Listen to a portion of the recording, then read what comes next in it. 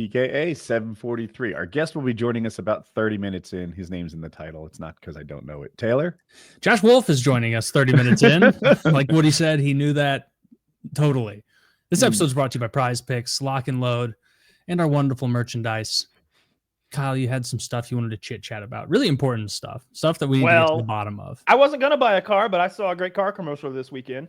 I'm going to head on down to the White House, Tesla dealership, and pick myself up a Model 3, I think. I mean, it's good for the whole family, and I believe it starts at just under $35,000. And according to the President of the United States, it's all computers on the inside. Can you bring up the notes, Zach, that Trump used to talk about the cars as he was doing his pitch? Like I guess the reporters got a really good view of it. I've been seeing a meme for people saying like everything is computer. Is that what this Trump got? Trump sat into a Tesla for what was clearly the first time in his life, and he said, "It's all computers on the inside." Yeah. To be honest, that same thing happened to me in 2018. After driving my 15-year-old Tacoma, I was like, "What the hell? Everyone's got screens now." Like, yeah, backup cameras. If you've never been in a Tesla, it has a very large. Where are you getting 35 grand on that price list? At the bottom. Tesla can be purchased as low as $299 a month or for $35,000. See, I read the whole thing, Woody. I guess I didn't. I stopped above his thumb. What's he covering up? Look at those big, powerful hands. God damn. And well manicured. I appreciate that in a man. You come around with jagged nails, I know you don't get pussy. Hands. You appreciate a well manicured male hand? You see a man with jagged nails, you know he doesn't get pussy. Or he's just really bad at it. He's just really upsetting those women. Yeah, I mean, that could be too. That there's just a line of women walking with limps. What about a guy who bites his nails so low that they're like Elijah Wood in Lord of the Rings? That's almost like the apex predator. You can't even feel a nail if you wanted to. He could turn a woman, a lesbian. He could turn a lesbian with those non-nails that he had. They're just gone. Almost like, you ever see when runners have their toenails surgically removed? You're making. I've never heard of that. Y'all don't know this stuff? Come on. Yeah, runners have their toes surgically removed because their toenails. Yeah. Oh, did I say toes? My bad. Toenails. I thought we were talking about toenails. I slipped the tongue. They have their toenails removed, especially long distance runners like extreme marathoners, because holy shit, something about doing all that running makes your fucking toenails fall off. I was so sure you were lying to me, but this is a real thing. Really? Yeah, nobody has removing their toenails. Hal, what do you actually think of Trump pitching his, Elon, his biggest donators company's cars on the White House lawn? What I actually think about it, and here's what I think's going on, is in private, Elon's saying, "My God, I'm here trying to do great things for the American people and try to save them money, try to cut this waste and try to do something for the benefit of all of America for free. And I'm the richest man in the world. And man, my stock's tanking. People are like shitting on my cars. And I'm sure he shares this with Trump. And Trump was like, "Hey, why don't we shoot you a little commercial out on the front lawn? I'd love to hawk something. It's been a coon's age since I've sold any playing cards or sneakers or anything. Hell, I haven't sold a Trump steak in a decade or more. So let's do a car commercial. I've done one of those before." And they're like, "Oh, you do that for me, Mr. President? That'd be amazing if you do a car commercial. Could I bring all my models? How many do you have?" "Well, 4 or 5, depending." "Yeah, all right, let's do it." That's how it went. I don't think there was any fuckery going on or any evil moo-ha-ha. I think Elon Musk is financially in a rough spot because of what he's doing. Trump recognizes that, and he's like, "I can help a little." So was it a full-on commercial, Woody? Oh yeah. Oh yeah. They put about 4 or 5 Teslas on the White House yard, and then Trump went from car to car saying how much he likes each one of them and how wonderful each one of them were, with the notes that you saw on this. It's made of steel and it's heavy. No, that's pretty cringy. Yeah, I'm pretty sure it's illegal. But no one seems to be enforcing that law. He did it his first term as well. And I don't think it helps Tesla. I think that Tesla is in trouble because it's associated with MAGA already, and it just got linked even tighter. If you sell freaking yarmulkes, you don't want Hitler's endorsement. And that's Elon's situation. So good, Hitler will buy them. the best yarmulkes you've ever imagined. Come on, Right? that'd be good. It is a good yarmulke. I admit it's amazing. Craftsmanship. That'd be the best commercial ever. That's the commercial you would make though. Like No, I'm it's on board not. with that. I would not yarmulke. make.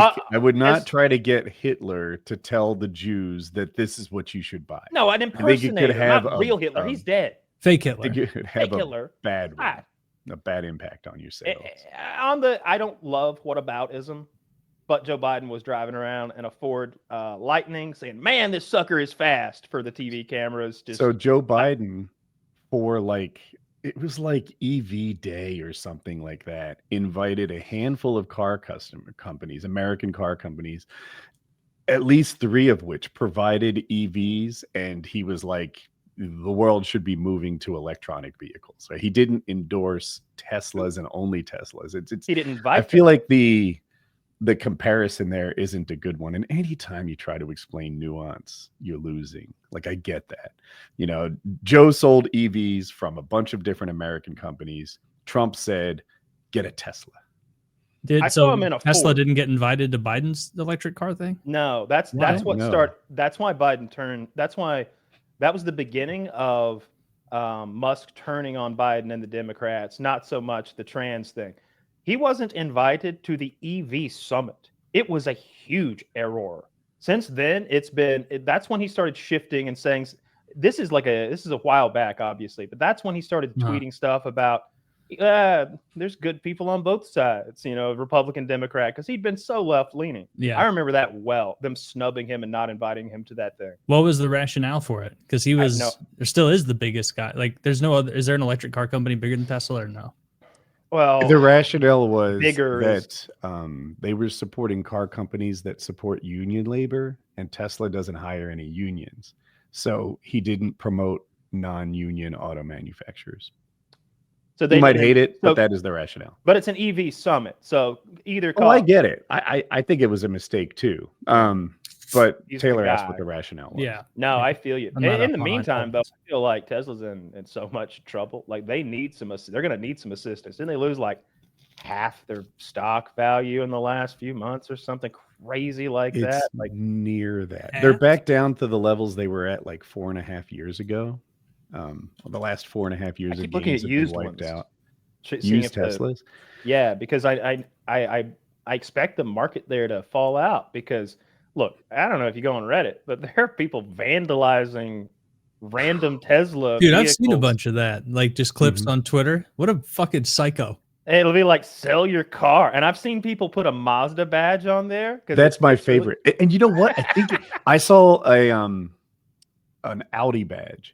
And to be honest, I think there's a subreddit devoted to people like misbadging their Teslas so that they can, like, on the down low not be identified as a Tesla driver. And it works. Teslas look just like everything else. There is nothing remarkable to look at like at a Tesla to me. I looked at a brand new Camry. It is more stylish than a Tesla. Actually, I might go along with that. What we saw the other day, those Fiskars, those look sexy to me. The Those are pretty Maserati Quadriport, I saw a Quadriport in traffic yesterday, a white one. Ooh, I was like, what is that? What is that? And then it took off and went, and I was like, is that a? And I followed him for a while, and it was exactly that. I'm so into that car. I've been looking at 2012 Maserati Quattroports. That apparently that's what everyone wants is the 2012 one. Something about the suspension or whatever, but they're like $10,000. They're these 450 horsepower supercharged four-door Maseratis that probably are going to need $10,000 worth of maintenance immediately. But I kind of want one. I've been looking at them. That and a used Tesla like would really hit the spot. That would you could get one of those Model S plaids for like $45,000. Ugh, I hate that name. I don't care about the Plaid? name. I Oh. more into the performance. You do get the reference from Spaceballs, Taylor, maybe?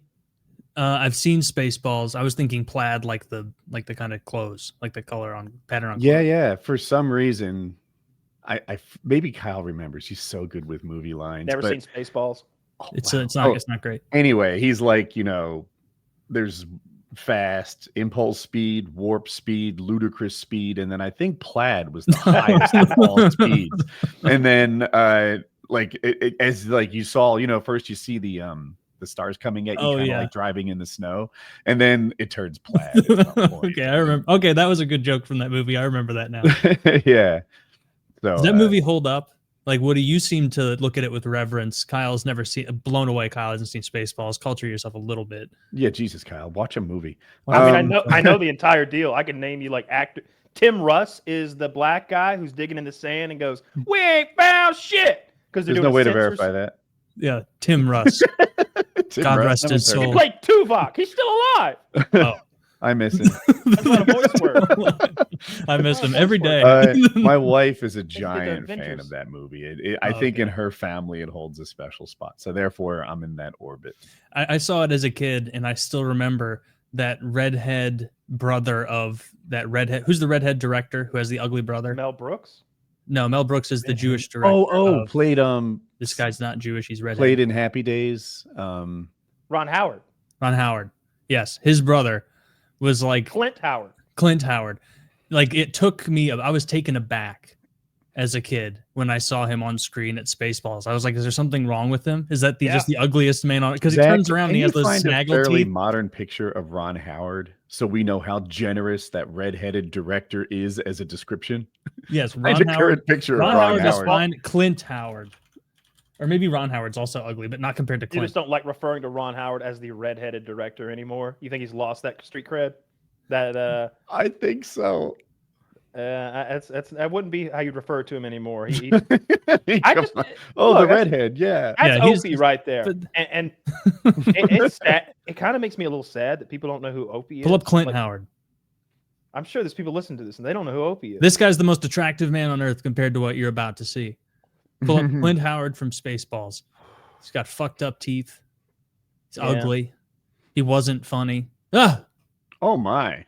He did Yeah. you right with the picture he Yeah. found. Like, the guy doesn't look great, but this is especially rough. I He feel was- bad for him. He's like a beach bum. That's what he looks like. He's been in a lot of great movies. You know, good actor. Unfortunate looking for sure. Oh, I was having fun. Take that away. Just, Ugh. yeah, get him out of here. What the fuck? I saw like maybe the funnest conspiracy I've seen in Oh, forever. I'm And it excited. was that Alex Jones Mhm. is Bill Hicks. Who's That Bill Hicks? Bill Hicks was a famous comedian in the 80s. Oh, And okay. I had this video suggested to me, and it showed like these overlaid faces, how they have the exact same teeth, seemingly. Their eyes, are the same. Everything looks the same. And then like Two some of the famous human evidence, beings. some of the evidence was hilarious, where it would be like Alex Jones emerged onto the scene out of nowhere in the mid 90s, shortly after Bill Hicks died. And I was like, all right, where's the evidence part? And then he moved on to the next thing. And I was like, okay, okay, guess we're not getting any of that. I But think he does look a lot like it. Let me find it. it probably would have came out in the trial if he weren't actually Alex Jones. He'd have been like, "You're looking for Alex Jones. I'm Bill Hicks." He'd me use that as a find it. defense. And I then keep another one hearing- was like, Alex Jones claims to be, how old is he? Looks about 50. They say Alex Jones claims to be 51 years old. Does this look like a 51-year-old man to you, or more like a 63-year-old man? Because we all know that Bill Hicks was 12 years older than Alex Jones' stage name claims. And it was just like roasting Alex Jones, pictures from like 2004 being like, look at this big bloated oaf. This guy's not 35, he's 47. And just going in on him for being ugly. His teeth do look the same, but I could have been fooled by Photoshop. And I like this conspiracy a lot because the stakes, there's just no stakes. Like and apparently Alex Jones has responded to it on multiple times, being like, and I am Bill Hicks, so moving forward. And it's like, all right, well, that's probably just a tongue-in-cheek joke. But yeah, that would be the coolest thing to find out, that Alex Jones has been Bill Hicks the whole time. I have a similar conspiracy theory that I think might be true. Have you heard Billy Corgan is Bill Burr's brother? Who's Billy Corgan? Okay, so Billy Corgan is the lead singer, I think, definitely guitarist in the band Smashing Pumpkins. Maybe you've heard of that. Yeah. Okay. So now he's older and not as culturally relevant as he used to be. He used to be one of the top bands in the world. And his father told him, like, you've got a famous brother. And he'd heard this for a while. And Billy Corgan's like, who? And he's like, I don't know. Eventually, he lets it drop. Your brother is Bill Burr. And he starts like adding it up and stuff. And it's like, yeah, I think it's possible. And they look similar. And anyway, so he tells this story online. I think it was on the Joe Rogan show. I'm not positive about that, though, that he might be Bill Burr's brother. And Bill Burr like gets mad. He doesn't want Billy Corgan telling the story. Bill Burr doesn't say this isn't true or this doesn't add up. He's like, shut the fuck up. Why are you talking about this in public? Why keep it a secret? So Howie Mandel has a podcast. And he's like, hey, I'm having Bill Burr on to Billy Corgan. Would you talk about this with Bill Burr? And Corgan's like, only if it's cool with Bill Burr. I don't want to step on any toes. I'm not here to create enemies or anything like that. Does Bill Burr want to talk about this? And Howie Mandel says, absolutely. He wants he wants the two of you to sort of talk this over and put it together. So they go on Howie Mandel's podcast, and Burr is fucking pissed. He's silent. He's barely participating in the conversation. And Corgan is like, I didn't mean this to happen. Like, I'm sorry. And Burr is like, what the fuck? Seriously? You're ambushing me? And Billy Corgan is like, I'm ambushed too. And it took Burr a minute to come around and realize that Corgan was telling the truth. And Howie Mandel set those two up Destiny Dick Masterson style, having no idea that they were like about to meet on this podcast. And Bill Burr sound like a douche. Well, he came around. Well, we don't know when he the realized background. That. Yeah, we don't. Yeah. So Bill Burr is like, okay, listen, I'm sorry. I can see now that you weren't part of this, right? Because Billy Corgan asked for permission. Howie Mandel staged the ambush. And he's just like, I just don't like talking about this in public. I don't know why. Like, my parents need to be part of the public conversation. And he's like, I'm sorry, I didn't mean that. I didn't know that it was going to go like this. And that's where it sort of wraps. And I'm like, fuck, they're stepbrother? No, half brothers. I'm not really up to date. Oh, bring that picture up again, dude. Adam and Jamie would have looked at that picture for 1 second and been like, busted. They're brothers. Like, immediately. Plausible, like, they're brothers. Very plausible. Look at them. They're right? bald. It's plausible. Look, I would be looking for, I don't know. I'd be looking at the ears to see if they connect. I think that's a thing where, like, if they're at the bottom. Like stuff like that. To me, like the shape of your nose is a really distinctive thing. There's like 8 different noses. That's so funny. You're like, to me, when I'm looking at a face, the nose is essential. Like, it's it's so determining if it's actually related or just similar looking. You know what I mean? Are you a free hanging earlobe king, or are you an attached? Yeah. Oh, I'm not attached. I'd so have quick to get question: which one's which? Circumcised. I'm just fucking. I knew you'd know that one because Bill Burr still has the little bit of red there, and that gives it away for now. They should have to do each other's job. That would be fun. I hear what Kyle's saying, like looking for like particular features that match, but I would argue my brother and I don't look any more alike than they do, and we have 2 parents in common. Or do you? I'm pretty sure. But you're probably like same height, similar hair color, like that. Like the big, hair color is about the same. He's bigger than me. He's been stronger than me throughout most of my life, all my life. And I don't know. But like some people say we don't look like brothers, but we're definitely brothers. And anyway, those 2 look like brothers to me. I think it is. I think that's fascinating to me when you have people who, for example, you'll have someone raised by their grandparents and they don't know it. Maybe their mother had them when they were far too young, or there was the weird circumstances. Sometimes it's rape even, but you end up with like someone going through their whole lives thinking that their aunt is their mom, or their grandma is their mom, or something like that. Aunt being the mom is one I've heard a lot, and they would still be in the same family. So they think their aunt, the person that they think is their aunt, is their mom, and the person they think is their mom is their aunt. And it's this weird, what the fuck have y'all been doing to me my whole life kind of moment. Yeah, some really famous guy had that happen. Or like fucking Ben Franklin or something thought that his mom was his sister his whole life. And then like just one day they're like, guess what? Your world's about to get turned upside down. That's your mom. It's like at this point, don't even tell me. Don't even fill me in on that after I'm like an adult. Would you want to know, like right now, if there was something like that? Would you want to know? You were adopted, or you were only a half sibling in the family, or something, or maybe you were from a generation above or below your brothers for some inexplicable reason. Yeah, I guess maybe what if your grandparents? What if your grandparents are your real parents, and they had you far too late? And they're like, we just can't be bothered. Would you take another one, honey? And that would be wild. My grandma would have been like 48 when she had me. That would be that. Ooh, that's a fun little hypothetical. I like that. Yeah. No, I think my parents are my parents, though. I look just like them. Yeah. Are you more of a mama's boy or take after your father? Dad. I look more like him for sure. Like when I use one of those aging apps on me, I'm like, hey, Dad. I'm like, Dad, look at this. He's like, oh, it's me. I'm like, no, it's me. It's me. Dude, when the fans like send me pictures of myself in those fattening and aging apps, I'm just Phil Margera. You really are. Oh my god. Now hang on. Does I'm that already make old. You think? I look in the mirror and I feel like I have an idea of what I look like.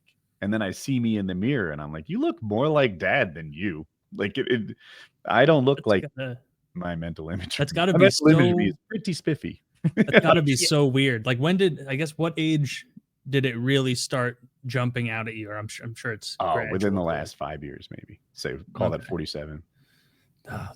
It's so weird. Like I'm still at the point at 33 where I'm like, someday I'll grow into a real adult.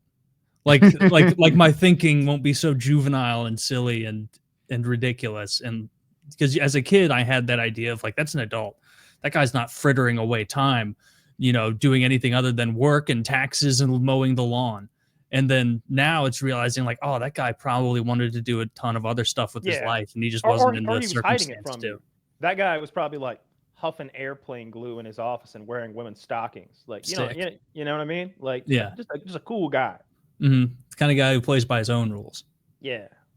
Huffing does what he wants. Glue. Yeah. Like a big boy. You ever huffed airplane glue? No, I've never been around. I've never had the opportunity, I'll say. I've never been around. That's what I'm saying. Everyone talks about airplane glue like we had a steady supply. We didn't put models together in my house. Certainly not with glue. Is it just CA glue? I think that's the big one I always hear about, but you can huff anything. Yeah, anything that you can huff anything just about. Spray paint is the funniest one, of course, because you end up you get spray paint all over yourself. You get spray paint all over yourself, and you're just in a parking lot, shamelessly passed out in a Buick with sparkle glitter paint all over your face. It looks like you just ate out a glitter pussy, and they're like, "What have you been doing?" "Oh, I was just a little tuckered out. Thought I'd take a nap." It's just blue everywhere. Really? They have like whatever color was on sale, like mauve. Just all over their mouth. Yeah. Look at this guy. Like, look at this guy. Oh my god, he looks like he ate a gold woman's asshole. Like his whole face. And here's the thing, and I think it's caused by drug use. Look how his the right side of his nose appears to be collapsed. Like you know what I mean? I can't tell how much of that is from his nose or is his jaws off. Is it glued together from the paint? Maybe his nostrils glued together like that from the paint. That guy's pissed, not because of the ramifications, but because he was taken away from his paint. Yeah, they took my paint. I had 3 cans. I had 3 cans. This is just a prankster. Yeah, this guy's just pranking. That guy. Can I just say this might be a good look for this guy. That's kind of cool, and I bet it's not horribly toxic. He's just too good looking. That's he not looks fair. Like he'd look good without the paint too. It's like when a woman, fucking wears a wetsuit and a cowboy hat. Like, does this look good? Well, yeah, but it's not a good. You look good. This is the same guy. Yeah. This is the same. No, from the first one. This is the same pictures guy. ago. Yeah. Yeah, from 2 pictures ago. It's like a track. You don't recognize him in Kyle Woody at this. He had paint on his face, and this is a different quality photo. Go back to because I think go back and I'll see it. Yeah, you've only seen a version of this man. Show me the gold mouth man again, because apparently it's also all right. See? Yeah, that's okay. Yeah. Well, it's almost certainly him. Yeah, it's look at his jaw and his nose, Mr. I look at the nose. I'm looking at him. He's covered with paint, and his nose is collapsed in Why this is one his again. mouth off to the side? He's fucking frowning pissed. so It's so centered harshly. under one of his nostrils. I think that's What the removed. fuck is this? Dude, on a different topic, I tried to start my truck. Here's what happened. A little of both. So last night, I'm taking a step back. My daughter has car trouble, right? She has some sort of transmission issues. So while that's in the shop, she's using my wife's car. Okay, boom. And I'm like, all right, well, if we're going to do that, I need to make sure that my truck starts. It hasn't been driven in like 2.5 months.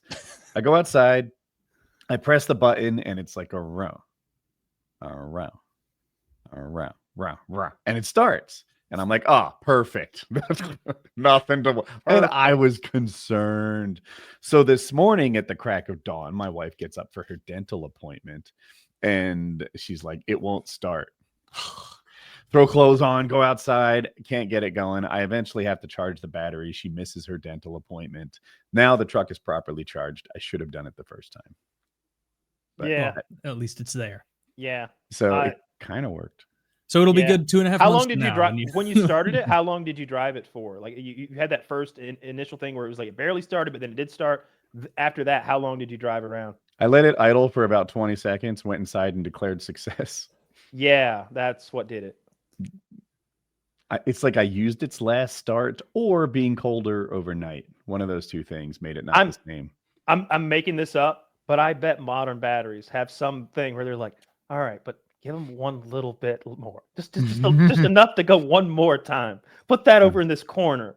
Like use that last little bit of magic it had. I guess so. It was so close to starting without help this morning. Like you could hear it, like almost make it. My battery cable came unhooked one time, and the car won't do shit without the battery. Obviously, like you can't unlock the doors, you can't do nothing, and the battery's in the trunk. So I'm sitting, and you can't open the trunk without the battery. So I'm sitting there trying to figure out what I'm going to do in a parking lot. I fold the seats down, and I have to crawl all the way back there. But there's a mat covering the battery box, and I got all my shit in my trunk. You know, there's like first aid shit, and there's old clothes, and there's a pair of boots, and shit. There's junk back there. So I'm having to like throw that over my shoulder, finally crawl down in there, and like I can't see it. So I'm just blindly wiggling. I know what it's going to feel like. And I finally hear click, click, click. I'm like, oh, God. Finger tighten it. And I have to crawl all the way back through my fucking car to do it again.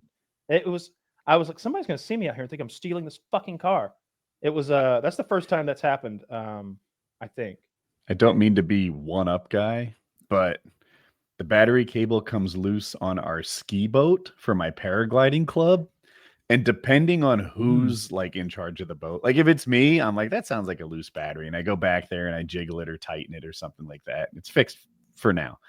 If it's not like someone, you know, a little bit mechanically competent, they row the fucking boat back. We only have one oar. It's an 18-foot ski boat. Like it's a lot to bring back to shore. Oh, yeah. And it takes a while, but we just laugh at them and fuss that our time is burning. I want you guys to also get the enjoyment. Are you going back down there this summer to do that some more? I expect to. Yeah, it should be. On. Zach, pull up this tier of evidence. I can't find the actual video that I was listening to, but this tweet from 2017 seems to have a lot of the same graphics. So Zach, if you can, or he's probably helping Josh out, but yeah, I do see the similarity more than I expected. Yeah. Oh, shucks. There's matching freckles on the neck, kinda. Get us zoomed in so we can analyze. Thank you. This is such worse shit. Now the hands one, how? Like just how what?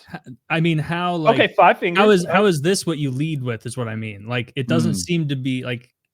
How could you even tell this far out if their hands were identical or if they're just two white guys with hands? They count the fingers up for you, Taylor.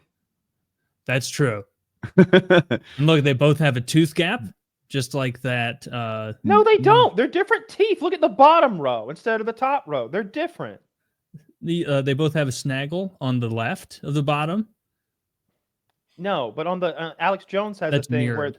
where. Look at the freckles, explain Kyle. this. Checkmate. I don't believe any of this. This is absurd. Alex Jones's neck would have been in a completely different place if he wasn't fat like that, first of all. And like this blown out, zoomed in picture of Bill Hicks. What year is it? Didn't that man What die? don't you in the understand 80s? about checkmate, Kyle? Yeah. You've lost.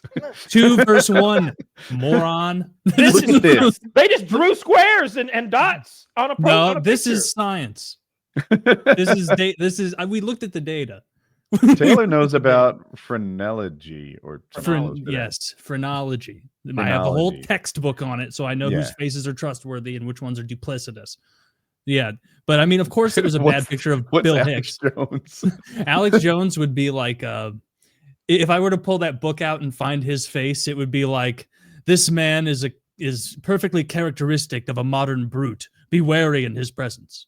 And they'd say like a little that's tip like that. Kind of on target. Yeah. And then they just have all the other ones where they put like a big nose on someone and like a sloped, like a bad chin. And they're like, be wary of this man. He's out to trick you. And it's Taylor, like, do okay. you? This seems like something you might know. Do you know what tyromancy is? Tyromancy? Tyromancy. I know what it is. It's a made-up word. They're all made up. Yeah, they're all made up. I don't know. Tyromancy is What's the etymology of that? Greek. So tyromancy is divination magic using cheese. It is prognostication of the future using cheese mold.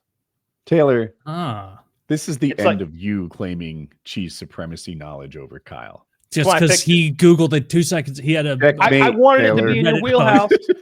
no. What sort of things are they divining? Like, this is a Gruyere. I think they would look at like the patterns and stuff to tell the future of the person. It's like reading tea leaves. You know what I mean? You've heard of Oh, that, okay. reading tea leaves. You drink the tea down to the bottom, then some old lady looks at the pattern of the tea leaves in the bottom of the cup, and she says, you should have gotten tea bags. It's disgusting, and your future is poor. But with cheese, you're going to look at, I'm sure, like the mold patterns, perhaps like Mhm. like The way it Yes, growth. coagulates, according to the dictionary, is what they're Ooh. looking at. The taste, coagulation.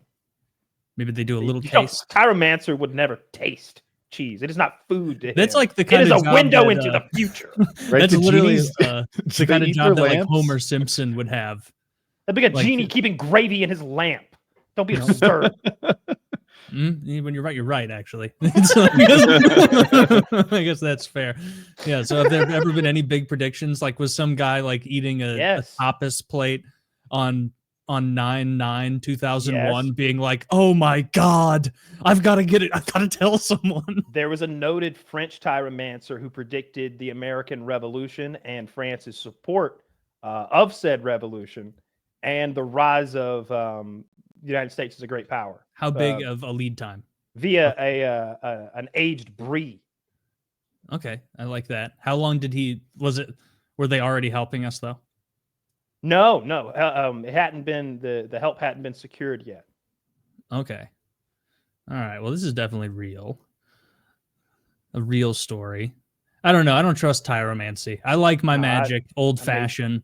Like made that read a palm, read leaves of tea, look at the stars. Like that's the classic magic. I'm not That's with the you. classic. Actually, I Let like me the see your magic to palm. be Let me see your wand palm. Let me based. see what I see in there. Let me get a little close. Let me see that palm. No, you'll be able to like tell my social. Oh, I'll probably see how dry and crackly your hands are. You My hands are caveman. not dry. They're a little calloused, but Let me see your Ow. palm. You're like, Let's see it. damn. Thanks, Hitler. Oh, cancel him! Cancel him! Can you imagine if I went up with one of these? That would have been the worst way to do it. Yeah, it'll get you in It was trouble. the hat that was the problem. Hey, Who's Josh, that? you missed it. I just got Taylor to show us his palm and called him Hitler. It's okay. He got me. Wow, you fell for that one? Well, it's because it was tangential to the discussion. We were talking about Kyle said that tyromancers are people who would divine the future using cheese, and I said that's retarded. I want old-fashioned palm reading, tea leaf reading, like go by the stars, the planets. Like that's the sort of magic I want. And then they tricked me into doing Hitler things. What? Hitler things sounds suspicious. He also Yeah. subjugated a small race of people. Yeah. Multiple things, dude. Just one thing. Hitler thing. Can I tell you something that my son pointed out to me that I'm not super happy about? Nazi, by the way, not super happy about. My mustache is much thicker here. Mm. And he was like, dude, you need to either trim this or fill this because this part is real. And I probably shouldn't be doing it like this, but No, it's good. You know what I'm saying? Yeah. Yeah, it's a little more Chaplin-esque. Just say Chaplin. Yeah, as a Jew, I should probably lean Chaplin further than. And that's fine because, like, we can't let Hitler steal facial hairstyles. That's totally out of bounds. Even Michael Jordan couldn't fully take it back, but he stuck with it for a bit. Yeah, but it's not fair. Eventually, we're going to take back the little mustache. I don't think it would be a good look on me. I think my face is too fat. I'm glad he's got it because it's just not a good look. And so let him have it. I don't think anyone looks good. I don't think anyone can pull it off except for maybe him. And Tom Holland. Tom Holland. You put that little mustache on Tom Holland, put Zendaya on his arm, you'd be like, come on, it's back. Okay. Mustache is back. Mustache is back. Kyle, I would even say as long as it I think a blonde or a light brown could probably pull it off a little more. Larry Bird style. Yes. So it's not as prominent. Oh, did Larry Bird try it too? Blonde stash. That was disgusting. Larry Legend looked like a not a successful trucker. like one of the other kind. Not one of those truckers that you brag about. Like, Larry, he's a trucker. You don't even know. He's bringing on the bacon, cooking in the pan. Not like that guy who's a winner. Larry looked like a loser truck driver. And it was the worst look I've ever seen for someone with that much fucking money. Zach, if you pull up an old school picture of Larry Bird with that blonde shit stash. It's rough. Yeah, he doesn't look good. I watch his highlights though, and I'm inspired as a white man. It's like maybe they've been lying to me my whole life because this guy existed. He was Early Bird. You know who was athletic, and Early Bird could dunk before he hurt his back. Early Bird, if you look at oh shit! Oh no, we lost Josh. Oh, I'm back. He's back. I don't know how that happened. So I had to adjust you to get Larry in the frame. Show. Yeah. Well, I think also, Kyle, when you're dealing with somebody look at that cracker. who doesn't have any lips, mustaches don't look good. Look at that cracker. Oh, he looks like a turtle who's been eating something gross. What beautiful eyes he has. That chin is rough sauce. That chin is like it is really. If ever there was a man in need of one of those J.D. Vance beards, my goodness. But I watch him play, and I'm so inspired and proud as a white man.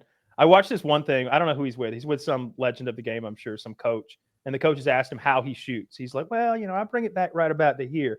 Because if I bring the back here, then it's out of my frame of view. And now I'm just throwing it.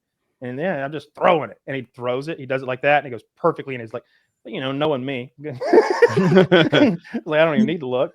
I love the interviews. And I on my Instagram feed is basically, I'll tell you what's on my Instagram feed. Larry Bird highlights. Oh. I love basketball podcasts. Those guys tell great stories. They really tell great stories. Better than the other sports podcasts. I don't know why, but their stories are fucking top notch. I also like videos, pages of animals that aren't supposed to get along but do. Like cats and ducks. Capybaras are the goats of that. They get along with everybody. The best, dude. The best. Joe, when Jacob and I were in Australia a month or so ago, we fed hyenas. Sick. Whoa. What'd you feed them? Yeah, femur bones. I knew they like bones because they have that intense acid in their stomachs, right? Of course. What I found out about hyenas, most powerful jaws in the animal kingdom. Yes. And you know what else I found out about them is that their stomachs kill bacteria and virus. So they stop the spread of disease to other animals, but they never get sick. They eat anything. That's awesome. The tigers and the lions can't eat all the bones. The hyenas will just wait. They leave the bones there. The hyenas come and clean it up. But even if something's been there or is sick or is diseased, the hyena will eat it. They don't get sick, and the disease dies in their stomach. So how were you safe when you fed them? Were you like, did Oh, you drop it in a cage? Through a fence, my man. Through a fence. Oh, okay. Yeah. They weren't like, listen, I'd get rid of that meat quick. I don't know. For all I know, you're on like the savannah or No. the Sahara. I mean to say, on an African tour. You know what else I found out is that the female hyena, bigger and stronger, it's a matriarch, and that the genitalia, it takes like 6 months to just figure out if it's a female or male because they look the same. And That's weird. The females pick the mates. And Tell them about their Weird, vaginas. Taylor. Lots of normal people. Tell do them it. about their vaginas. well, I didn't get Barbed. too close to them.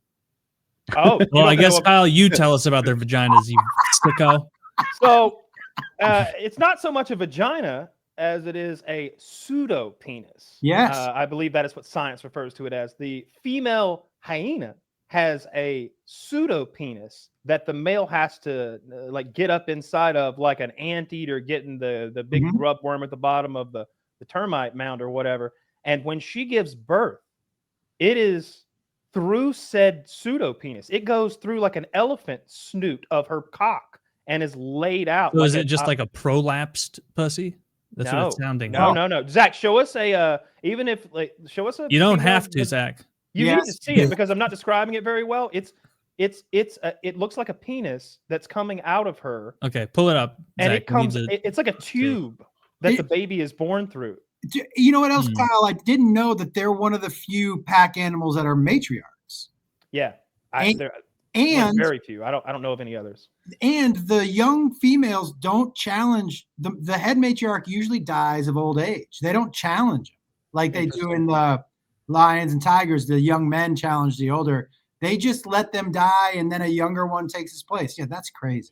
Perfect, Zach. I'm looking at this picture right now. So how they don't have hands, so and I assume that penile clitoris with UGS is like always flaccid. So like how is it even how are they finagling the male penis up into like this loose skin? There's some videos online. It's not really a loose skin, is it? It would be engorged. If you will, Google during Google sex. docking and tell me how that goes. Docking. Well, let's take a look. Make sure Where you there's a will, film- there's a way. Did you see the first recorded humpback whales humping the other day? No. No, we called Oh, them that really? before Didn't we've see this even stuff? seen it. What are you talking about? It's the first time it's ever been recorded on That's what tape. I'm They've got a saying, it's video like- of these whales Right. Taylor's like, how did they get that name if we had never observed the humping until because of the hump in their back. Oh, that checks. I Yeah. like how Yeah. he said that like you were the stupidest person he's ever talked to. Dude, we got, like, fucking hump in 4 their back. instances. Why do they call the blue whale the blue whale? I know that one because we can I'll see let it's you blue. go first. That great white shark. You know why they call it that, right? Because it's great. It's so big and fucking white. They're not even white, are they? I mean, they The have belly some is white. very white. Yeah, The yeah. underside is Oh, very oh, white. man. I call Probably it the just much great gray whiter than shark. the other sharks. And they were so used to like blue sharks that they saw the great white and they're like, what a great white shark. What a It's huge racism. white shark. I think they just claim the coolest shark for themselves as a race. This is the white shark. This is the white shark. Yeah, it couldn't have been color. This is just ham I have a handed. buddy of mine who sent me some pictures. I wish I had them to send to you guys. Oh, I'm sorry. I hate to go back. They were two male whales, though. I had to point that out. That was the punchline. It turned out to be two gay whales banging. That's what they got recorded. Do you think Gross. they know the difference or they're just out there fucking? I think they know the difference. And these two dudes are like boys, and to them it's no big deal. It's more like a handshake to them. It's like, pop it in there, bro. I'm feeling a little lonely. Yeah, it's a When I prison. hear about stuff like that in They don't have nature, hands. They can't hold hands. like I always feel like we use our own human friendliness and lay it on top of instances of like that in nature. Or we're like, oh, those are just boys having a good time. It's like, no, I think that gorilla is dominantly molesting that gorilla. No. The bottom was the big They're strong not one, like it turned hugging out. He was afterward. no, there was a power bottom. That was the situation. You had actually more of a twinkish whale Kind of on a top. twinkish whale? Yeah, like a young like hairless twink whale was the one Maybe- topping the big Kyle's burly- right. The one on the bottom started talking about anime afterwards, and I was like, this dude's fucking. Maybe the little one was just hitching a ride and the big one was like, just stick your Stick it in there so you can really no hands, right? So you can't latch on. Pop it in. We know that a lot of animals have those barbed penises. Cats. That's why dogs take a long time to stop fucking, right? Or is it cats? It's cats. It's dogs cats. have knots. Dogs have.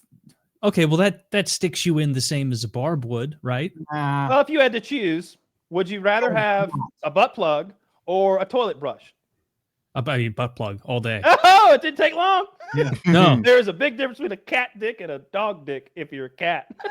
Yeah, but they probably have really tough, leathery vaginas, so they're like built for it. No, you hear them screaming in pain when they have sex. If you never heard, like, you can hear cats when they're banging. They'll be in the bushes going, and I always thought they were just like loud fucks, but I think it's just a female cat in an enormous amount of pain.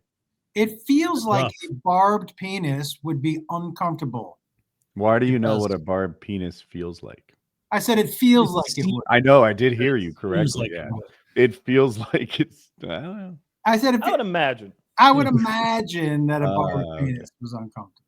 Yeah, it wouldn't feel good. You're gonna see that sometimes at porno though. They take a toilet brush and stick it in a lady. We are watching different porns. Yeah, clearly. Yeah, Kyle. Where are the other 6 black guys? That's rough. Oh, speaking of my version of porn. Now, at what point in that porn does like the hot girl get stuck in the dryer? When does that happen? Toward the end when they're done with her. Or she gets stuck under the bed. What would you say is the weirdest or maybe most disturbing porn? Oh, we did. We talked about this years and years ago, and I remember maybe we were doing like a segment going through deviant art, which is like a site where a bunch of people upload their own art, and there was like a whole community called Vor, and all they were into, like a lot of it wasn't even nude. It was just like people eating other people or like swallowing them or consuming them.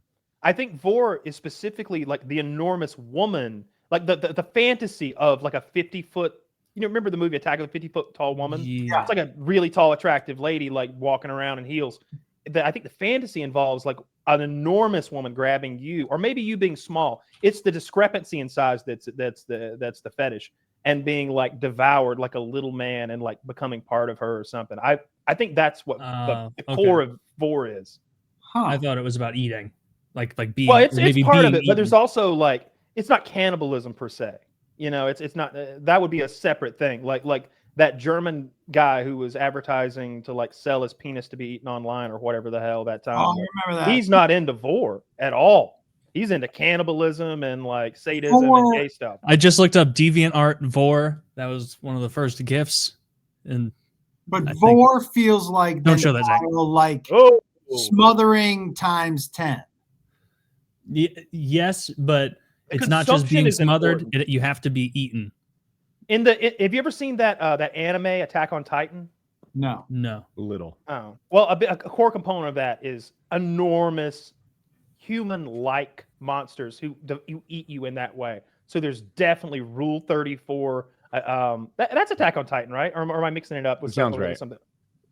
There's definitely like some crossover there. I don't understand that one per se. I don't want to be devoured by a woman. See, look at this gift, Kyle. It's enormous. It's a lady wearing like furry pants inside what I assume to be a belly being digested. She's been eaten and she's being digested. Yeah. And so you get two sides of this coin. The people who are jacking off to the big fat external. Or hang on a minute. People jacking off to the internal. Are you sure she hasn't been slid into a pussy? I see the acid. I see the pool of acid she's floating in. Now okay. It took me a second to like understand the physics of the I didn't realize drawing. she was waist deep in acid. I didn't realize that till right now. She's sort of floating. Yeah, it took me a second to recognize that. Okay, yeah, she's definitely been eaten and is being devoured, and she's happy about it. Yeah. Vor, so that's an interesting one. Maybe that's just a girl who's into Vor. What did you have in mind, Josh? Well, I'm so curious out of the three of you, Woody, what's your what is your weirdest sexual? You seem like a show that one, Zach. That one's great. What, like you seem like you would be more right down the middle as far as your sexual proclivities. I'm not sure what the question is, but I'm. What would be like? What's your weirdest ask. Or His what- mom watches this show. What are you doing right now? She never misses an episode. She never misses a minute. She could be traveling to China, something they do more often than you'd guess, and she comes back and catches up on like the Come on. 12 That's hours. very I just- ago. I just like it when I'm with a woman who loves me. Dude, in North Carolina, porn has been roughly outlawed. You need a VPN to see it or anything. What? Which means the only sites that just flaunt the law are the wildest ones. So the homepage of these places will have like What half places? of the pages involve murder, and then they bang the corpses. And I'm like, Are you a Republicans, motherless? this has backfired on you. I'm Oh, are you a weirder motherless? than ever. Where you going? Where you going? You going Wait, what motherless? You website is going this? motherless.com? Motherless. Wait. Yes, yes. I bet me. You know what's funny? On Motherless, they have one thing. There's a category called "Being Watched Now." I bet Woody's videos are being displayed on there sometimes when I log in. That's beautiful. And I'm so glad Woody said it before me because I don't feel as guilty now. What's There's- motherless? Motherless.com is a The porn kind of site. website that ignores North Carolina legislation. Yes. That must and be most so places funny. don't. You're like, man, I can't wait to jack off to some big tits, and then you open it, you're like, oh fuck, a Serbian guy with his head caved in. Let's go. No. Let's go a little. It low. won't be that. It won't be that. No, it won't be that. It'll be like a woman completely covered in shit, crawling on the floor, Oh, and she That's looks horrible. sad. Or Just it'll be you it'll regular be porn, you monsters. it'll be a vagina that's been stapled shut, or it'll be like a penis that's got maggots coming out of the tip. Nah. And you're Is- like scrolling, looking for the good stuff. You know, I just want to see a good throat fuck. Is this balanced out by like, oh, here's a big titty girl stuck in a dryer? Yes. Yeah. All right. None of that. No fakery. This is real. This is all like She's really uploaded. stuck. This isn't It's- like No, there's this- fakery because there's those fakery, women you're aren't right. really being murdered. There's But hangings. there's Yeah. a lot of like, Snuff. it starts Fake off snuff. with like consensual kissing, and then she's strangled, and then he has his way with her dead body. She's not dead, she's an actress. Yeah. But Can I interject a little because so there's one branch of it. I've watched a good bit of this stuff for research, and so what they do is because I wanted to. I was like, what the fuck is this? I've never seen one where I thought it was even close to real. By the way, watch the movie 8mm. It's about this exact topic. Huh. It's about an investigator finding a snuff film and then researching whether it's real or not. James Gandolfini, Nicolas Cage, bunch of good actors, very good movie. But I've never seen anything that looked real. But what I have seen is where they're not even trying. At the beginning, the guy will like sneak up behind the girl in a ninja suit, and he'll have like a fake baton, and he'll go, tink, in the back of her head, like clearly not making contact. And she goes, ah, and now she's unconscious, so he can. And now rape you're her. not even hard. But are Not the even maggots, Fucking are the limp noodle maggots over in here. the staples real? That's real. That's real. I believe the staples are real because we've looked up before when Filthy was on here years ago, the people who have like the sexual hang-ups around sexual hang-ups, like the literal hanging by hooks in their flesh. They like and to they be incorporate that suspended into by yeah, hooks in their suspension play, which What? is Dude. ghastly. It's hard to it's say fine. that Motherless fine. has a theme, right? Because it's just wild stuff. But if I were to say it did have a theme, it would be women making bad decisions, right? Some of it's fake, but also like you know what? I don't think this guy that uploaded your revenge porn really loved you. What's the tamest thing that's on there? Just sex. Just Oh, a good old They like a have romantic evening out with your wife, and then Okay. then we I have think like sometimes it's as innocent as getting girls on Omegle to show you their goodies. yeah. Yeah. There's lots of that. There's lots of like screen of Omegle chats of dudes talking girls into getting naked or whatever. Just anything and everything. Lots of like chat roulette, and then just lots of like dirty girls who like to have a dirty time. And they uploaded that shit in 2005. Woody, you just I need to can tell get a because they got an VPN iPhone 3. because this is more trouble than it's worth. When Kyle says dirty girls, if you're not picturing them covered in scat, then you're not picturing it right. Dude, it's a landmine when Yeah. you scroll. And I thought about this recently, I swear, that I've trained my brain to like ignore the poop. Like I need to know that it is poop, but I don't need to ever look at it. Like I'm like, oh, that person clearly covered in something brown. Keep scrolling. All right. I think that's a close-up of a penis with something crawling out of it. Don't want to see that. Keep moving. No. It's rough. It really is. But like Woody said, the other option is like go to Pornhub, and it's so like cookie cutter and 4K HD. Like they're actresses and actors I miss that aren't good at Pornhub. acting. If I go to Pornhub now, I just get a lady lecturing me about North Carolina politics. Is she hot? No, She's fine. Is Oh, she is she? naked? See again. that's funny. I'd like to see that. Yeah, that is pretty funny. If you go to that website, there's no porn. It's just somebody telling you that you shouldn't watch porn. It's someone Dear saying user, like, thanks to the As you politics. may know, your elected officials in North Carolina are requiring us to verify your age before you access our website. While safety and compliance are at the forefront of our mission, giving your ID card every time you want to visit an adult platform is not the most effective solution. And then it goes, it's like 6 paragraphs long, but basically they say we're not servicing your state. But who doesn't think it's being logged every time you put your ID in? So at some point in time, it's going to come out that some dude in North Carolina logged on to Pornhub 180 times in 1 week. You know? he had a rough week. He was sad. Yeah, that is so gay. That they have like a lecture on there for you. Oh, there's and now a video you've been that pushed. plays. Yeah. You've been pushed into the weirdest corner of the internet for porn, and you're having to scroll through just dastardly things just to see a big titty bitch jumping around. Big titty. Who are you talking to?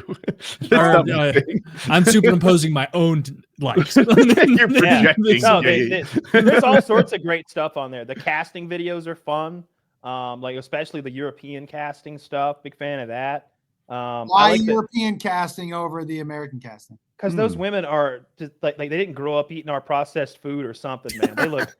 They are all like 98 pounds. I can't tell they're bad actresses when I have to understand what they're saying through closed captions. Yeah, that too. And if they look scared, then that's better. Now I know they're not acting. You know. See, now look at you. Now you're supporting Andrew Tate. No. He just got deplatformed. He did? Yeah, they took him off of. Wait, again? Well, all right. Let me explain. He started a new podcast called Pimpin'. No, he didn't. He started a new podcast called Pimpin', and they took it down off of Spotify. He's still being being prosecuted for human trafficking. Yeah, he's here now, though. He's in the US of A. Yeah. That guy seems like an asshole. Seems like you shouldn't be affiliated with this guy. God damn, yeah. Like that was the accusation, right? I'm not that up on it, but they were like, yeah, he was keeping a bunch of women, paying them like a pittance and putting them in a warehouse with like fake bedroom setups, and then they would make a bunch of money on his behalf doing cam girl stuff. I think he's just got a lot of haters. What it sounds like to me is that he was running a telemarketer business, and his ladies got a little hot, and maybe their choice of clothing was a little scant. But they're in a private domicile, all right? You don't come into another man's house and tell him what he can and can't wear. Yeah. I don't. You don't barge into my series of shipping containers and tell me what I can do with my girls. Tell me how much hair I need to have in my between me containers. And the Russian mobsters I bought those women from. Okay, not you. Yeah. I don't know anything about that. There are different reports on whether or not he, Guy seems like a creep. Yeah, for sure. Did you? I can't tell. I genuinely can't tell because I know his persona is an act. I'm sure there's an extent to it, but he was doing all that shit. Right? I think it's hyped up, and that the core of it is there. Yeah, but he's the one who hypes it up. So like, oh yeah, but like, I don't know. I you know what? I can't tell where the true Andrew Tate lies. Like Kyle, it might be hyped up a little, but I think he believes 80% of what it's saying. For sure. I wish I could remember the instance where he broke saying. character a little, and it was funny. I think they asked him some absurd question. They ask him absurd questions because he gives absurd answers. So they were like, "What if you ever had a daughter?" He's like, "I would disown her." And he's like, "Really? No. What are you talking about? I'd love her and cherish her the rest of my life." Or something like that. It was funny though. I don't know that guy, so I try not to judge him. And also, like he hasn't been found guilty of anything, and the legal system that's been going after him is not our good old American legal system that only shoots straight. It's that weird Romanian legal system, some holdover from the behind the red curtain, behind some communist fucking oligarchy of who knows what's it. Maybe he just didn't bribe the right people. I bet there's all sorts of corruption going on that could explain away why the Tates are being prosecuted. Excuse me, persecuted in Romania. Wasn't he there for like a year and a half? They had him locked up for a minute. They had him held down. So Romania actually had him locked up? I didn't know. For like a year in prison. Yeah. Like holding them behind bars. How'd he get out? Yeah. They just let him go. They just let him go? I think it turned out the charges didn't come to fruition of some way. I know he's in the U.S. now because Trump invited him and maybe helped with their visa. Prosecuted. Like he's not free yet, but they gave him his stuff back. I do love how Florida was like, nah. Oh, Ron DeSantis is just like. Did they say get out of here? Or yeah, Ron DeSantis said you're not welcome here. And a break with Trump. I think that's probably the right move. Like, he's not welcome in Missouri. Are you? No, he's not welcome in Missouri. Wow. What are you? What are y'all? The Show Me State or something? The Show Me State. Yeah. There's no room in the Show Me State for the Tate brothers and that foul version of pornography. We have a lot of respect here in Missouri for the Romanian justice system, and so I'll leave it to those guys. But then I've seen Dick Masterson. I've seen Dick Masterson making fun of the whole like attempted Andrew Tate redemption, I guess you would call it, arc. And he just over and over is like he'll see a picture of some like conservative grifter with Andrew Tate like smiling, and Dick every time is like, you people are the dumbest fucking retards on earth. Just know it's gonna come out that this guy was doing all the shit he was accused of, and then you're gonna have a picture smiling like a fucking retard next to this dude who had a bunch of women in Romanian shipping containers dancing for him. Just like more and more of these people. And I was like, yeah, that seems pretty salient to me. Like, why would you associate with that guy? Why? Shipping containers aren't cheap. Retard porn would have been the weirdest one I saw. Oh, how retarded? Like the noises were disturbing. So how retarded were they? Like Corky from Life Goes On. Can I recommend if you like retard porn for that reason? I recommend death porn. You get all the same noises, but none of the after coitus guilt. I didn't want you to get the impression that I liked it. That wasn't. I'm not looking for more. Oh, I know you didn't want me to, but I took it. Wait, was it like midget porn, where like only one of them was retarded? Yes, actually. Now that ethically is a bag of worms. There, they should both be retarded. Yeah, although that is hotter. Both of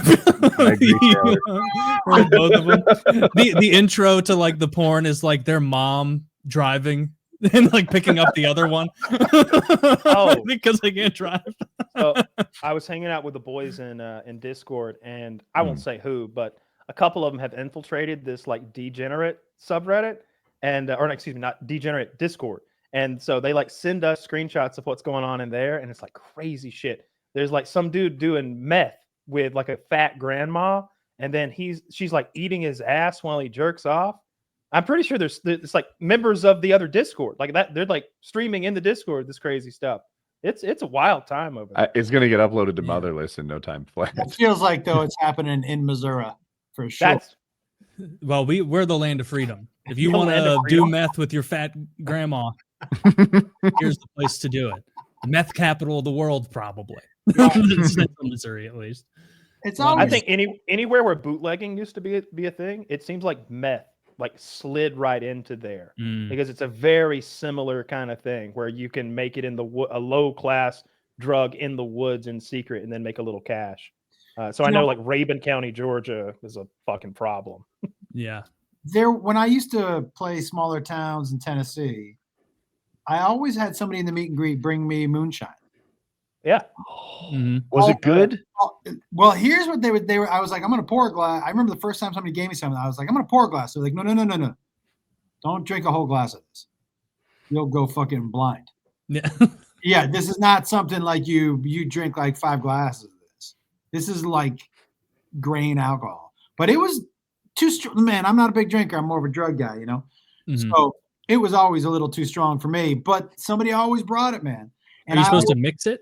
Like dilute it? Dilute it. I mean, I would. I don't know how they drink it. They probably dilute it to begin with. They're probably not drinking it straight. I used used to to give it to the people in the club, but one of my, we get drugs all the time in the meet and greet.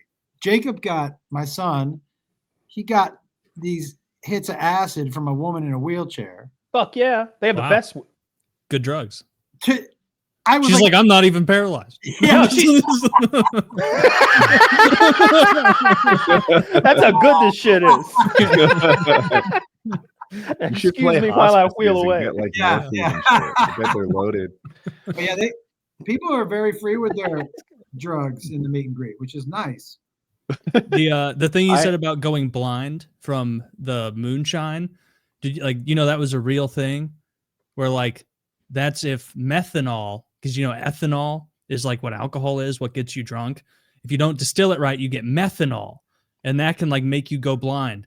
And so, the actual cure, if you drink something with a bunch of methanol in it, is to drink a bunch of ethanol, because that like neutralizes it. And so literally, like Woody, if you took a shot of methanol and you were worried about going blind, like doctor's orders would be like, as soon as you can, you need to chug vodka. You need to get ethanol in your system to counteract the methanol. I thought that was so crazy. So I used to go off. Ever met my son? Yeah, we've had him on before. Yeah. What are we talking about? We're on the PKA podcast. Oh yeah. We're in Fort Worth. We got a show tonight. He just. How are you, sir? Love Cars hoodie. No, it's Lightning McQueen with a diamond grill. What's good? It's Lightning McQueen with a diamond grill. I love it. Perfect sign. I have a slightly bit of autism. I don't know what it is. It looks good. You mesh with your dad in that way. He keeps trying to tell me he's autistic. You know what I find about his generation? They want to be diagnosed with something. Mm-hmm. See, I'm coming at it from the other direction. They diagnose me with it. Woody sees all of that as stolen valor. That's exactly right. That is a true thing, though. Like people, like especially the generation below me, even will be like, haha, I have an intense interest in this very popular thing. So autistic, and it's like, no, you're just interested in this thing. That's normal. And it's like, do you like panic at the bank because you're gonna have to talk to the teller? No, you're not autistic. Like, could you sell something to someone? Could you work in sales and have a modicum of success? How dare yes. you? Well, then How you're dare not you shut off those people. It is a spectrum. I'll have you know. I'll have you know. Well, but you can't. Ableist. I do like trains. Just because you like normal person. He does. I'm excited to get on a train. Every time we see a train, I'm like, train! Like, fucking. All right, maybe he is, but red flag. Trains are a big one. Yeah. Closer to retarded than autistic. I get that. Yeah. Special. It's just like I think they want a get out of jail free card, because then they can be like, no, I'm not being extremely rude. I'm autistic. Yeah. It's like, no, because if you're not autistic, you're just being rude. Yeah, I mean, but also the rude part is more like leans Asperger's-y, right? And that's just completely blunt. And I actually enjoy those people. Yeah, they can be fun. Yeah, the straight to your face, they say exactly what they think. Those people I tend to like. Yeah, they're funny as fuck. Do they do Asperger's anymore? Is that anachronistic now? Is that even a? They classified Asperger now on the autistic spectrum. Yeah. Oh, okay. Yeah. That makes now sense. it's Asperger's spectrum disorder. They're just adding fucking words. It's the same shit. I think they're just learning more about the afflictions of the human mind, Taylor. How dare you? You're one of those anti-science conservatives, aren't you? Well, so now they're saying So anti-science. Asperger's now is just autistic. Stop the research. That's what Taylor says. I think it's to be like, Only some of the research. We know enough. I want more research into how to make spaceships go faster. Yeah. That's a good research that everyone can enjoy, because now we can film it. More research on, I would say, getting to the moon again, but skip the fucking moon, straight to a better planet. Again. Dudes in Texas sent a rover not up again. there We haven't last done week. it before, but yeah. Yeah, I feel like the moon is an easy shot at this point. You'd think fucking so, but they keep delaying it. They keep not going back. I think that the last time we went to the moon, we were very do or die about it. 1972. And now we're very like, hey, if we spend $100 billion, let's not kill 6 of our guys on global TV So there was a big risk the first time, but I don't think we need to take the risk again. It seems sketchy. And look, we can't even get those astronauts back that are in low Earth orbit right now. They've been up there for like a year or something. They've got families back home. Those people are having a meltdown, and they're getting We could squished easily politically. get them back. We can't get them back alive.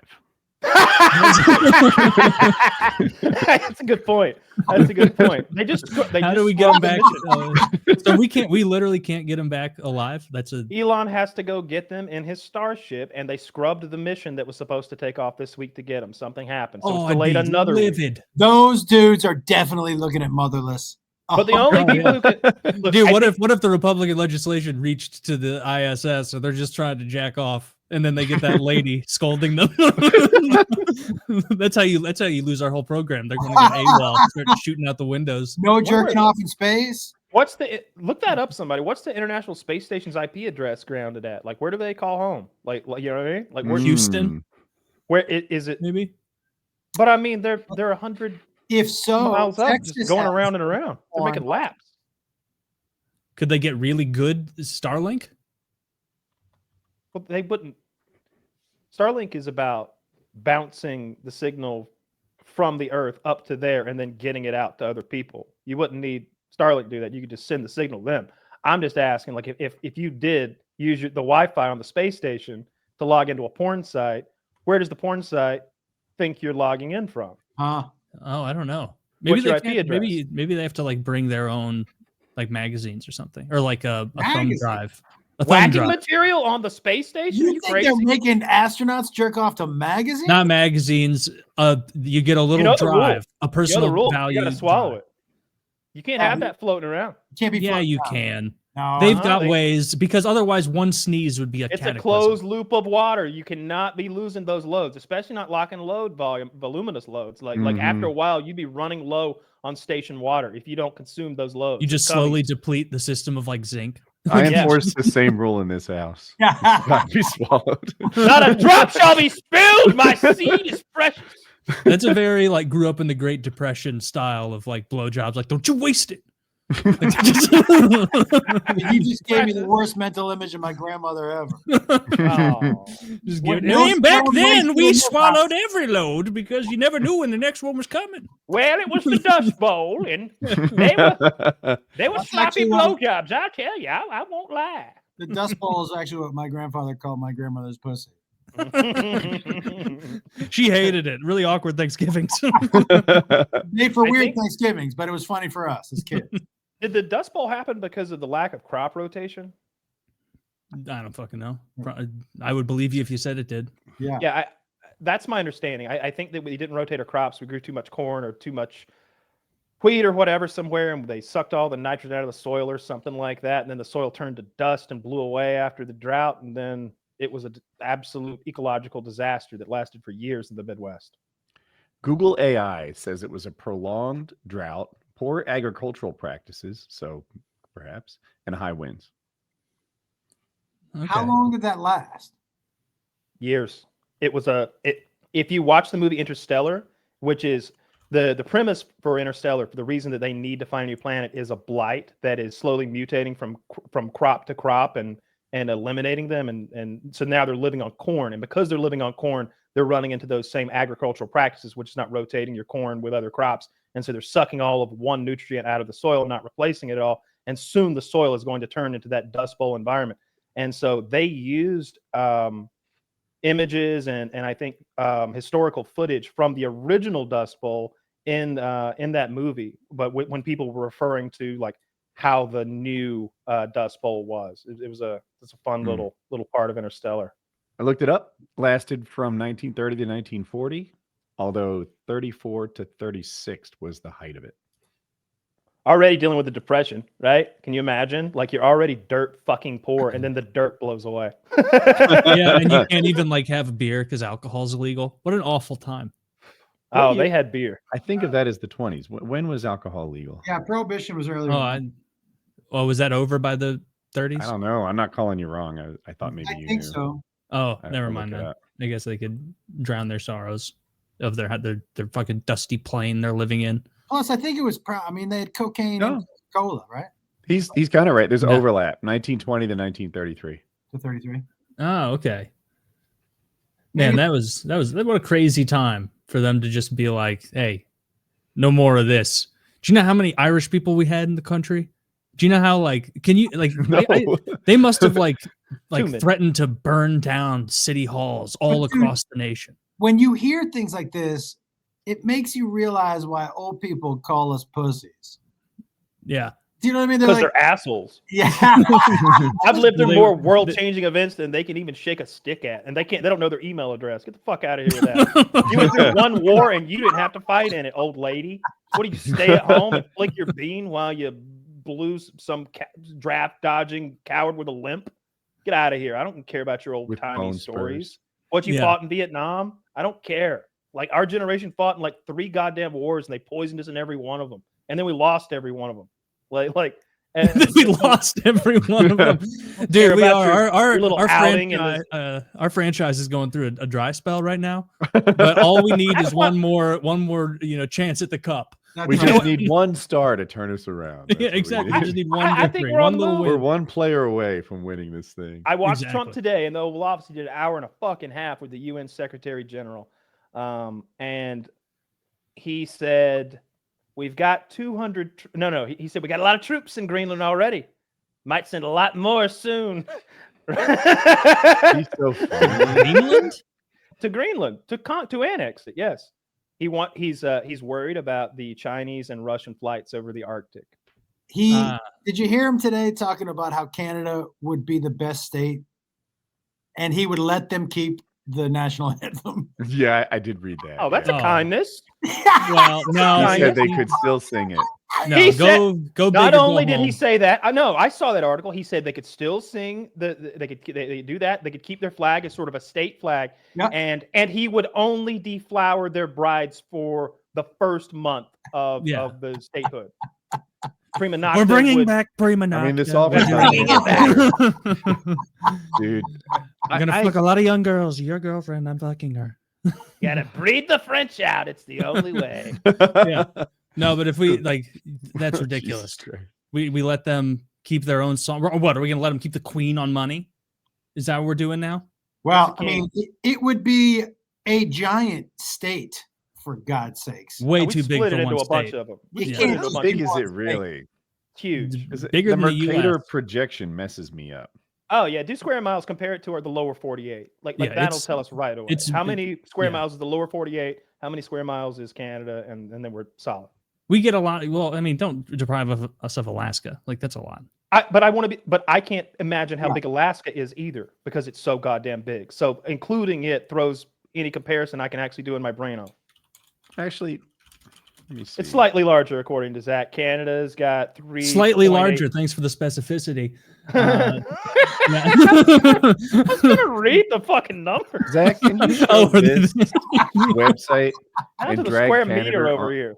Canada? Can you show that website and drag Canada onto America? No, you drag us onto Canada.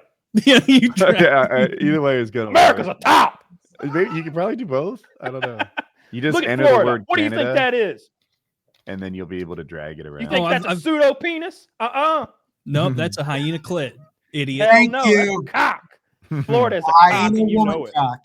I've messed around with the same site, Woody. It's kind of fun. Yeah, it's a little eye opening sometimes. It really shows like the U.S. is a fucking huge country. But then if you drag us over Russia, it's like fuck, they're not just a little bigger. I think you need They're to Really? You need a Let's different see. map that shows average yearly temperature as well, or maybe that just overlays roads so that you would see that Siberia is a worthless place. Yeah, well, I wouldn't want to hang out in Siberia. Like Freezing. you could slice off a third of Russia that no one lives there. Because Yeah, you did the but same for there's Alaska. There's a huge part of Canada that Yeah. does not have a ton of people in it. Yeah, if you look at where the population is, it's within 200 miles of the border. Yeah. Yeah, there's Mostly. very few of them. That's where the concentration is. Oh, I didn't even I've see seen some of those maps too. No, the whole thing is interesting. I feel bad for Canadians who are caught in the middle of the nonsense. Yeah. But I see numbers on both sides that upset me. So I hope that they get to the What bottom of it. numbers Then are the everybody's. Canadians doing that upset you? Help me understand. Oh, I Lack should of make a Stanley goddamn. Cups. Oh, I didn't mean to like pop quiz you in front of everyone. No. It was the cheese thing you explained well. There was a thing about dairy. But just I think there was something about about cars that didn't make any The sense. car thing, I don't know. The dairy Something about thing, banking too. Something about keeping our banking institutions out. No, American I don't banks know do about that business in Canada. But I don't. Mhm. I don't. I know that Canada protects its dairy farmers, and Yeah. that's cheese, that's milk, and that's some other things too. But America subsidizes its dairy farmers. So non-subsidized farmers can't compete on price. So like they get to sell out their stuff before, and then the tariffs drop after they provide enough. It's complicated and it's nuanced. And anytime you're explaining nuance, you're losing. The thing that's why the Trump administration is so smart. Clearly, what they want is The for all fentanyl. the deals to go their way. No, not the fentanyl. Yeah. Fentanyl's the red herring No, that you Canada's wave. fentanyl is the problem, Kyle. I've listened to it from the horse's mouth himself.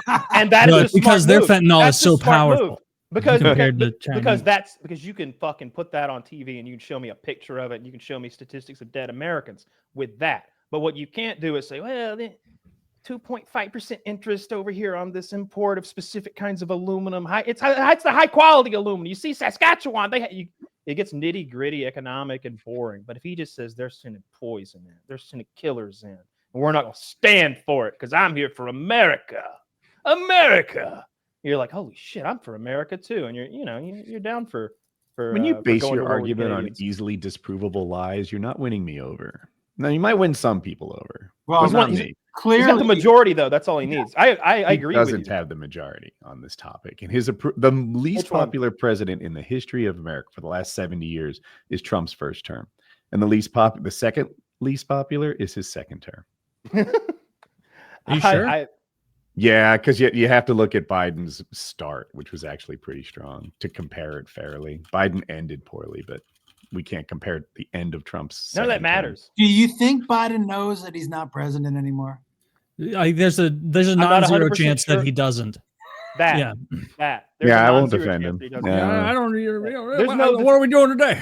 Look, there's no defending Biden at all. I've soured on Biden what little sweetness I had on him. You know, someone said something interesting. They were like, you notice Hunter Biden's not getting hired to any boards of companies lately?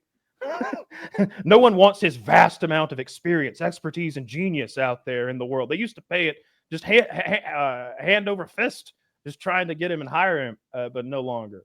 That whole Ukrainian thing is weird, and the fact that we are now embroiled in the Ukrainian war, like having that Biden-Ukraine thing from 8-10 years ago or whatever, that looks weird to me.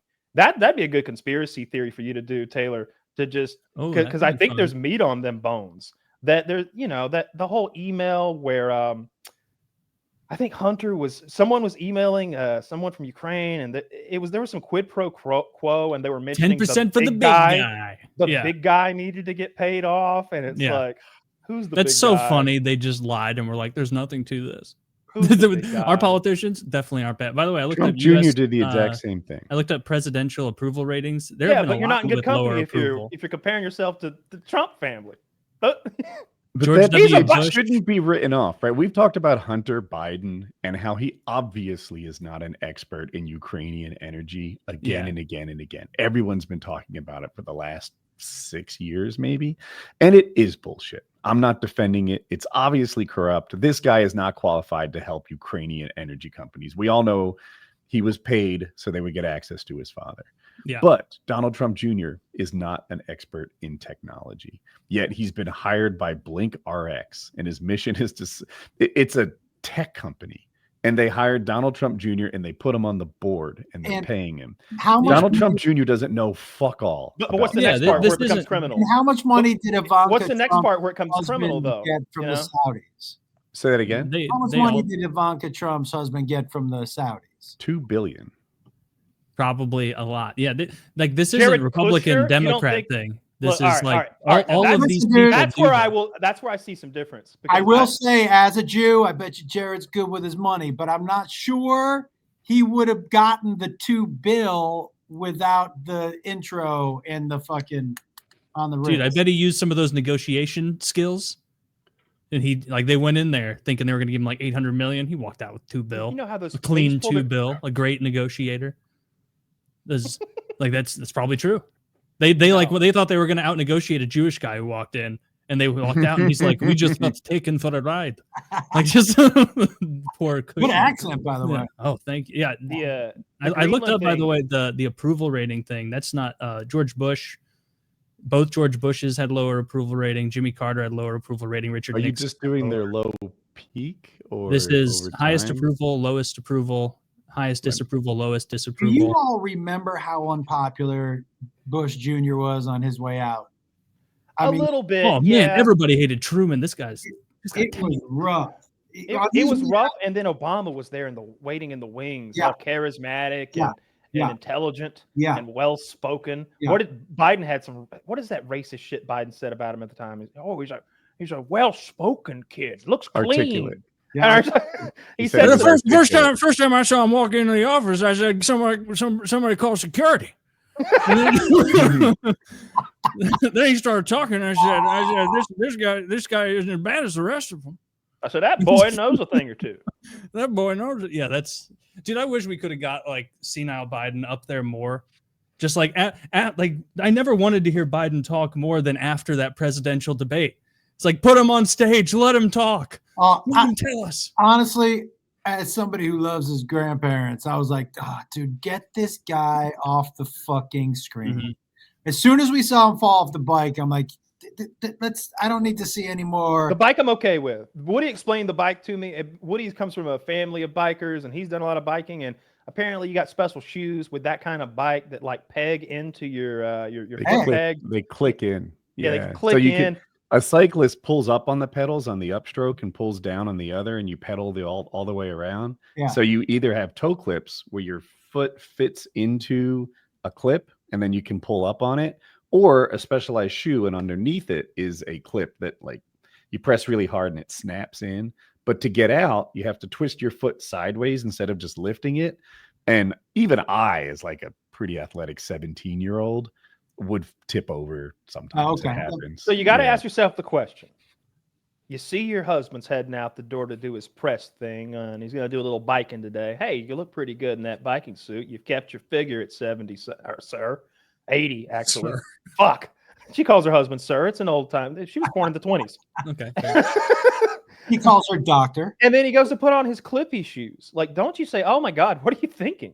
Put on your New Balance. You don't want to lose your footing out there. And hey, you're going to set a record today. We know you had some good times back in the day. Today, Who the hell are you? How'd you get into my house? And like what? How did they let him go out the door in like pro cycling shoes that clip in and can be awkward to use? You know, like if I were gonna do a press thing and I was gonna be on ice skates, I'd want them to make them blades fat. Yeah. I wouldn't want to be on some.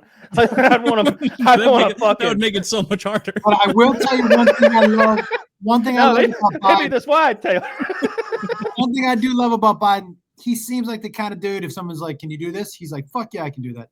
No matter what it is, he seems like the kind of dude who's always been like, "Yeah, I can." He's fucking do it." confident. You know what Yeah. I liked? My favorite thing about Biden is every so often he would start a sentence or an address or like an answer. He'd be like, "Hey, listen here, Jack."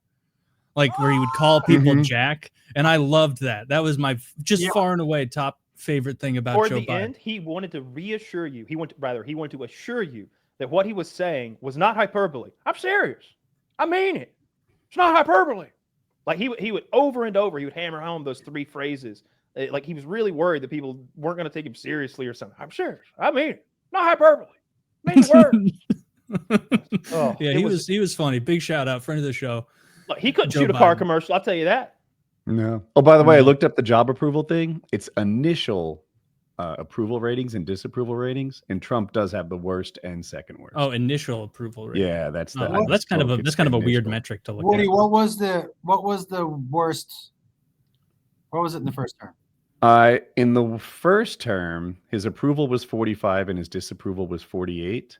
In the second term, which is kind of current, his initial is 47 approve and 48 disapprove.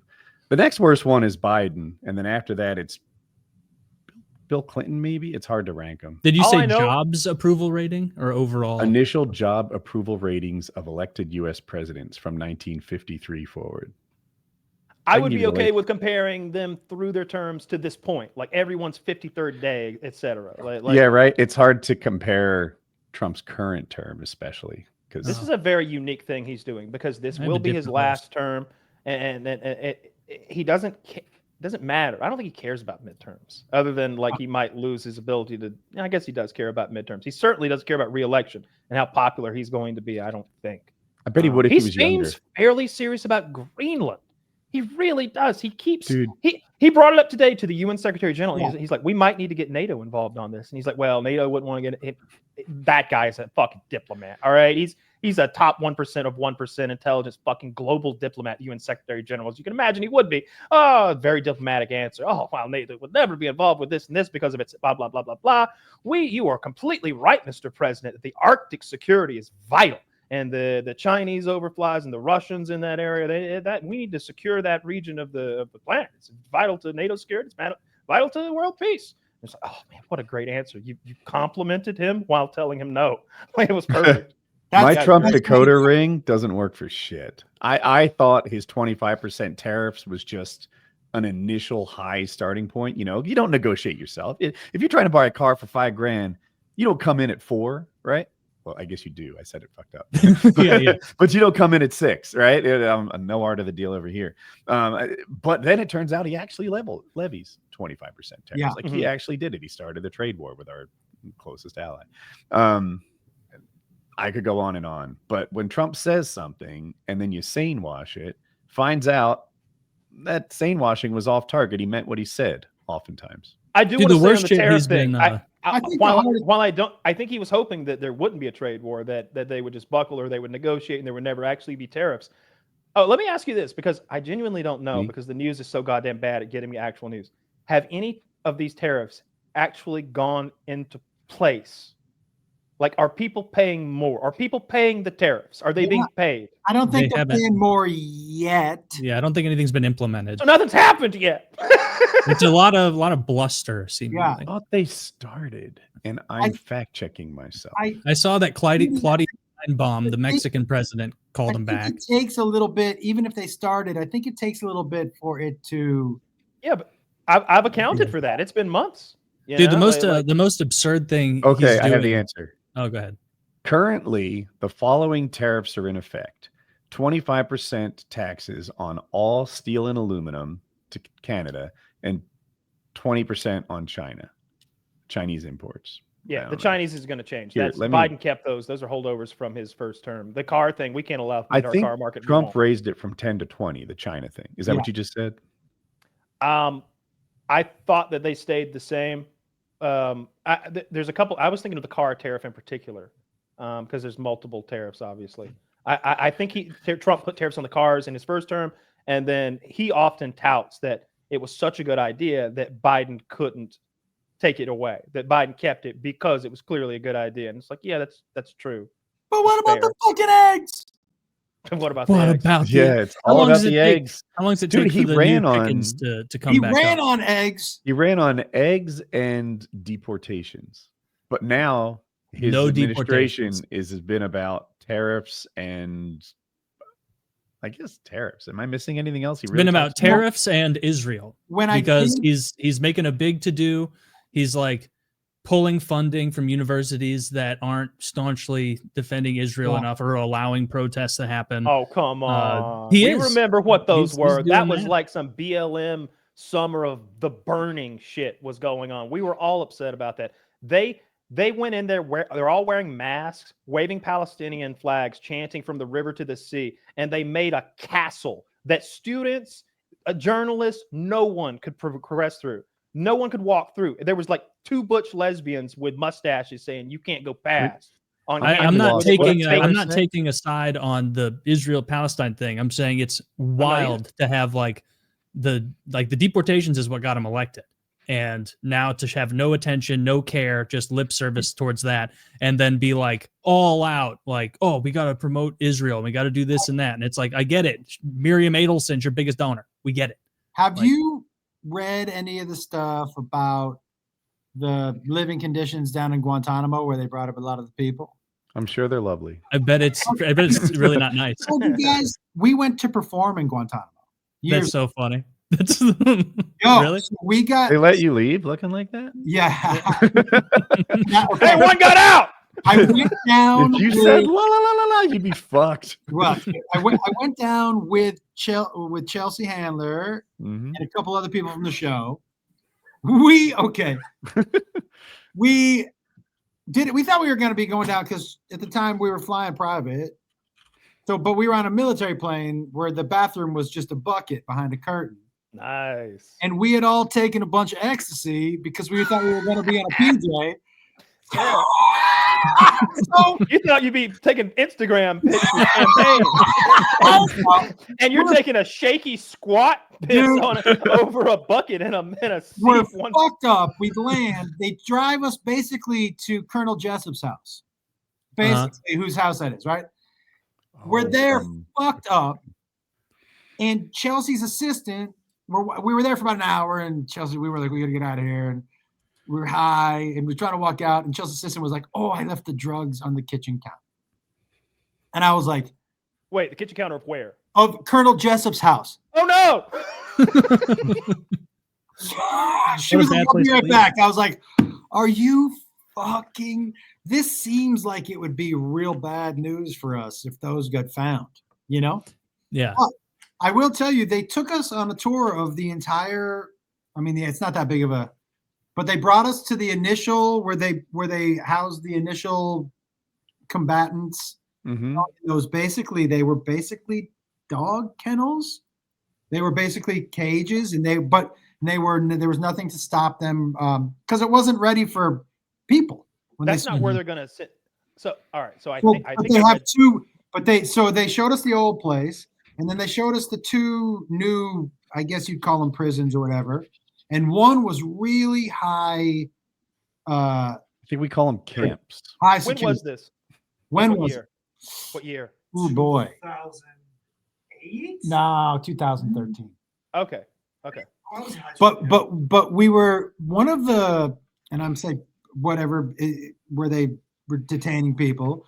The people were like, we were looking from the up top where the guards sit, and we could see all their jail cells. And I was like, are they eating Cheetos and drinking Pepsi? And they were like, yeah, actually, we find these guys, they throw a lot less shit at us when we just let them eat Cheetos and drink Pepsi. And they were playing, there was like a main area where there were like games and shit.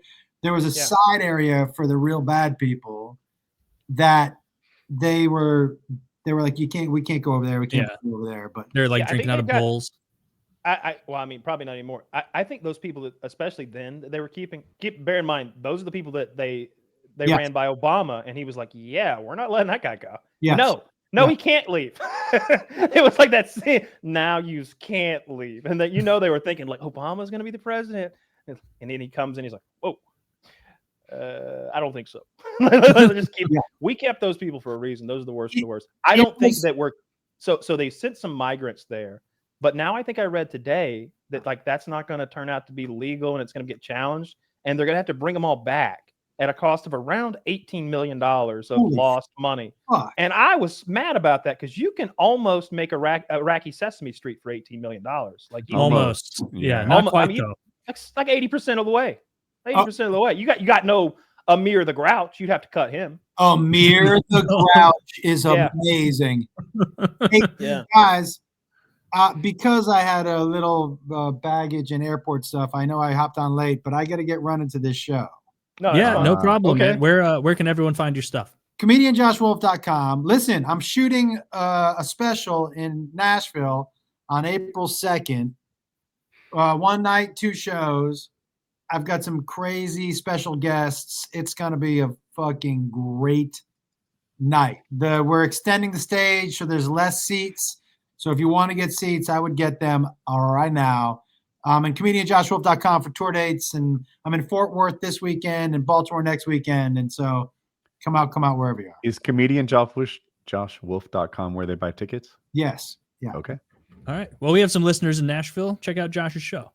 Yeah. And I also, Kyle, I wanted to let you know, I tried a drug combo the other night that was top notch. What was that? I had never done a mushroom ketamine combo. You're like reaching a for the deep fry. stars with that combo. Dude, it was because I have these ketamine lollipops. All right, those are for some special forces shit. That's what they give fucking SEAL team when they get their leg blown halfway off. They How are are you getting? next level. That sounds awesome. Where'd you get those? You take the mushrooms. Text me. You take. Oh wait, I'm sorry. Did you say ketamine lollipops? Yeah. Yeah. Okay, I'm thinking of fentanyl lollipops. Yeah. Definitely don't have. That'd be better. You got any fentanyl lollipops? No. Lightweight. All right. I'm glad you discovered a new drug to enjoy. A new No, I combo, don't- rather. I'm scared that someone's I don't gonna make get drug hurt. plans anymore per se, but if I'm somewhere and a thing happens, then I might smoke a thing.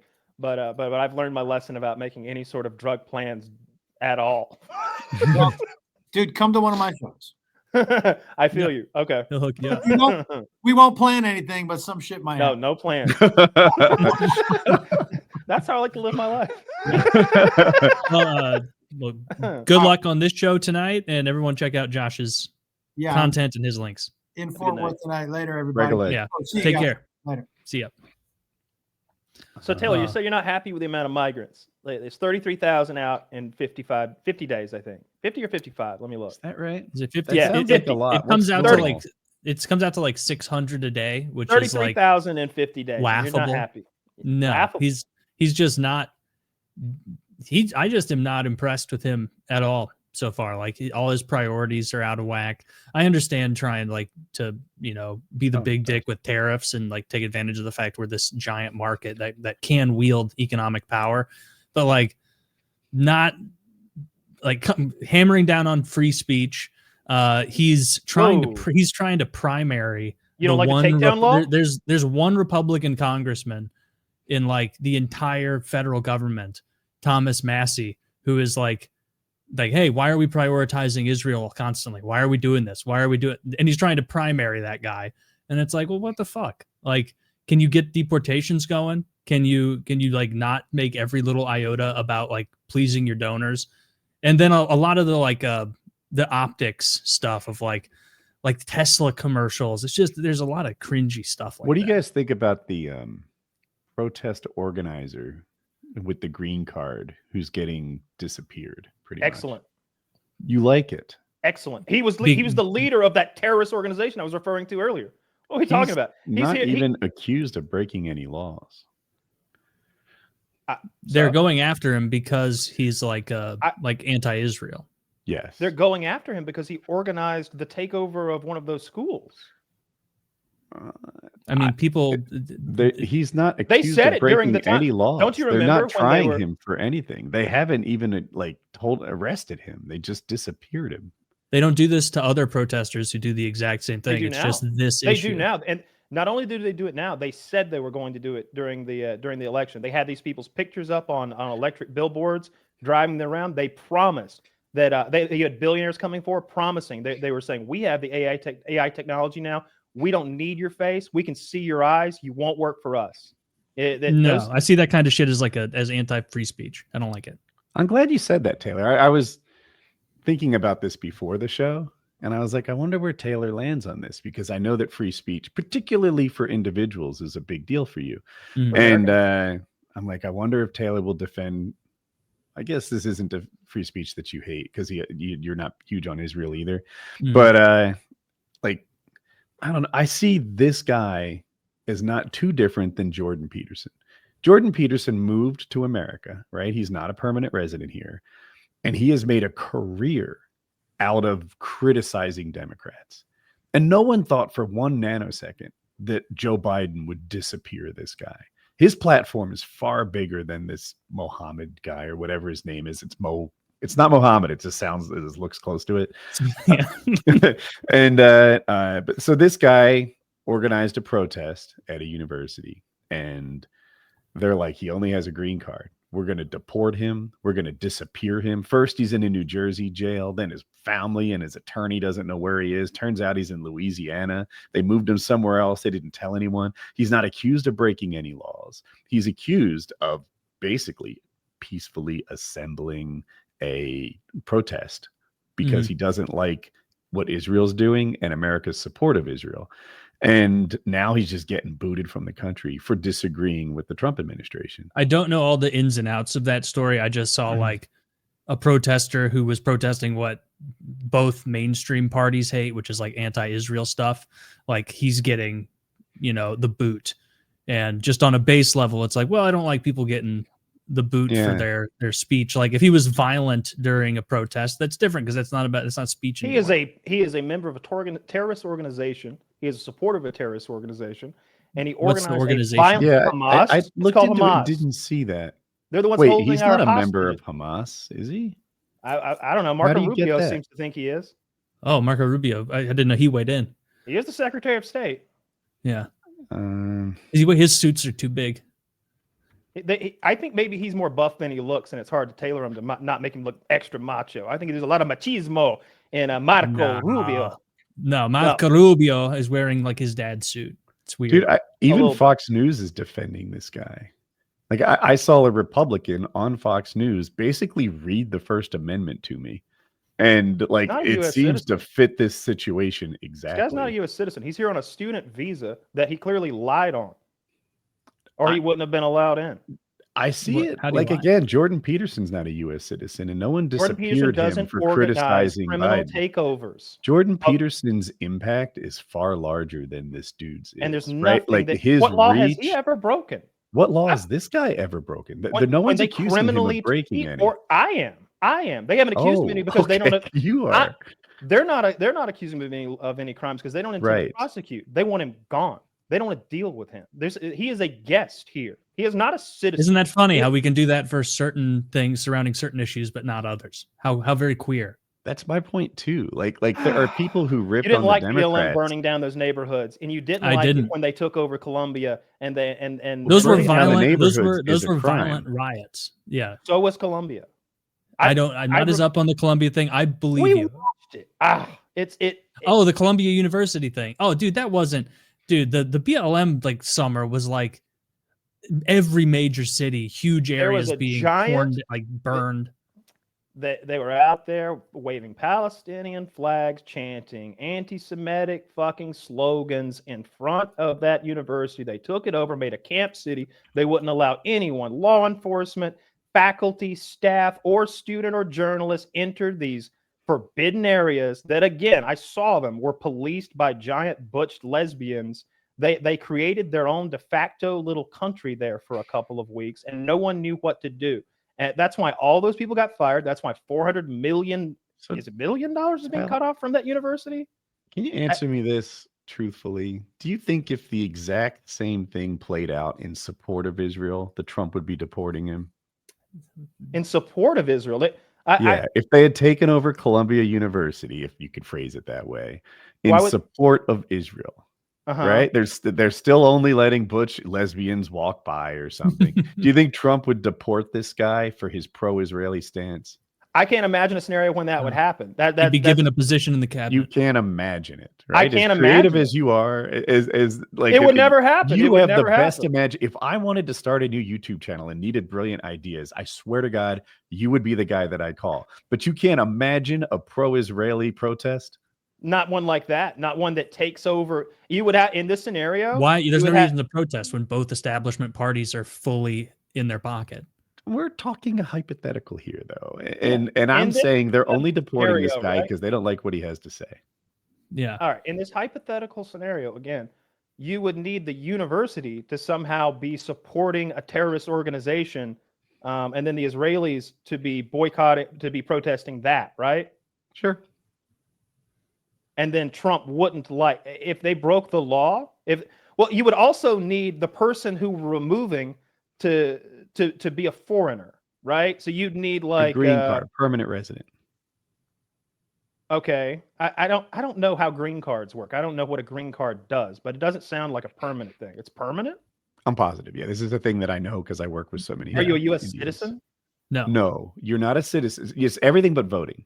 So, and are you afforded the same rights under the Constitution as a non-U.S. citizen I don't slash think. green card I'm holder? not positive. I don't think That so. seems Maybe I could incredibly be relevant wrong. at this Though. moment. Well, I know, but I'm not a qualified attorney. Yeah. I don't make it up. To me, that's the crux of the issue. Because we're talking about whether this guy should be afforded these rights, his First Amendment right. And I'm saying I don't think he has a First Amendment right. I think there's a lot of people that don't, and they don't get it. And that's why it's so nice to be here and to be an American citizen. I don't know. I love it. I hope they disappear. Let him go. Can I drill holes in his head with a power drill for all I care? I didn't like those protests. You burn up American flag, and you, look, I'm not going to prosecute you for doing it, but I'm not going to come try to bail you out when Marco Rubio disappears your ass. Yeah, I don't like burning American flags or like the ripping on America either, at all. But I also don't like seeing like a lawful resident being taken to task. What does that mean? What's a lawful resident does not have a First Amendment right? Does he? Full rights and privileges, including voting, running for office. A U.S. citizen has those. Oh, I looked at green card holder, permanent green resident. card holders do have the same rights as citizens. By the way, undocumented immigrants have the same rights as citizens. I didn't know That's that. retarded. They have a Second Amendment right. They can hold and bear arms. No. What I'm reading is everyone in the United States is protected seizure? by the U.S. Constitution. This includes green card holders, visa holders, and undocumented immigrants. They got unlike citizens, there's one more sentence. Unlike citizens, green card holders are susceptible to be removed if they violate their status in the U.S. Now, I did read that deporting him is legal. No one's arguing that the Trump administration doesn't have the right to deport him, because you can deport a green card holder for any reason. But he does have a First Amendment right, so they're kind of doing it for no reason. Yeah, you know, organizing un-American, anti-American, hate-filled. It wasn't anti-American. I watched it. They burned American flags. They're wearing those Palestinian flags as masks. It was. I'm a little torn as to whether we should hold him responsible for everything everyone did at the protest. Like, part of me sees where you're coming from. Like, I'm not. Rubio does. Yeah, Rubio does. I'm not instinctively like just knee-jerking Orange Man bad here. I'm like, this does seem problematic. That apparently this guy tried to organize a peaceful protest. I know I saw them stop Jewish people from walking to class. Right? I hated it. I don't like it. I can't back that. But he didn't do that or want that. He was trying to organize something peaceful, and no one seems to argue with what I just said is true. I would. Yeah, I don't like the anti-American sentiment, but like you kind of have to allow that a bit, because from American citizens, absolutely. But from Americans, I understand your distinction. If you're on any tentative ground as far as your American citizenship or your status here, if your rights can be drawn into question by the average American, which is the three of us here, none of us really know. Like, do they? How much rights do they have?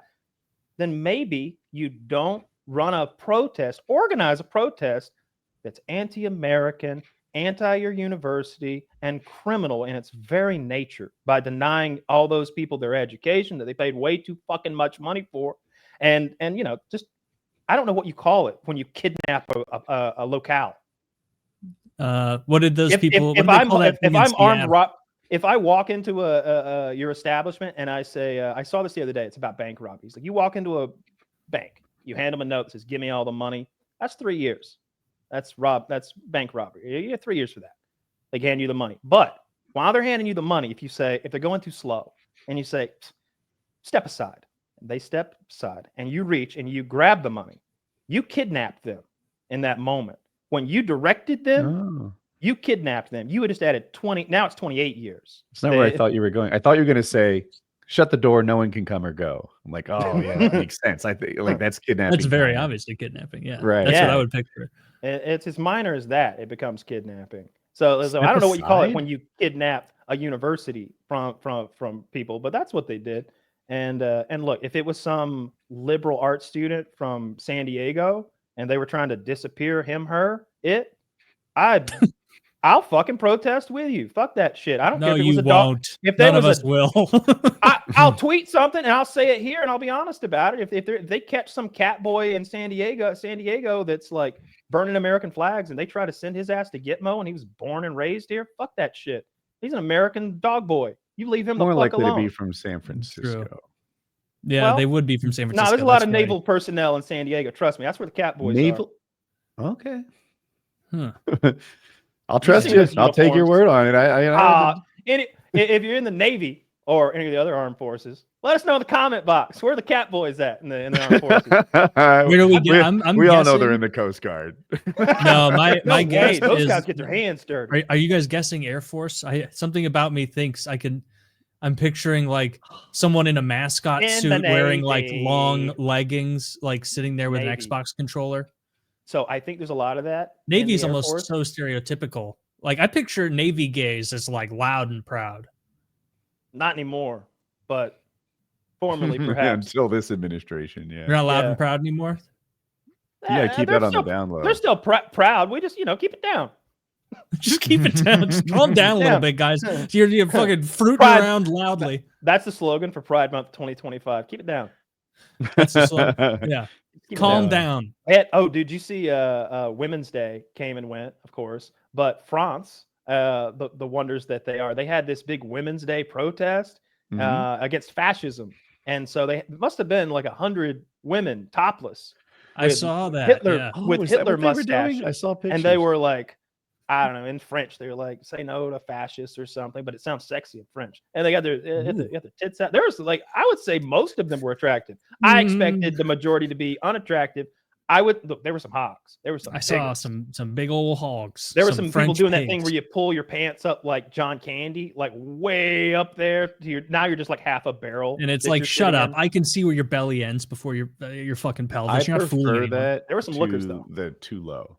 Right? Like men in particular will do that. They'll wear their pants really low and get that weird butt thing in the crack.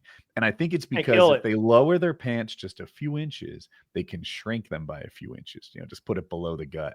Yeah. But own it. Put it where it belongs. I think the gut grows in different places on different men. I think their waist starts in different places, so it can get weird.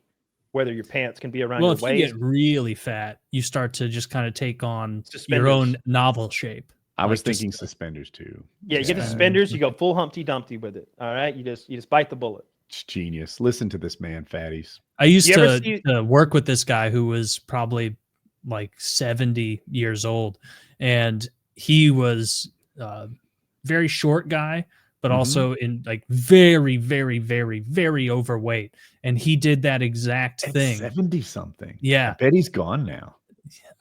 He might be. I don't know. Because this was like 7 years ago. So all but guaranteed. Right? But like I remember because he would always have his pants pulled up high and like his gut, you could see it hanging down into the front of his pants, that kind of gunt area. And occasionally he wouldn't wear the same like high rise pants, and he was a belt guy, never suspenders. And like, so he'd just be wearing like a polo and then I guess pants, like jeans, maybe like under his fupa area. And you could see like through the polo laying on him, the permanent indent, like in the flesh of where the belt was cinched so tight for so many years. Yeah. And I was like, holy shit, like wake up call. Like, do you think that if you're like a size 54 belt, you're like, no way am I buying a 58. I'm not fat. Just the final boss of denial. Yeah. He just made do with that belt that gave him a permanent indentation. Yeah. Well, what I do is I use 2 32 belts and I attach them in the back. Like zip ties. Yeah, like zip ties. Just 5 feet of rope, you lard ass. What's wrong with you? Yeah. I can't even believe they make belts in what, 60? Just buy an extension cord. Yeah, 60 would be absurd. Dude, I remember when I was a teenager, I worked at Leon's men's store selling shoes and like men's clothing and stuff. And there I was, like me and another employee. I put on like the size 54 pants, and I'm like, "Ooh, look at me, look at me, look at me. Hey, we could both fit in these." And then a guy came to that part of the store where those were appropriate for him, and it was like, oh, awkward.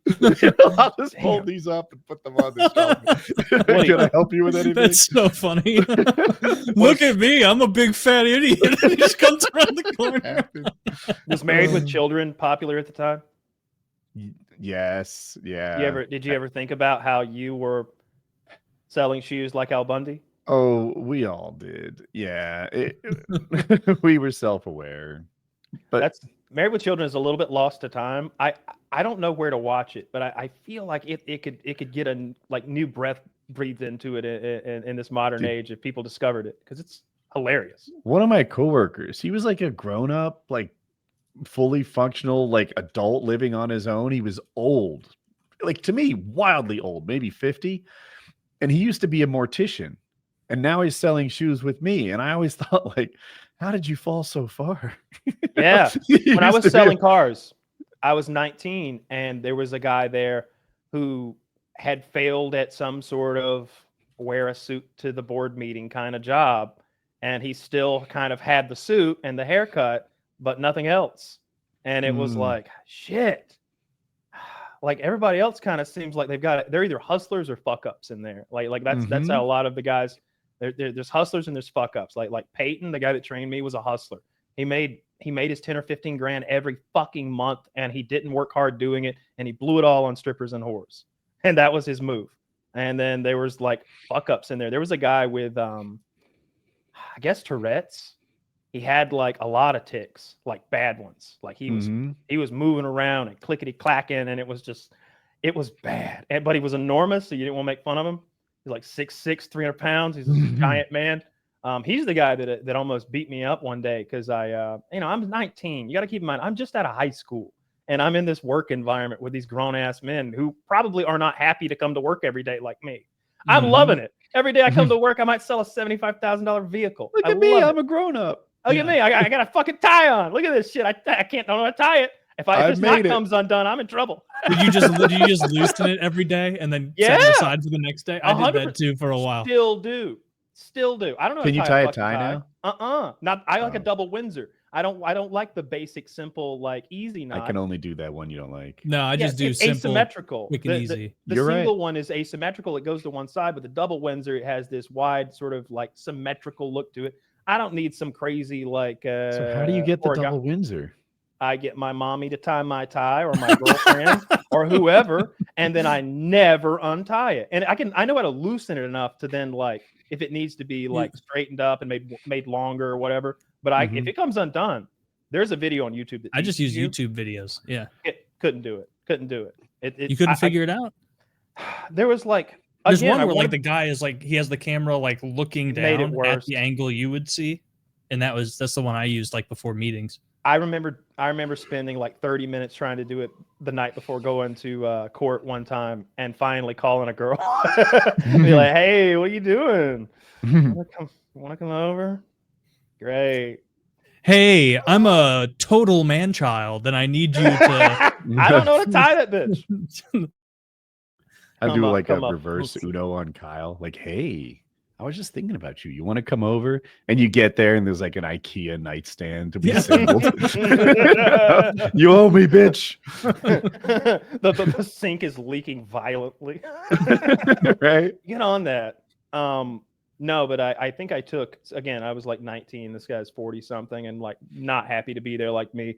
And he had the ink pad that a stamp goes to, because we would stamp things often. We had stamps, and I took the ink and I put it on his earpiece of his phone. That's pretty funny. And then I called him through the internal line from like 15 feet away. Oh my God. He didn't think it was funny, Woody. You didn't get it? The joke was lost on him entirely. Oh. He grown man yelled at me. That was your initial rain fly situation, wasn't it? Dude, that was not. Yeah, That was the first, but not the last time that I was screamed at by a colleague for just over, being a habitual line stepper, I guess, as 19-year-old me. I like to prank people. There's a lot of downtime. We had balloons in the showroom, you can imagine. And on Saturdays, it was a big to-do getting the red, white, and blue balloons done. Everybody pitch in and we tie them and hang them everywhere. I'd get a balloon and I would tape it to the back of the bathroom door. And then I'd put a staple on the wall. And it's one of those bathrooms that's got a real echo to it. It's just a bad design for a bathroom because every shit sounds like a disaster. But when you'd open the door, that balloon would explode like a gunshot next to your head. And I would do that to people all day long. I would fucking hate like the stage I am in life right now. If I had to work with your 19-year-old prankster ass, I was robbing the vending machine and shit. I was robbing the vending machine, and the general manager comes by. General manager. How did you do that? Just get it to fall. He didn't lock it all the way, and I was like, wait a minute, and the thing starts turning. It's not locked, and I'm like opening the entire front of the Pepsi machine like a big door, and then there's all the sodas. They're 20-ounce bottles, and I'm getting them. I'm stealing them actively in front of everyone. Just take them from the top, and no one knows. No, this is a put $1 in, get a soda machine. I'm following, but I thought when you open the door, they'd all be stacked vertically, and you just take the top 6 or something. I think there's like rows where where it feeds it out. Right? There's a mechanism where at the bottom you can slide them out and get them, but because he's left the machine unlocked. Do you follow him? Yeah. I think I'm not picturing it right, but I can follow. You've seen a soda machine outside of a establishment. You put money in a soda machine and get a soda out. It's one of those machines. He's left it unlocked. I've opened it completely and I'm robbing it of its contents. And I am pilfering the pop. Like openly robbing this thing in the middle of the day. And the general manager walks by. By the way, this is the middle of the showroom. I'm not hiding this. General manager walks by. This is the showroom. It's not even like the back. No, this is right in the front. Everybody's looking. And the general manager walks by. He goes, Kyle, what the fuck? And I'm like, he left it open. He's like, oh shit. He did a little sneaky hop over, like he was in a cartoon, and took like 3 from me and left. Didn't give a fuck. That guy was great. That guy was definitely a criminal, like outside of the car. So were you? Well, I was stealing all that soda.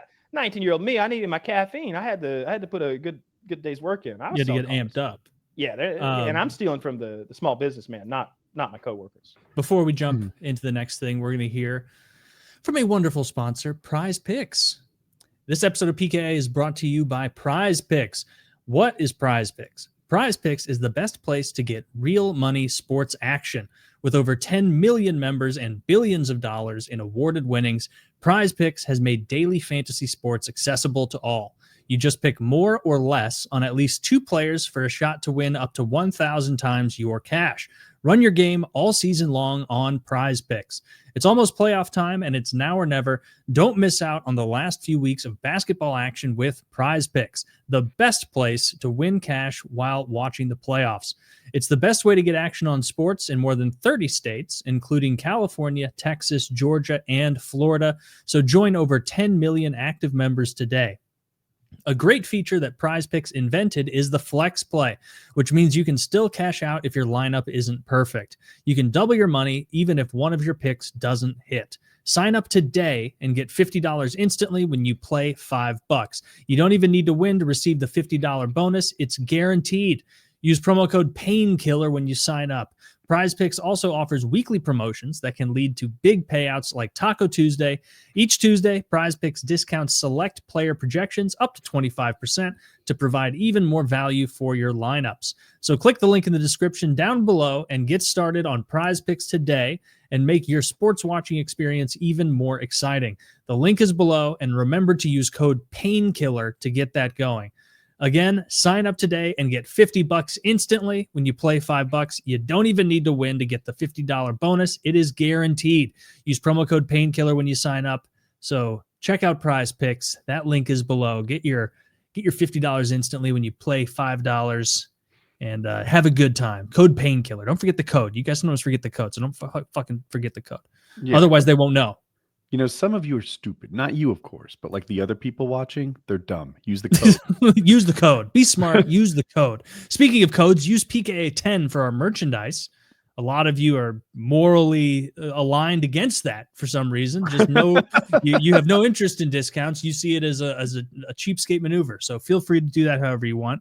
I guess that's our merch, so it really doesn't matter to us there. So use code PKA10 if you want the 10% off of a hoodie or t-shirt, sweatshirt, stickers, mugs, whatever you want over there. And then, of course, lock and load.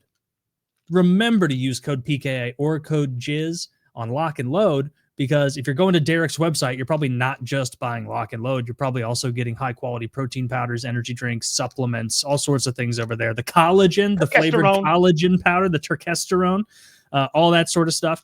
And, you know, it's easy to spend a lot of money on supplement sites. We all know that. And so take advantage of the 10% off. JIZ or PKA get you 10% off anything over at Derek's site. But start with the lock and load, but then branch out from there. If you're going for the protein powder, the vanilla and the cookies and cream are the two. But actually, I like all of them except the peanut butter. And that's not because the peanut butter's bad. It's because I have like the same artificial flavored peanut butter. There's something about it where it's like an uncanny valley of peanut butter where I'm like, this isn't the flavor I was expecting. So I don't like it as much. Like a Nutty Buddy bar. I tried PB2 for a while and it had the same problem. Yeah, I didn't like it. Yeah, not good. Like artificial banana flavor. That's a much more extreme example, but like that's disgusting. You know why that tastes that way?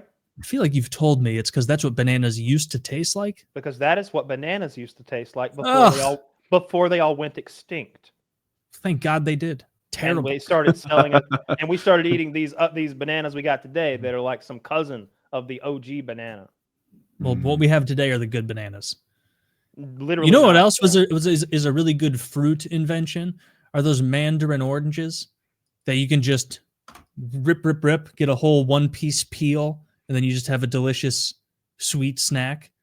There's no way those just appeared out in nature. We had to have scientists being like, make it easier to peel, make it even tastier, easier to peel. I'm a clementine guy, but I'm not sure I've tried mandarin oranges. And their sticky fingers aren't worth pretty similar. Sticky fingers. What do you mean? You just peel it? The only thing that happens is you get like this happens more with like regular oranges. You eat it with your hands. You know those you get like orange under your fingernails when you peel an orange. You're eating an orange with a knife? Yeah, I use a knife and fork. That's How do you insane. eat it? With your hands? You just rip it open. Nobody does that. Yes, they do. That's the way our orangutan and simian forefathers did it, and it's good enough for me. Eating oranges they didn't even peel it. They just bit right in. They didn't mind that. You don't use a fork at all on your oranges? No forks. No. I know Woody's joking, but I wouldn't put it past Kyle to do this. You just clawed it like a barbarian. That's how you get it open. No. How do you wipe your ass? You just like scoot along the floor or something? I stand in front of a fan. And I just let it dry, and then I peel it off like everyone else. Like dehydrated, like when you dehydrate the fruit leather. Yeah, it's dry enough. You can just twerk and it falls off on its own. Trust me. Oh, that sounds horrific. Yeah. No, I don't like oranges enough to like peel them. Like I would have to be. I think they're a top tier fruit. I would have to be on a desert island or something. You know who else is a top tier fruit? Elton John. Yeah, my favorite gay. Is he your favorite gay? He's my favorite gay. Love Elton John. Oh, he's great. Sir Ian McKellen, my favorite gay. He's up there. I was going to say George Michael just because of the two songs. I'm still standing. Yeah, I'm still standing. That's my favorite. And another one. Yeah. Elton John, top tier gay. Sir Ian McKellen, top tier gay. If it like came out that like Wayne Gretzky was gay or something, yeah, I'd have to switch my top. No, he's MAGA. He's not gay. The great ones. Yeah. The great one for another 8 goals, and then Ovechkin seizes number 1. Woody, during the UN Secretary General thing in the Oval, like, all right, first of all, like little background for anybody who doesn't know, Gretzky did some MAGA stuff. He wore the hat and got really a ton of backlash from his core demographic, being Canadians and NHL fans, just really been eating shit and hiding from everybody. It's been kind of hard to see. Not that I care, but I don't like seeing people down like that, I guess. And especially not I'm Gretzky. sure he wants to separate himself from it, and he wishes he hadn't said anything. and he wants to distance himself from the whole thing. Trump in the Oval Office today with the UN Secretary General right there. It's like, and the great one, he loves me. He's up there in Canada, and he'd love to be an American if we just came in there and took it over. And and I know that Gretzky's just watching somewhere. Like, well, no, he's not watching, but somebody texted him, like, hey, the president's saying that you'd love it if like he took over, and he says that you love him and that you're the great one. But he said it wrong. He didn't say it the right way. He said you're like the greatest great one or something. He fumbles over it. Oh, he didn't get it right. Disrespectful. He never heard that phrase before. It's just like when he sat into the Tesla and he goes, "It's computers everywhere." He clearly never been in one before. He calls it Tesla. He very clearly calls them Teslers. That's pretty funny. That's a very old person thing to do. Yeah, as Southern old people think, to add an R onto to words like that doesn't belong. That's interesting. I saw him say that in the make-believe ad that I sent in, but I didn't know it was real. I thought maybe they'd made him say Tesla, but I believe it. That's embarrassing. Kyle, you don't have enough respect for Wayne Gretzky. I'll say this: I could do a 10 times better walk around on that fucking car than Trump could. Trump can't sell a car. He's like, and it's made of steel. It's heavy and strong. And I'm like, what are you doing? What are you Did he say those words? I didn't catch that part. I'm paraphrasing, but yeah. Heavy he said, and strong. I'm almost positive he said the words. Yeah, I think he said those exact words. I don't think it's made of steel. The Cybertruck is. Oh, okay. I was picturing one of the others. Yeah, I would imagine the bodies, they're made of steel too.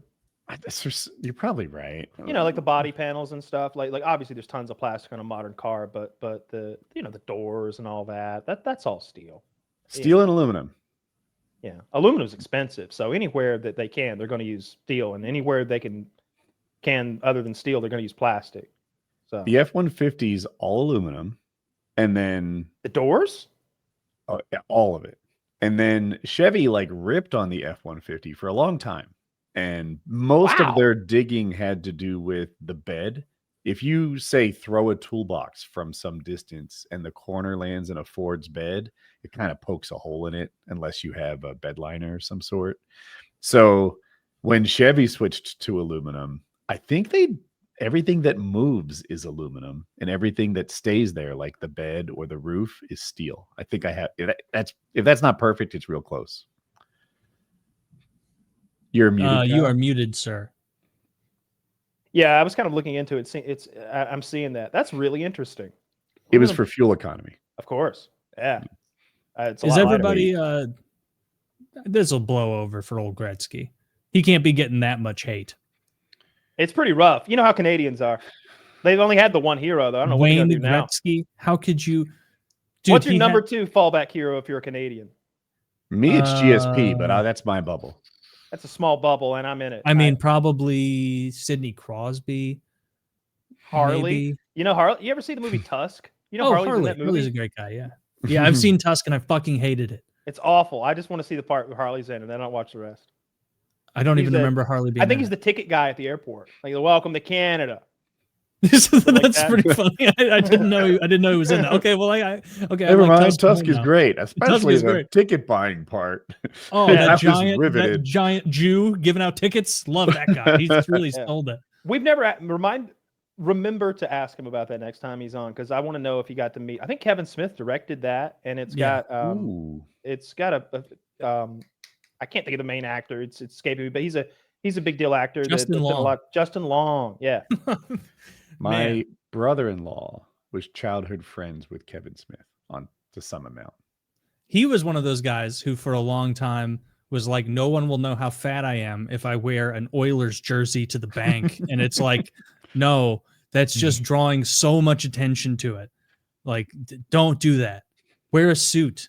Like, fat people who aren't crazy fat, like, wear a suit all the time, and you can kind of box yourself in and look like more top heavy and powerful than you do fat. But an Oilers jersey, wearing an Edmonton Oilers jersey, like pumping gas, looking like a fat idiot. He didn't have enough close friends to shut that down. I'm okay with it. He was trying to do some kind of like 90s grunge thing with the jeans too. He had these giant Jinkos. Like, he really hid his body shape forever. But I just kind of respected him because when he made Clerks 1, you know, he maxed his credit cards out to make that movie. Like, Yeah, I've heard that. he leveraged everything he had. He shot his shot at the moon. He burnt the boats, as they say, and he did it. And from there, it was just one thing after another. He tells a great story. You may have heard it about being called in to look at the script for Superman Lives by Warner Brothers. Wonderful story. If you haven't heard it, let him tell it to you. Just look it up on YouTube. Hilarious shit. It gives you some idea into the inner workings of like the studio system, I guess. Even like the major studio system and the biggest of projects, how silly it can be. So I always like Kevin Smith because of that. Although, like, I don't know about all those movies. I think Kevin Smith, he's a highly regarded writer, and he's particularly knowledgeable about all the lore and background to comic stuff. So they asked him to look at Superman, and it's not relevant to the story, but he's especially good at dialogue. I guess dialogue writing is a little different than the others, and they wanted him to look at the Superman script. And beyond that, I won't ruin the story. You should hear it from him. It's really funny. Justice. Yeah. But he's a Jersey guy, right? And like with him came like Matt Damon and Affleck and a few other like smaller like people in those movies. Like, what was it, Searching for Amy or something like Chasing Amy. And then there was one in a mall. That may have been the one in the mall. I've seen them all, but Mallrats. That's it. Yeah. No, I like Kevin Smith. I like his movies. There's some commonality between them sometimes, but I just they've got a real blue collar the feel to them, sort of a grounded in reality kind of thing. For the most part, I think he might have done Dogma too, though. You ever see Dogma? It's got Matt Damon and Ben Affleck, Chris Rock, and Carlin's in it. Basically, Matt Damon and Ben Affleck are angels of God, and they are like killing people on Earth, going on this crazy psycho mission. And Chris Rock is the last descendant of Jesus Christ. Okay. So they've recruited him on their mission to like stop the angels from, I don't know, destroying the world or whatever. You said Carlin, the comedian? I'm almost positive he's in it. Yeah, he might play God or something. I haven't seen it in a long time. I don't feel like I haven't seen a Kevin Smith movie in a while. I know I haven't. I know I haven't. Yeah. We played Baldur's Gate. I think we're like 50 hours into our little dual playthrough. I'm having so much fun. What percentage on it? How far in are you? We're halfway. We're halfway for sure. Yeah. It's fun to play with another person. I think it'll be fun to play with 4 people if they all knew what they were doing, so it didn't slow the game down. But I wish they were making a 4th game, but they say they're not. I think they're working on another project. That makes me sad. Although they're releasing a patch 8, which is basically a free DLC, which is cool. I like studios that do stuff like that. Everybody seems to be milking every last dollar out of the consumer, but Larian is just like, oh yeah, we're going to add some more, and it's all for free. They're not, there's not DLC. They're just adding new classes and adding a lot of stuff. Damn. I was gonna say that's like FromSoft. They don't have a store, microtransactions, and then you're like free DLC, and I'm like, oh, we can't hang with that. That was never promised. It was never promised that there would be any DLC. They even said there wasn't going to be DLC. There was talk about an expansion, I think, like a big expansion, and they put the kibosh or threw cold water on that for whatever reason. Everybody was very sad. The only thing I've seen that they do besides sell video games is you can buy an owl bear beanie hat on their launcher. That's the most money hoary thing they do. FromSoft under promises and over delivers, which you'd think it'd be great. For example, they said the DLC will be as big as Limgrave. If you don't know the game, that means you can run from one side to the other in like 7 to 8 minutes. Okay. It takes an hour. And I'm like, there's under promising and then there's misinforming. I don't know what game is this? It takes an hour to run across the map. They promised 7 minutes and it takes 8 hours. 1 hour. No, this is to run across the map. Like if hypothetically you weren't playing the game, you just wanted to measure the map size, it would take an hour on your horse to get to the other side. And they said it would, the size of Limgrave, which would take like 7 or 8 minutes. And I'm like, I don't even know. When you guys say there'll never be an Elden Ring follow-up, and then there is. When you say that the thing is going to be 7 minutes long, to run, not to play, and it's an hour. I'm like I just don't believe anything you say. Are you wildly untrue? Are you disappointed that it was so much bigger, or is that like a selling point? Like, hey, look at how much more content. It sounds like you got 10 times more content than you were. If it's actually content and not like wandering through desolate wastelands with like a nice looking tree every so often. It's a little bit desolate wastelandy. I could take way too long to explain this, but there are power-ups in the game that you need to go and collect. So you find yourself like running around, then going back to the beginning and then playing to get the power up so that you're not helpless at the mercy of these bad guys. And the first time you do it, it's like, this is amazing. Look at this. Look how incredible this is. The 20th time you do it, you're like, is there no fast travel? You have to unlock it. So there's fast travel after you've been there. That's normal. That's how Baldur's is. That's how Skyrim is. There comes a point in Baldur's Gate where it's like, all right, now we're going to fast travel to Moonrise Towers. And it's like 5-minute walk. Boom, we're here. All right, grab that. Now we're going to fast travel to the Underdark. 10-minute walk. Boom, we're there. And like by doing that, we can very quickly like make some shit happen. I like that in games. Like I can imagine I would like a game mode where there was no fast travel, like an extra hardcore mode to like say you did that. Because like you grind it out every step. You didn't magically get safe travel between point A and point B at the snap of a finger. You had to grind it out and walk every step of the way. Does Baldur's Gate have a map? Yeah, there are 3 acts in each. You know, you press M and a big map, but it's black until you discover it. And, perfect. That works. So Elden Ring has a map, but the other FromSoft games, Sekiro that I'm playing now, Dark Souls 3, there's no map. They exist online, but you can't pull it up and see where you are and like make a dot on it and go to that dot. That's not part of the game. I need a map so bad. And like chat is talking to each other while I'm playing. And I need chat to tell me where to go because I'm constantly lost. And people are like, what are you doing? You're ruining his playthrough. And they're like, no, he needs our help. And chat is like, no, that like, what about the surprise and whatever? They said, some guy wrote, I have seen Woody spawn at the bonfire, die next to the bonfire, wake up in the same spot, lost. And I'm like, that sounds right. I was hoping that's help. I empathize with that because there are times in games where I'm like, what you want me to do right now is so gay and it's taking forever. And I bought this game. Like, how do I just get through this quickly? How do I get through this tedium so I can get back to the core of what I like? My girlfriend is playing Fallout 4. She's been going through a big playthrough on that. And I guess Kyle, have you played all the DLCs? There's a shit ton of DLCs. Oh, okay. Yeah. And so one of the DLCs, Far Harbor, there's like a stage. Oh, is it? She just randomly went off and started doing that one. It is. If you took a poll, it'd get 90% of the votes. Best one. Okay. Well, it's like you're on this island with a bunch of, toxic fog, and she hasn't done a ton of it. But there's like this synth, which is like a robot, and you're trying to recover his memories.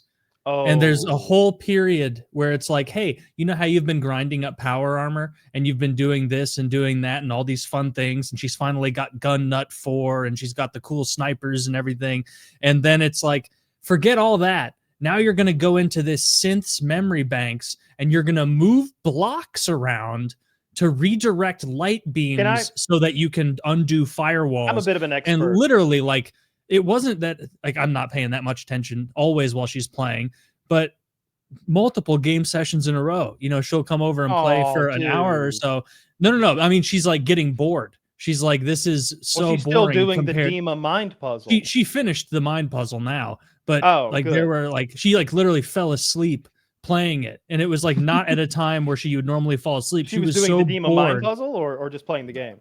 Doing the Dima mind puzzle. She's loving the game outside of the mind puzzle because it takes out all the Fallout bits that are fun. You leave Fallout and the world and you go into a virtual world that looks a bit like Minecraft. There are blocks and you manipulate them with brand new mechanics that haven't been introduced or used anywhere else in any Bethesda game even ever before. I'm good at it. I knock it out in 5 minutes. I've done it a bunch of times. I also, when I play on PC, use a mod, turns it off. You don't even fucking do it because it is such bullshit. There are no redeeming qualities. There's no fun to it. It's tedium. It's a puzzle inside of his brain that's just to move the fucking story along. It's not even like it's awful, It and everyone sucks. knows it's awful. For that, you want to like pull up a YouTube video and just do it. I for kept her. telling her because like I would be watching like an Age of Empires tournament on my laptop next to her, and she's like, and I'm like, just watch a YouTube video. Yeah, that's exactly what it is. And she's like, no, I want to figure it out on my own. And I'm like, no, you don't, because you'll stay up till 2 a.m. on work nights sometimes, just being like, I just got to get to the next level. I just need to get gun nut 4 because then maybe I can get my 50 cal to be even stronger. And then like you're falling asleep at 8:40 playing the Dima thing after 25 maybe minutes. she enjoyed that, but my problem with that in particular isn't that it's hard. It's that there's no redeeming quality. It's not a big part of the game.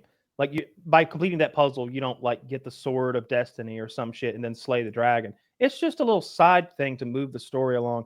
And it's nothing like Fallout gameplay. It has nothing to do with ranking your character up or how you've suited your character or like the RPG elements that you're playing by.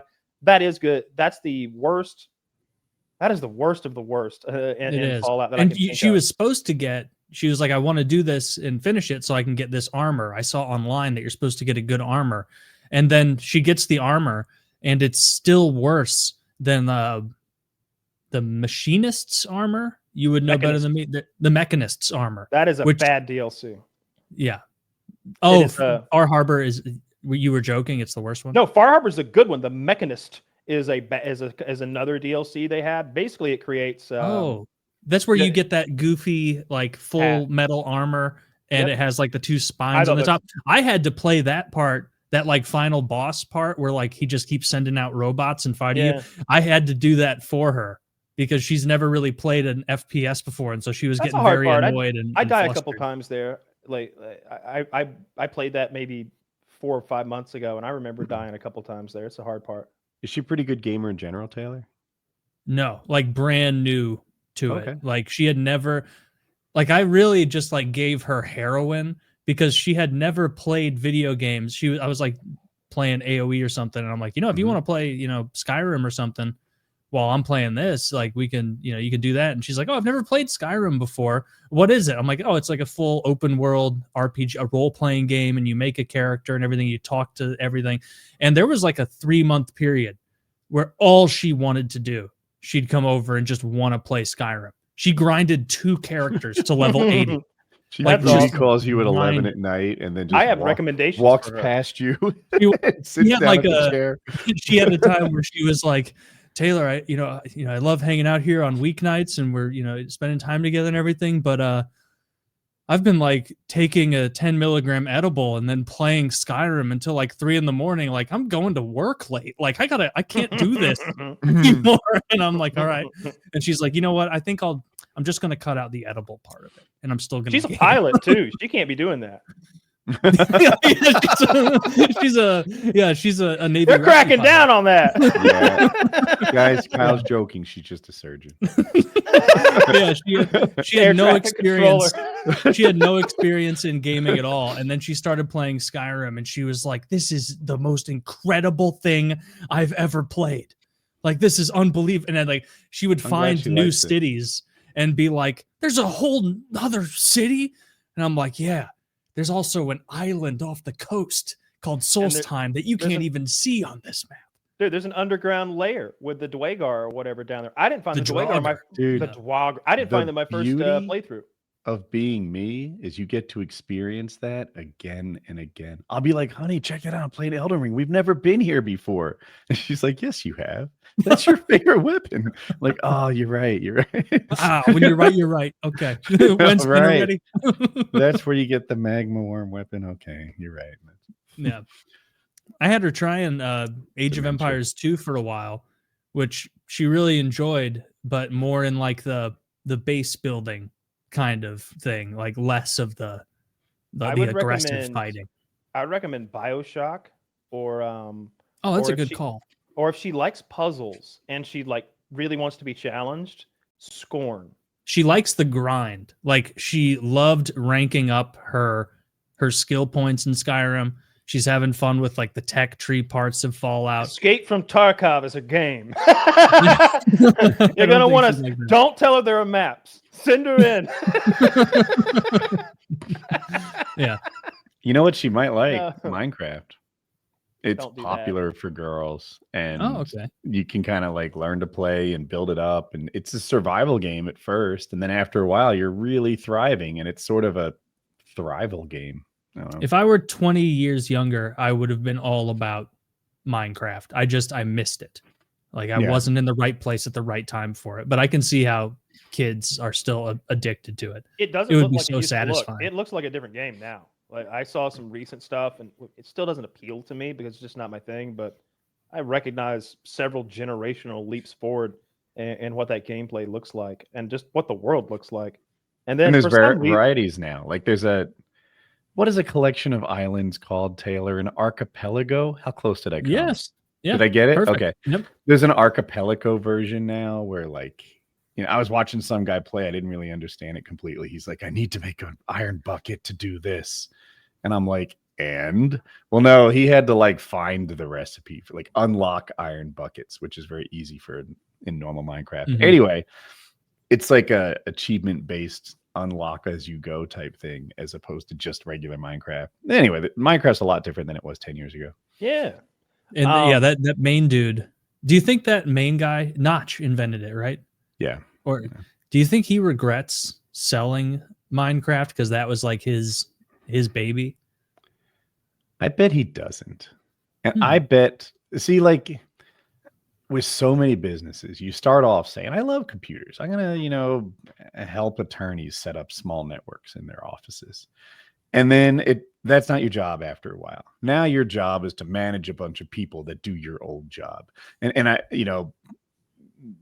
friend of the show is an electrician.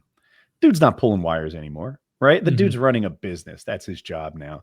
I bet you Notch, who programmed the thing originally, became a manager, some sort of visionary. It was dealing with fucking accounts receivable all the time. It wasn't the part of the job that he loved. It's my bet. yeah, Okay, Our, that's fair. yeah. I was gonna say I was gonna share something, but then I realized I should keep it to myself. That is nice, isn't it? That's a good attribute in a person. I'm real good at it. You are. I'm I'm better at it than I once was. Yes, marginally. You are. You are. I mean, there's nowhere to go but up. Dude, I would cut myself off at the pass. Like it'd be like, oh, yeah, I don't need to know that. I won't even ask. Oh yeah, you're a secret alcoholic, right? Yeah. Kyle, you're the only guy I've ever met whose social has 3 numbers in a row that are the same. That's so weird. That's so strange. All 2s. This guy. Yeah. The algorithm on Twitter, I don't know why. Maybe it's because I'm stopping and watching these videos too long indignantly, but I'm getting so much third world street food. I hate it. It's like it'll be like Bangladesh, and it's not even all from the same angle. Sometimes it'll be some guy from like Nigeria being like, it is disgusting what these Somalis would eat. Look at this. And they said that they can come live here, no chance to me. And like it's just him ripping on that. And then other ones will be like, I am so proud to be Bangladeshi. We have such tasty food. And it's like a guy literally slopping out orange goo onto pieces of plastic laid on the ground, on the dirt. And he's just like, they're eating it off of plastic. I hate third world street food. It makes me appreciate our first world street food so much better. Like you can go to a taco truck or like a little barbecue food truck and be like, oh, I wonder what the cleanliness is like in there. And then you watch one of these videos and you're like, man, I'm fucking thankful for the food we have here. Like there's no way those Venezuelans in that taco truck are like aggressively like using their fingers to touch all the tomatoes, because that's something that I see in Indian street food. There's no reason to touch it. And the guy's like spinning, he's stirring like salsa or soup with his hand. And he lives in India. It's I've been awful. seeing videos of guys running they're street vendors, but they're frying stuff and they don't use a utensil. They use their bare hands in the boiling oil.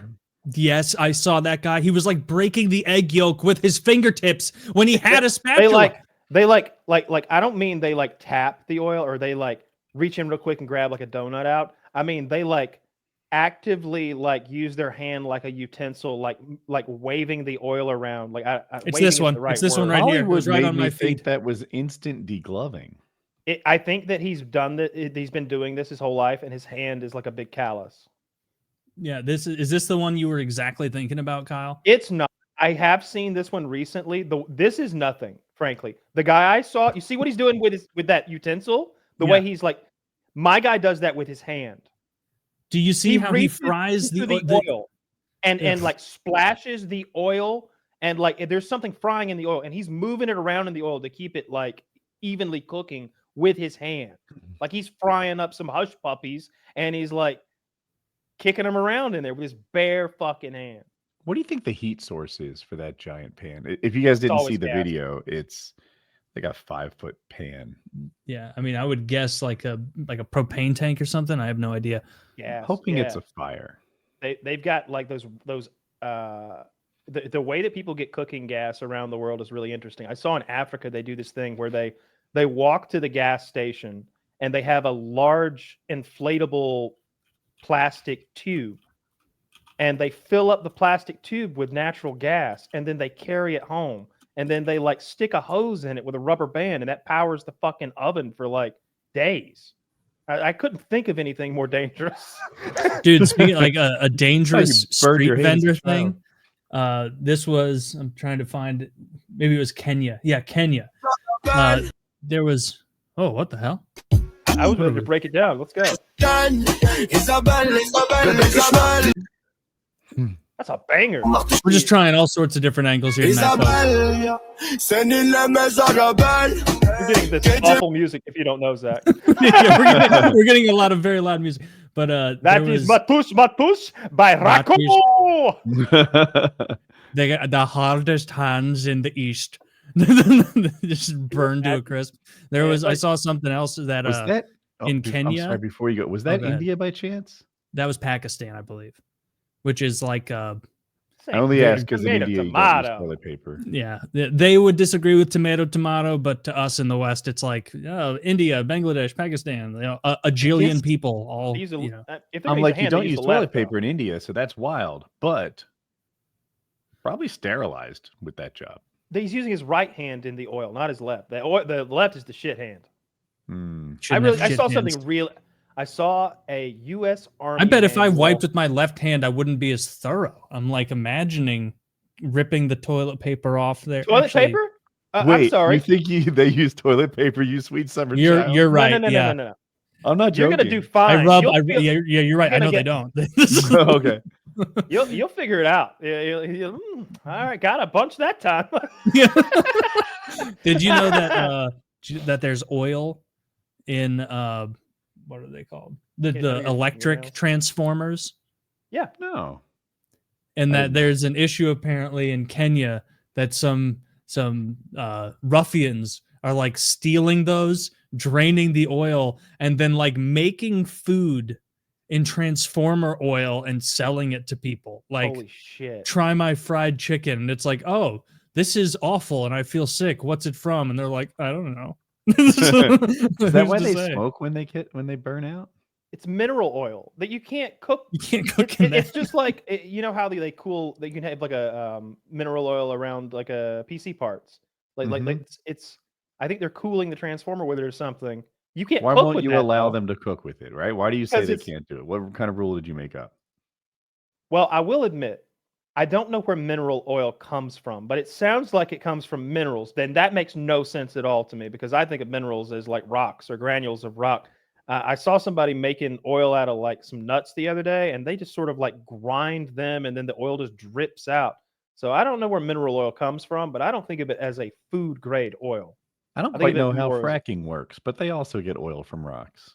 Fracking's fun. I saw Jeremy Clarkson was getting not exactly fracking done on his land, but he's got that farm, and they Clarkson's farm. That's a good show. Yeah, I like. They drill down into the slate, and then they, under very high pressure, they inject water to like open up the cracks in the in the stone and allow, and then in those cracks, while they're expanded by the high pressure water, they inject seaweed, and the seaweed goes in the cracks and keeps them open, at least open long enough for the water to start flowing through the cracks. And now forever, there will now be water flowing through those cracks. And they were like fixing his drainage problem on his land. And they had this ridiculous machine. It reminded me, remember the very beginning of Jurassic Park 1, when they've got that machine that does the ground radar, and it's got a shotgun shell, and it goes ka-doom, and like into the ground. They were doing that, and sort of it was like a mini fracking device for his farm that they were using there. Have you watched Clarkson's farm? Not a bit. Never watched an episode of their car show, whatever that was called. Top Gear. Top Gear. And there were very good. I only liked the ones where they would go on like missions. Those were very good. But the only one who didn't like it. What I liked about Clarkson's farm, which I think is on Amazon, because I've watched it, and so it's got to be on one of like Hulu or Amazon, one of those services. And I never think about like farmer, salt of the earth, like redneck people from other countries the same way, like especially with like the UK. Like I think of that country just so posh and like the way they talk and everything. Like I don't think of them that way. And so like when Jeremy Clarkson is doing his farm, he basically has this like young guy, like probably early 20s, who's like a generational farmer, like, you know, wearing the boots, doing all the stuff, assisting him with it, and hearing him like say farmer shit in a British accent is so jarring and weird, where he's like, "What are you fucking fool then? You're gonna leave the pigs out in the middle of spring with all these edibles here? They're gonna root up your entire field, mate." And it's like, damn, I wouldn't have thought like he shouldn't sound like that. He should sound differently. But that's their propaganda. They did a great job of putting forward that image of themselves as the posh, aristocratic, well-spoken. And so, like when you do a British accent, I think I heard Tom Holland or someone talking about this. They asked, Christian Bale. They asked him how he was so good at the American accent while Americans are often so poor. He's like, the American, and his accent is gross. He's got his real accent is like a street British accent. He's like, American people think we all said it. Oh, would you bother? Tip top, yes sir. This and that. It's like, we haven't sounded like that in hundreds of years, mate. His voice is all gravelly and gross for real. But he's the guy. They do our accent. Oh, I like playing Batman, innit? Yeah, he sounds more like Alfred should sound than what Bruce Wayne should sound in RL. But they're really good at doing our accent. Tom Holland it does it so well. I mean, he's fucking Spider-Man. It's a little bit of a travesty. Hugh Laurie? I didn't know he was British for 5-6 years. Yeah, he's very good at it. I wonder if the American accent is just it's easy. Because they're exposed to our media from very young, and they're not just exposed to it, like they have access, overwhelmed with it. Like, you know, it's we've seen the best BBC has to offer, like both of those shows. Yeah, but they've been just inculcated, just wrapped up in our media. We make bombs, bombs and movies. Like we're killing it. The culture war and the real war, like those are our strong suits, I think, as a cultural. I had this written down to talk about. This past weekend, I was in Kansas City with my brothers and a bunch of our friends from college. Had a big get together thing, and my brother told me we're gonna go golfing.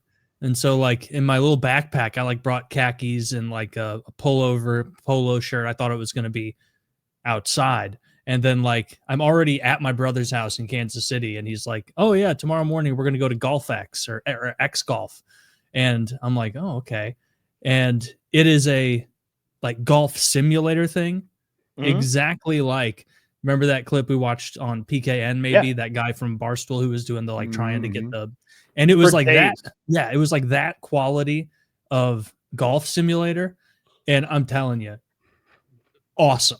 It was so fun. It gamified the whole thing. When you drive, first of all, it was sick where you walk up there, you use your club to hit a button. None of that pesky bending that you see golfers have to do to put the ball on the tee or to put it somewhere. It has this like custom pad where you just walk up there, use your club to hit a button, and then a little like underground silo pushes the ball up, rolls it onto a tee, pushes the tee up, And then if you don't need to drive it, like on a tee, you just tap it and it falls back onto this grass that you hit from normally. And as you hit it, it's like Dave and Buster's, like on the screen, you see like the 10 yards, 20 yards, 30 yards, 40 yards, 50, like it's like ticking up the whole way, giving you cheers and jeers. And it was awesome. I felt like it was the most fun I've ever had golfing.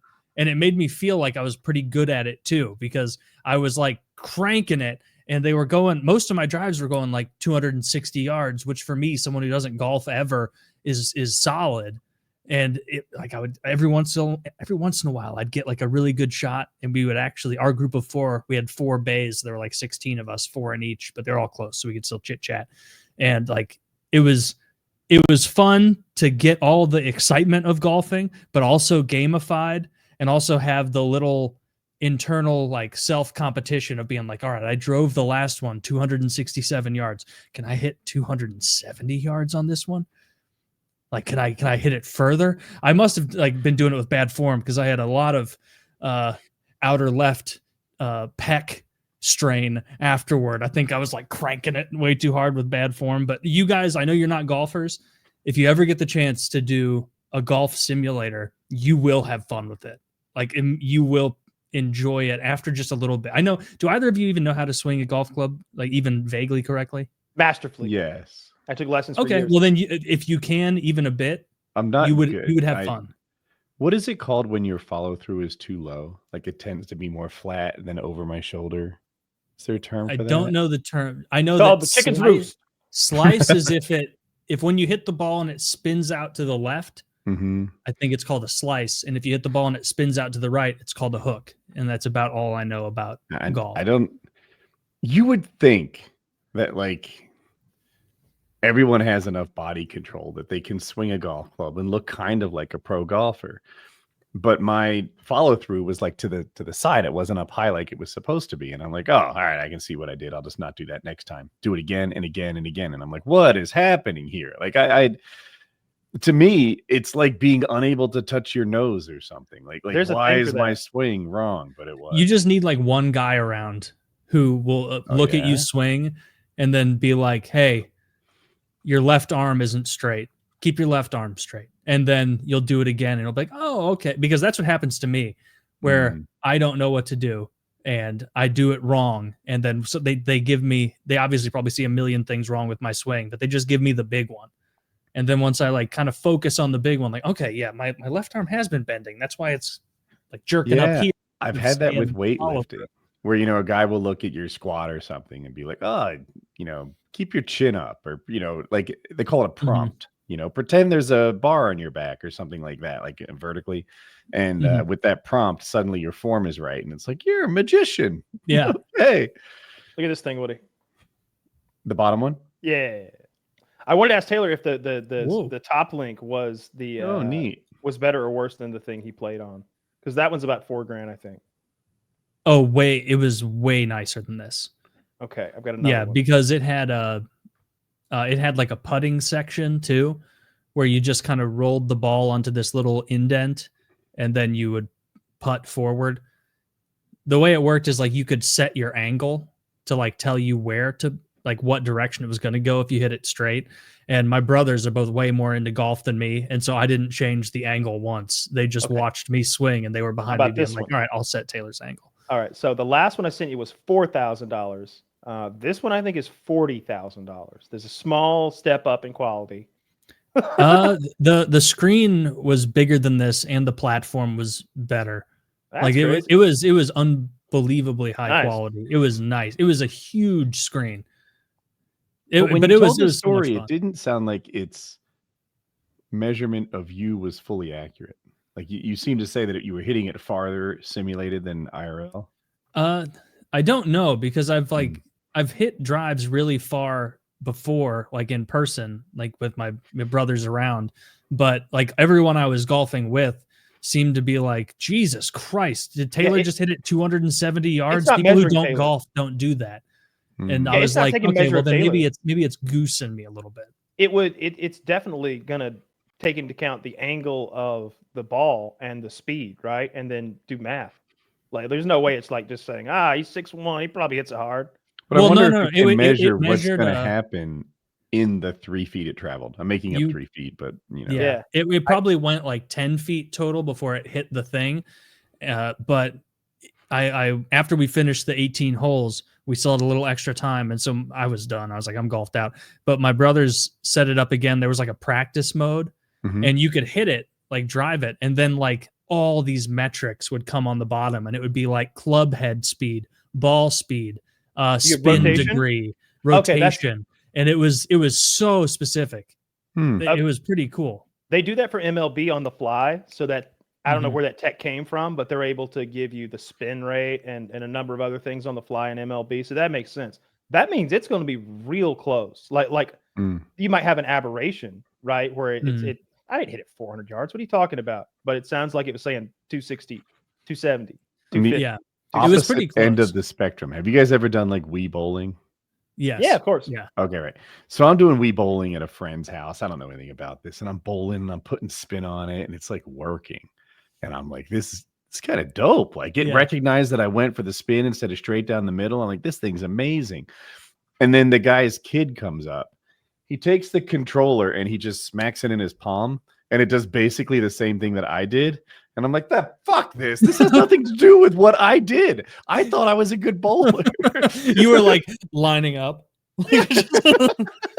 He just goes, no, he doesn't even smile or anything. The kid's like grumpy, and then it bowls, and I'm like, all right, fuck this. This is so silly. That's upsetting. Have you Yeah, it was ever? more sophisticated than that. But you guys, if you ever get a random chance, someone invites you to a golf simulator thing, and you're thinking golf sucks, I'm not into that, you will have a fun time. It's Are there so simulators you gamified. can just go to, like rent, like Top Golf Yeah. or something? Yeah, Yeah. you can just rent Top Golf. I don't think they have simulators. I think you just hit out into their big open area. That's the This more was fun thing like to a do, right? simulator place. Which would you prefer to do though? Top Golf or the simulator? I've never done Top Golf, so I don't know if it has those same kind of fun analytics. Not at all. You're driving. Oh, okay. balls. Well, then the simulator would be more fun because it was. Or I don't think it was does. neat to The see. one I went to didn't have any analytics, but it's been like 8 years. So maybe they added some gamification, which would be smart. Like at Top Golf, you should have a readout near you so your buddies can Mhm. drink beers behind you and be like, 320. Like that's such a big Yeah. part of what would make me buy another So- round of your service. Something that made me trust their measurements on like the drive distance and whatnot a little more was that like the stack ranking of people I saw golfing was what I would expect. Mhm. Like my dad is an incredible golfer, and so like he was driving over 300 yards very easily, and my younger brother, the middle brother, also an excellent golfer. He was hitting over 300 a couple times, and then and I would see other people in the other booths doing that, and so it wasn't like I was never going to hit a 400-yard drive. Like it wasn't going to happen. I could be there still today, 5 days in or whatever, and it wouldn't You matter. need that Rodney Dangerfield club that's just a cannon that just there's boom that explodes when you hit it. I think he had one like that, in Caddyshack 2, I think. That's not Rodney Dangerfield. That's a shit show. But I think he also had trick clubs. But Dangerfield had like a boombox in his bag. I think he had a beer tap and cups. And he had a putter that did like some sort of crazy shit and putted for him. It like showed him a laser and where to putt. I think he had a driver that had a shotgun in it or something. Have you They asked seen him what the kind of YouTube driver it was, channel? and he said 12 gauge maybe. What? Have you seen the YouTube channel Stuff Made Here? No, Yes. I haven't. He does this in real life. It's pretty cool. Like he has a wife who always like poo-poos it. It's kind of for the camera, like she puts it down.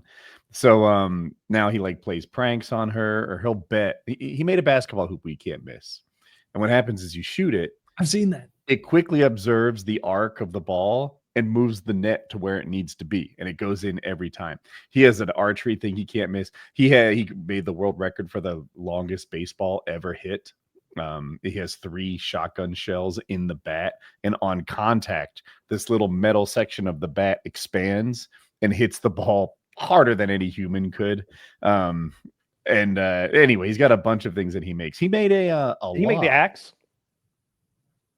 Maybe I haven't seen. I that recently one. saw a YouTube short. Someone made an axe, I think, that's got a shotgun shell in it, and he swung it with very little effort, and it hit the log and just went boom, and the log explodes away from the axe. Well, the axe doesn't follow through, because there's like an equal. It just stays where it had landed, and the log just blows away from it. It looked like something. It looked like a magical item from a video game had hit the log. He makes really. He made a machine that cuts his own hair. It wasn't good, but it was a good video. Anyone can make a bad machine, though, right? Like, I mean, like he really put a lot of effort into like trying to get it right, and it was bad, but it was great content. Yeah, I've been watching some YouTubers like car YouTubers lately. Mostly, there's this one guy that finds rare versions of like, I don't know, the Ford Taurus, the first Ford Taurus SHO. And I didn't know that this is a historically relevant car. I think it came out in the mid 80s. And they had to lobby the government to get them to make the headlights the way those headlights were. I think they used the fuel economy angle to make the government change their law on headlights so they could have those headlights that matched the body panels, like that were all looked like one piece. That's the RoboCop Taurus too, and they made an SHO version. They sent the engine to Japan to, I think, was it Yamaha? Maybe Yamaha. And Yamaha took those V6s that were shit and turned them into maybe single overhead cam would make sense. They souped them up and got like 160 horsepower out of them, from 160 to like 240 or something. Got a ton more horsepower, a ton more fuel economy, and they made a little hot rod Ford Taurus. And then I saw he did one on like a Maybach from like the early 2000s. He's like, this was a $600,000 car. I bought it for $57,000. Honey, how do you want your seat? His daughter's in the back seat, and the back passenger seat is like a massaging, adjustable magic chair that will sit any way he wants. He's like, oh, you got any homework? I'll just flip out your rosewood desk for you. Oh, you don't? Oh, let's slide that back away. How about a drink? And he opens the refrigerator, like in the handrest back there. Oh, you're good? Okay. Well, let's just flip the curtains on. You like push buttons and curtains start like sliding down the side of this thing. I've been fascinated with that. Those YouTubers sell an idea that you can get one of those $500,000 cars for $50,000, but then I never hear them mention maintenance.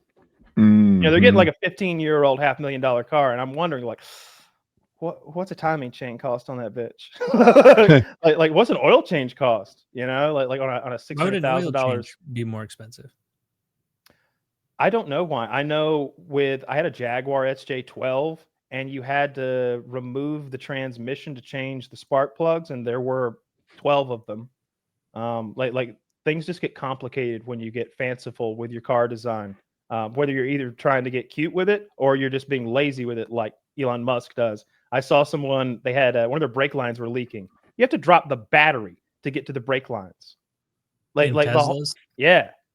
It's like a major overhaul to get to a leaky brake line. Yeah, of course. Yeah. Hopefully that gets improved through iterative refinement, right? They realize, we need an access panel for this. Maybe. I don't know if they got the money for R&D these days. I don't mock Elon's money. He's doing fine. Oh, he's doing fine personally. That interview of him, and I only saw clips of it, I couldn't tell if he was about to cry or if he was just his normal, hard to read, sort of autistic self. But he looked very upset, and he had a hard time answering the questions. They were one where they asked him how he does it all. Like, how do you run Doge and you're still a CEO? And he's like, very difficult. With great difficulty. Yeah. And he's sort of like, it's not working, is it? And he's like, you know, I'm trying to save the American people money. I was like, oh, does he mean it? I kind of think he might mean it. Shit. If he means it, I feel bad. I looked at the Tesla stock and like, it looks like maybe I should have blown it out further, but after the election, it went like gangbusters up, and it looks like it's now only a little tiny bit above where it was after the election. Like it looks like a mountain, and I'm not a stock guy. I literally just looked up Tesla stock and then went back like 5 months or whatever the increment is. And so like why is that? they thought like he was going to get a lot more out of being so involved with Trump, and so everybody was juicing it. And now, or are big people selling off, or is it just reading the market and being like, we're afraid that left-leaning people aren't going to buy? Yeah, like that's exactly what I saw. 5 years, Sales. Zach? It's hard data at this point. It's their recent sales quarter is bad. It's also some of the legal issues that Tesla's run into in Europe. Their cars, it's seemingly the Europeans don't want Teslas on their roads for safety issues, and they may have a point there. They don't quite meet their crash standards. Certainly, the Cybertruck doesn't for any number of reasons. So all of that, plus his entire market base souring on him personally, as well as the product really not evolving much in the last 5 years for sure. But like, what were people trying? What were people? Why were they so hot on it? I think there was why some was it excitement driving on that recent spike, and like Kyle said, their sales declined, and that'll do it. The stock price is based mostly on its future earnings, right? So how much money that it's going to make in the future.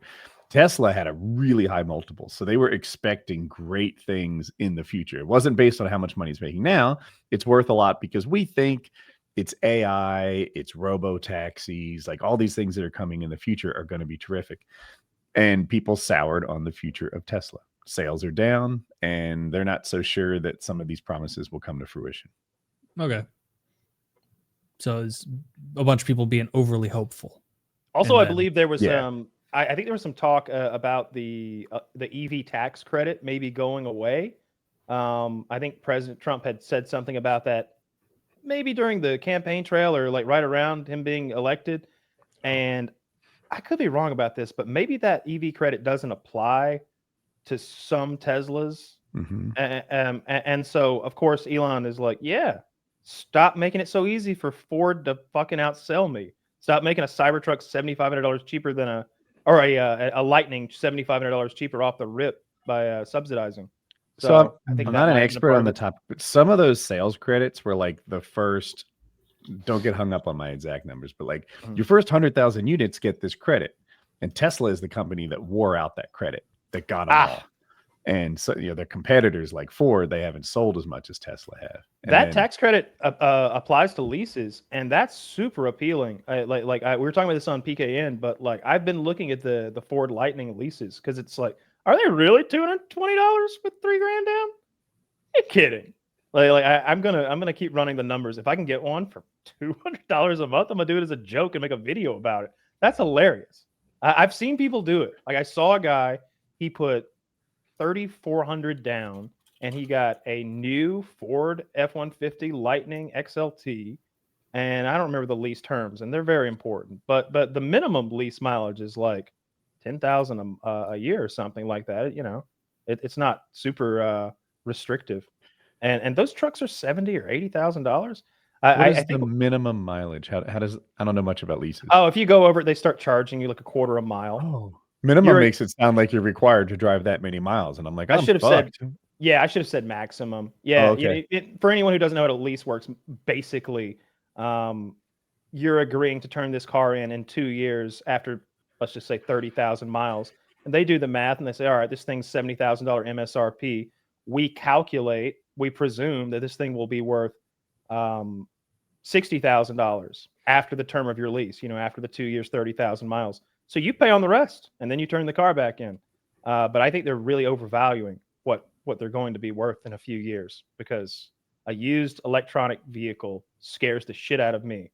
The idea of the batteries and just the very nature of it being a verging tech. Yeah. In 15 years, the planet will have a better idea of what a 15-year-old EV is like.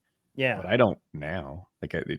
The EVs they made, if they even made them 15 years ago, don't have much in common with what we're selling today. Yeah, the batteries are barely even the same technology, I would guess. Like the Escape EV that we were selling in 2005, or like maybe the Honda Leaf or something like that. Honda had a weird little EV. There's the Nissan Leaf. I remember. Nissan Leaf. Oh. Yeah. It was electric though, right? I think so. Yeah. A friend of mine had one. Yeah. I just don't think the current ones are like that. But anyway, that lease seems super appealing. And every now and then, if you can, I always recommend it to people if they could find a lease like that. It's a great deal, especially if you're not the kind of person who wants to buy a car and just keep it forever. I think last year the V6 Camaros were leasing around maybe under $200. There was a time when it was either $180 or $220 or something like that to lease a V6, 2023 Camaro or something like that. Are you trying to get away from your current Camaro? Sell it maybe? No, I don't need a car. YouTube thinks I do. So I've been. Dude, I get it. I get it. I'm all good. I got like 20 guns I don't need. I'm learning so much about outdoor survival because of what YouTube knows I like to watch. I'm like, I'm watching. Are you planning on new outdoor boys video? Hike. I'm planning on going to the wilderness miles through waist deep snow up a mountain. And then the meals he makes, I'm like, I think he got fatter that day. Jesus Christ. Dude, I watched the Outdoor Boys channel and it'll be like, he's like, all right, it's 3 p.m. and we're in Alaska, which means I've got 4 minutes of sunlight. I'm going to need to chop down about 50 trees and then build my shelter. And so let's get moving. And I'm like watching the fast forward version of it because you know how those guys do it, where like they're not going to show every tree chopping down, but they show like the ever increasing pile of chopped wood in jump cuts. And it's like late at night. I'm stoned eating popcorn and I'm like, that looks awful. Like this looks, dude, this looks so tiring. I'll be watching Outdoor Boys, and what's hilarious, this guy is an expert on winter survival. He is very good. He knows what he's doing. So there I am in my bed with a thin comforter under my thin comforter, under my thick, fuzzy, fake fur comforter. And I'm like, this guy really ought to be building a cutting station for all that firewood he's processing. He doesn't. If I was there, this would be better. It's gonna get wet. It's gonna get wet. I picture myself in that situation, like with him, and like he would get so sick of my shit. Like immediately, I'd be like, God, how much longer until it's warm? And he's like, well, it's never going to be warm, per se, but he's we won't dragging die. the sled of equipment. Woody, you can't get in. Yeah. Dude, get out! Get out! I know Kyle hasn't watched any of his videos, but he'll work for like 14 hours straight. He'll like dig out a little hole in 8-foot deep snow, and he'll be like, all right, if we're going to get this warm, we need to light a big fire in the middle of this ice pit I've just buried, and it's going to take a large amount of wood. And then he'll pan over to like 25 trees he's cut down, and I'm serious, like 25 of these like thin, like, Arctic looking trees. Yeah. And then he'll be like, this is the beginnings of a good start. And I'm like, oh, how and like he's like always so positive. No power. He's like chopping down a new tree, and he'll be like, the Japanese beetle weevil comes through here, and it's an invasive species, and it results in a lot of these trees dying. It's tragic, but for me it makes it slightly easier. And I'm like, by slightly easier, he's like now only taking 4 minutes to cut down a tree instead of 8 minutes, whatever it would be. It's the most exhausting shit imaginable. And at the end, he's like eating shit that's like less calories than I want to after a day of being sedentary. Where he's like, all right, I froze some moose stew, or no, I got some moose ribs that I'm going to wrap in foil. And then he'll open it and be like, oh, I'm starving after this long day. And I'm like, 2 ribs? You brought 2 ribs? That's insane. I need 10 ribs just to have the motivation. On the flip side, I learned about these guys on Reddit this week, and Desert Island Survival. I was borderline inspired by their fucking survival story. So these are known as the Tonga castaways of 1965. So these 6 kids got bored and stole a boat and decided they were going to like sail to Australia or wherever they landed. Instead, they hit rough seas, bad weather. Their sails were ripped apart, and their what's the thing the rudder, I think, was ruined. And so they drifted for like a week, 8-10 days or something, living on rainwater they collected and trying to catch fish until they landed on a desert isle that has almost nothing on it. What's that? Atta Island, ATA. Atta Island. and they lived there for, I believe, 15 months. During that time, these dudes didn't like waste away or like become weak and pathetic. They built a gym. That rules. Once they had become good enough fishermen that they had enough raw fish every day to just eat like savages, they built a bench press. Look, there's pictures of these dudes getting yoked. Keep in mind, look at the pictures of them. They're in that link right there. These are kids. These are teenagers. They've got pecs and like Mother trucker looks 30. they do look old. Maybe that's all that sunlight, but that is so cool.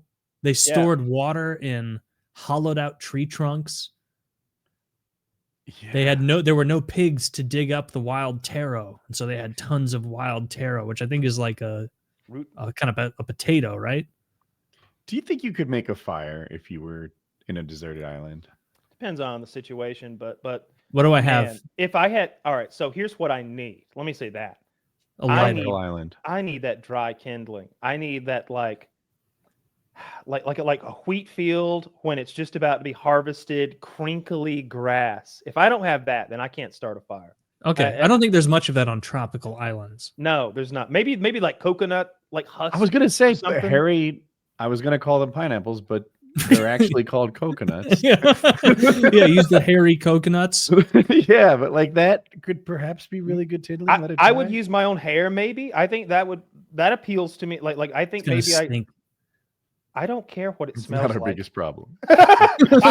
Trust me, I already stink if I'm making a fire on a desert island with my hair. Oh, then, dude, I'm the ultimate fire starter. And you're, dude, we could clear out half of one of my butt cheeks. Phil Taylor, and I'm like shaving your ass with a big Bowie knife. I hate that this is true, but the testicle hair burns so well. Oh, it does. It's like thick and craggy. Do you ever do that? Like you see your own scrotum hair, and you're like, do you ever see your own like a scrotum hair, and you're like, how is it so thick? No, like it's like a thick. No, it's thicker than my head hair, bro. That's insane.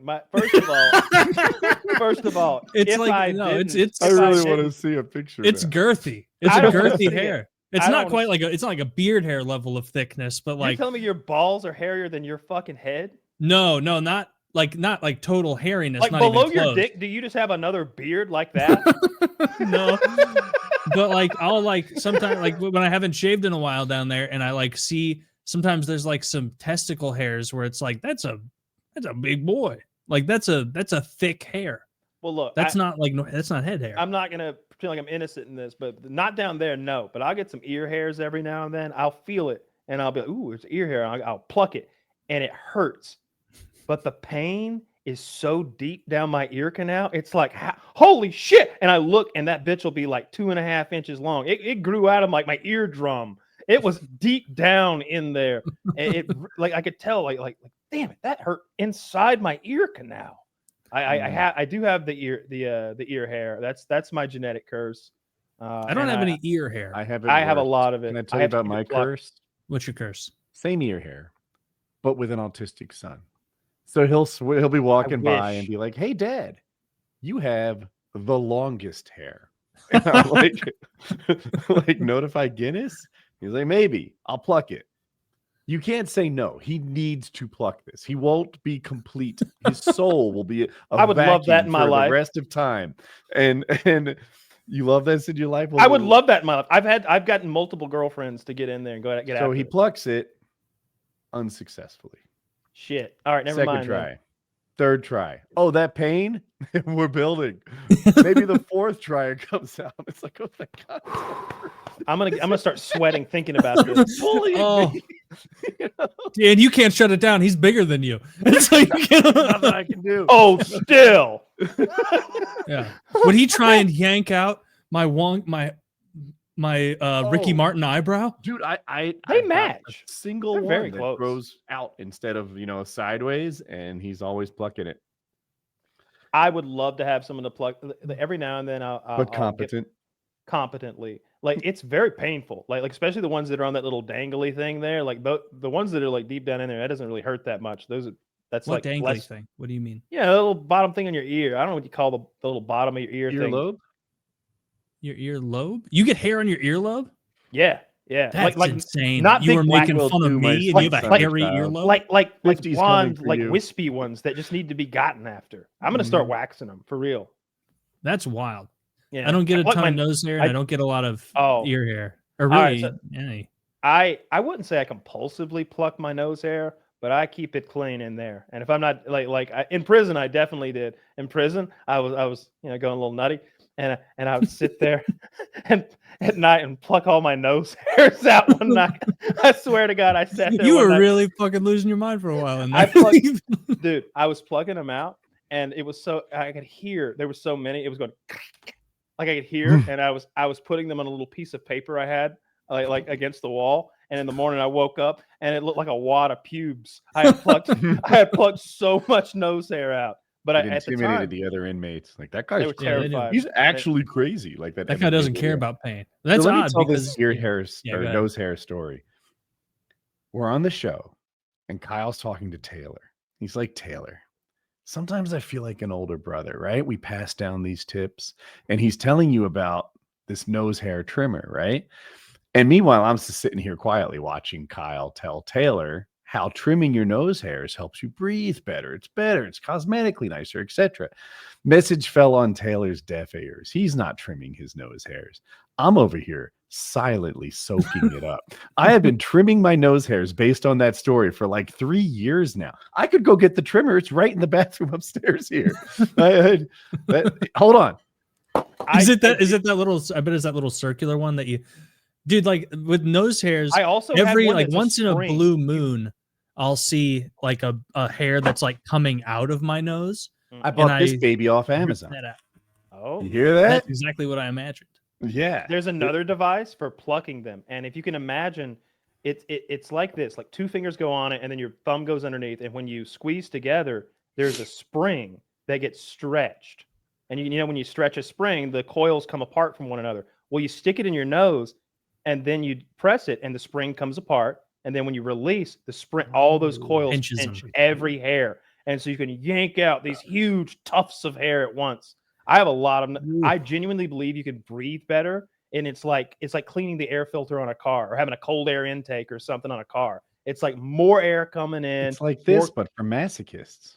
Yeah, That's brutal. Every learned once in a something while about I'll Kyle. see like once in a blue moon, I'll see like a hair like looking in the mirror, and it's like that's like a hair starting to get to like the entrance of my nose, and it's a big one, and I'll just like use my fingers and rip that one out, and then that's about it. no, I And swear so to God, I'm like, hairy most places. I I'll have get a like very I'll- normal amount of arm hair. I don't have fucking like Robin go Williams fishing. arms. Very normal.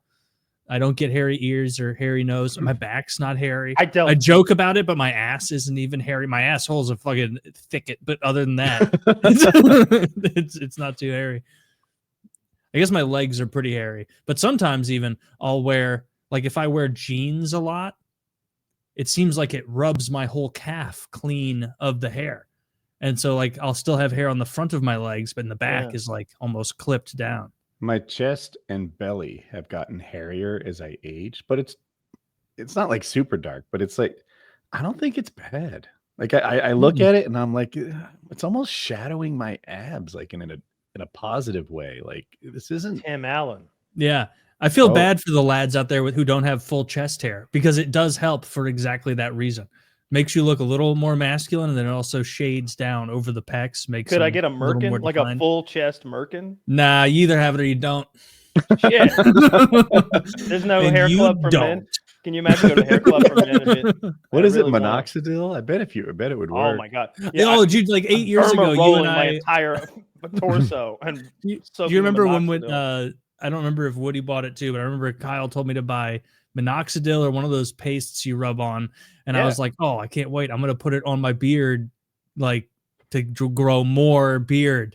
And then I got it, and I like look at the back of the bottle, and it's like, warning, don't fuck around with this. It's actually bad for you. And I was like, okay, that goes under the sink Taylor to never scared be. me I off, still too. have minoxidil I from like still 7 have years it. ago. Yeah. Mm. We It's in a bought clean so little much box. of it at once. It was like we bought Never used it. Amazon. We bought Amazon minoxidil, and it was like 9 bottles at a time or something. And It so it was a bulk pack.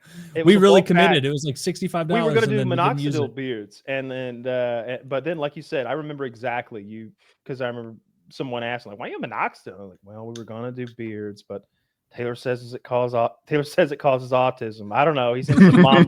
He's in this That's mom's group, vaccine. and they scared He's us in away this from it." mom's Yeah. No, Kyle, I want to see you grow out the stash. I know you've said you Oh. can't do a No, beard, it doesn't. which Nothing is fair. happens. Yes, Nothing you do. happens. I can see on your face you would have a full mustache. No. I would look like one of those Mayans. This is 4 months. No, I would look like one of those Mayan tribal boys, or a little bit like Larry David, or not Larry David, Larry Legend, what's his name? Larry Bird. Kyle, I was going Bird. to ask, because it looks to me like you can grow a good mustache too. Is it possible that it's just not dark hair, that it comes in blonde or something? That's half of it. That's Yeah. half of it. It's not that thick, and then it's not that dark at the same time. There's some gray hairs in there, and there's always been like blonde hairs in there. So it's not going to be a presentable mustache. Never going to have that Tom Selleck look. Unfortunately, I wish I'd be down. I would love to do like a beard off where we had it, but it would go nowhere. It would be very embarrassing, and I refuse to take part. Woody would win. He's got that stylish that stylish gray area here. I don't have a stylish gray I used stripe. to have a pretty red beard that I thought looked pretty dope. It was like mixed brown and red, and I liked it. Now it's gray, and I'll go from 52 to 72 in a flash when I grow my beard out. No, the gray is sick. That's I like cool. it.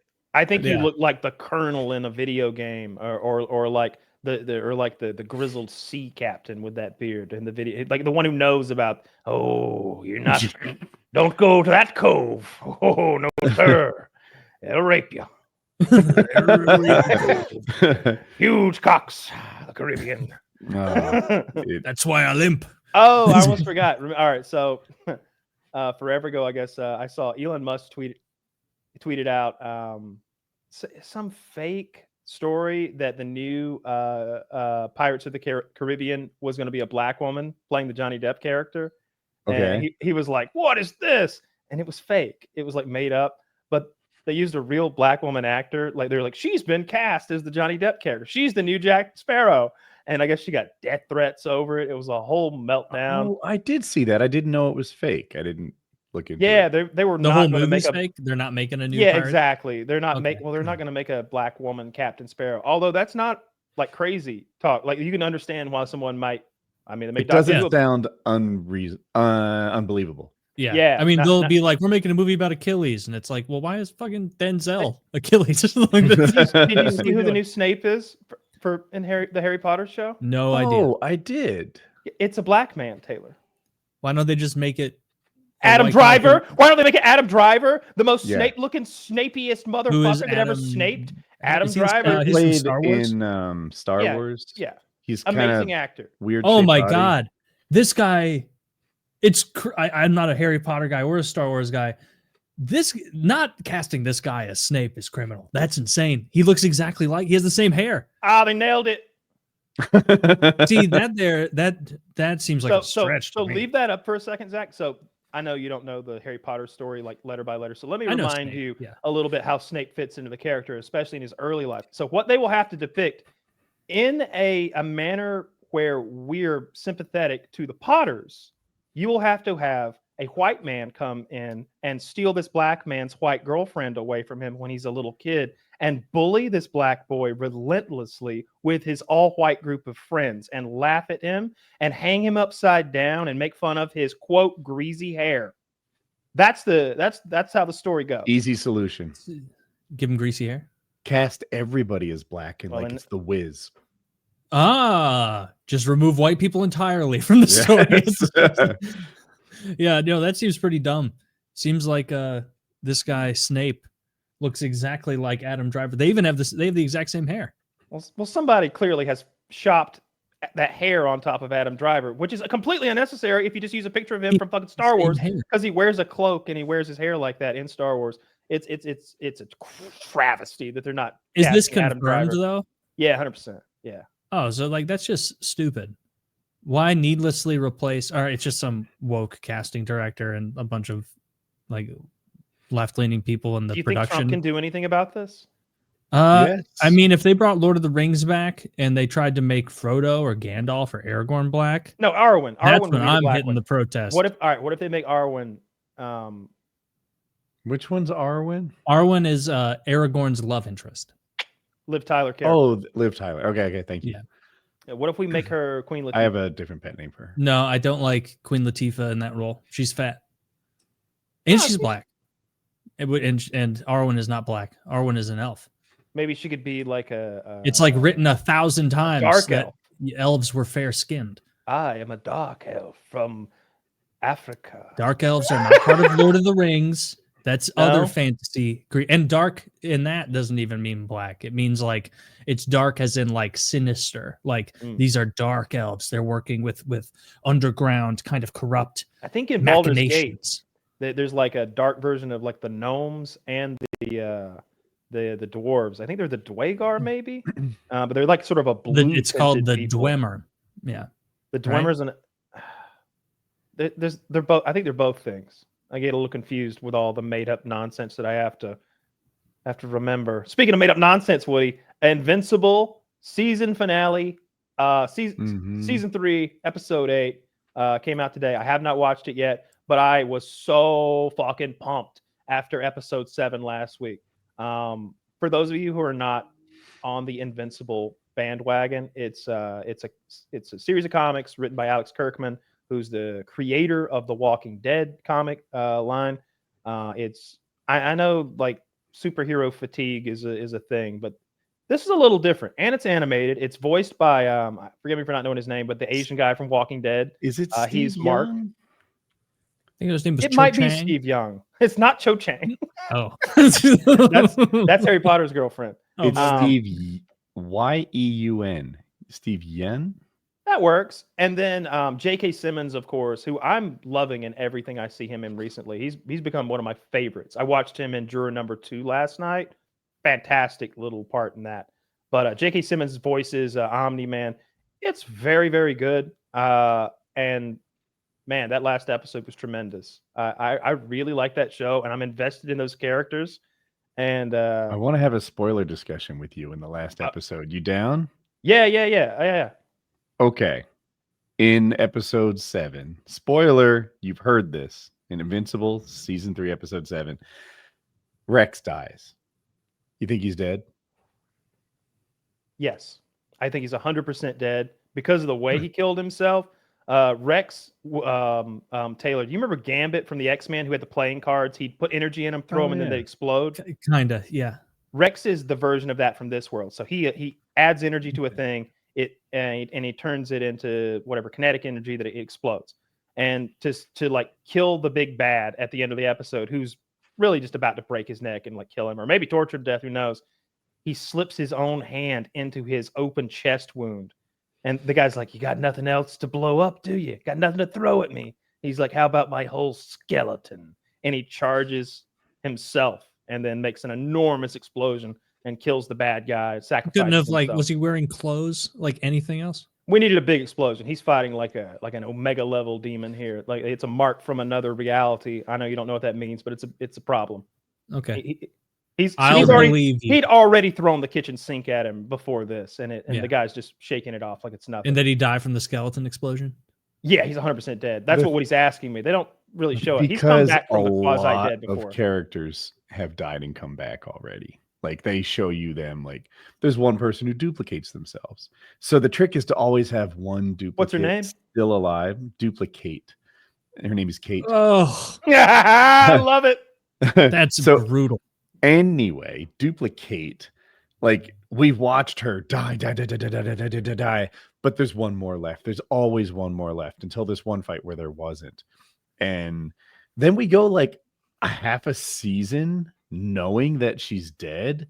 And then she comes back alive and she's like, "Yeah, I always keep a spare in the closet in like another spot just in That case makes things go sense. really wrong." It does make sense, except for the tortured version of that's in a closet somewhere. Well, Yeah, just chilling what's on the on what's the vacation, lore? really. The lore What's is the lore on the split? Are all of them equally her, or she's like all of the them are equally her. she's the fruiting body, and No, all the other all ones of are them are lesser? equal. There is no Duplicates can Omega kid. duplicate, and they don't drop in quality or anything. They just Are there keep any- duplicating. Can a duplicate go rogue, or does she No. have control over them? Mm. It's not control of them. She is them. So the one Yeah. who's in the closet is like, this is what I He's got not to in do. a closet per se. They're just somewhere safe. Okay. And They're then, just like they're hanging out on vacation in Tahiti. Like, I mean, just we've in my seen size, them while Oh, rest okay, on is that's the not hiking. floor, bodies severed in two with their guts pouring out. Yeah, That's not fatal. And but like their bottom half and top half that guy's an alien though. He's are a on Martian. different sides of the. All right. To be fair, the guy you're referring to is a So this one guy is a Martian, literally a Martian from Mars, and he doesn't understand the human experience. And it's played for comedy really well. There's a part the guy that kills him was like, "What's the problem with that one guy I ripped in half? What was that weird thing he said? God, it just took me off guard. It was so weird. What did he say? Oh no, I will cease to live now." What the fuck was that? What a weird thing to say. But that's how that guy talks. And so, like, yeah, he was pulled apart, but he's laying there like, oh, pull me back together. The main important parts are undamaged. You can just snap him back in and he's good. So that's Well, him in this one kinda. situation. There was another person who like didn't seemingly have this power, who took a gunshot to the brain. This might have been Rex. And it turns out gunshot to the brain, if the surgeons are good enough, can bring him back. And I'm like, they have told us people died so many times and nobody's died yet. Sure. And They're starting to How make many it feel se- like there's no consequences. many a lot of seasons people in? have died though. We're wrapping up 3. And no one's died. No. No one right. important has died. Everyone important has died. That's the point. We're on the B team of the superhero team because the entire A team gets wiped out in the beginning, and they're dead.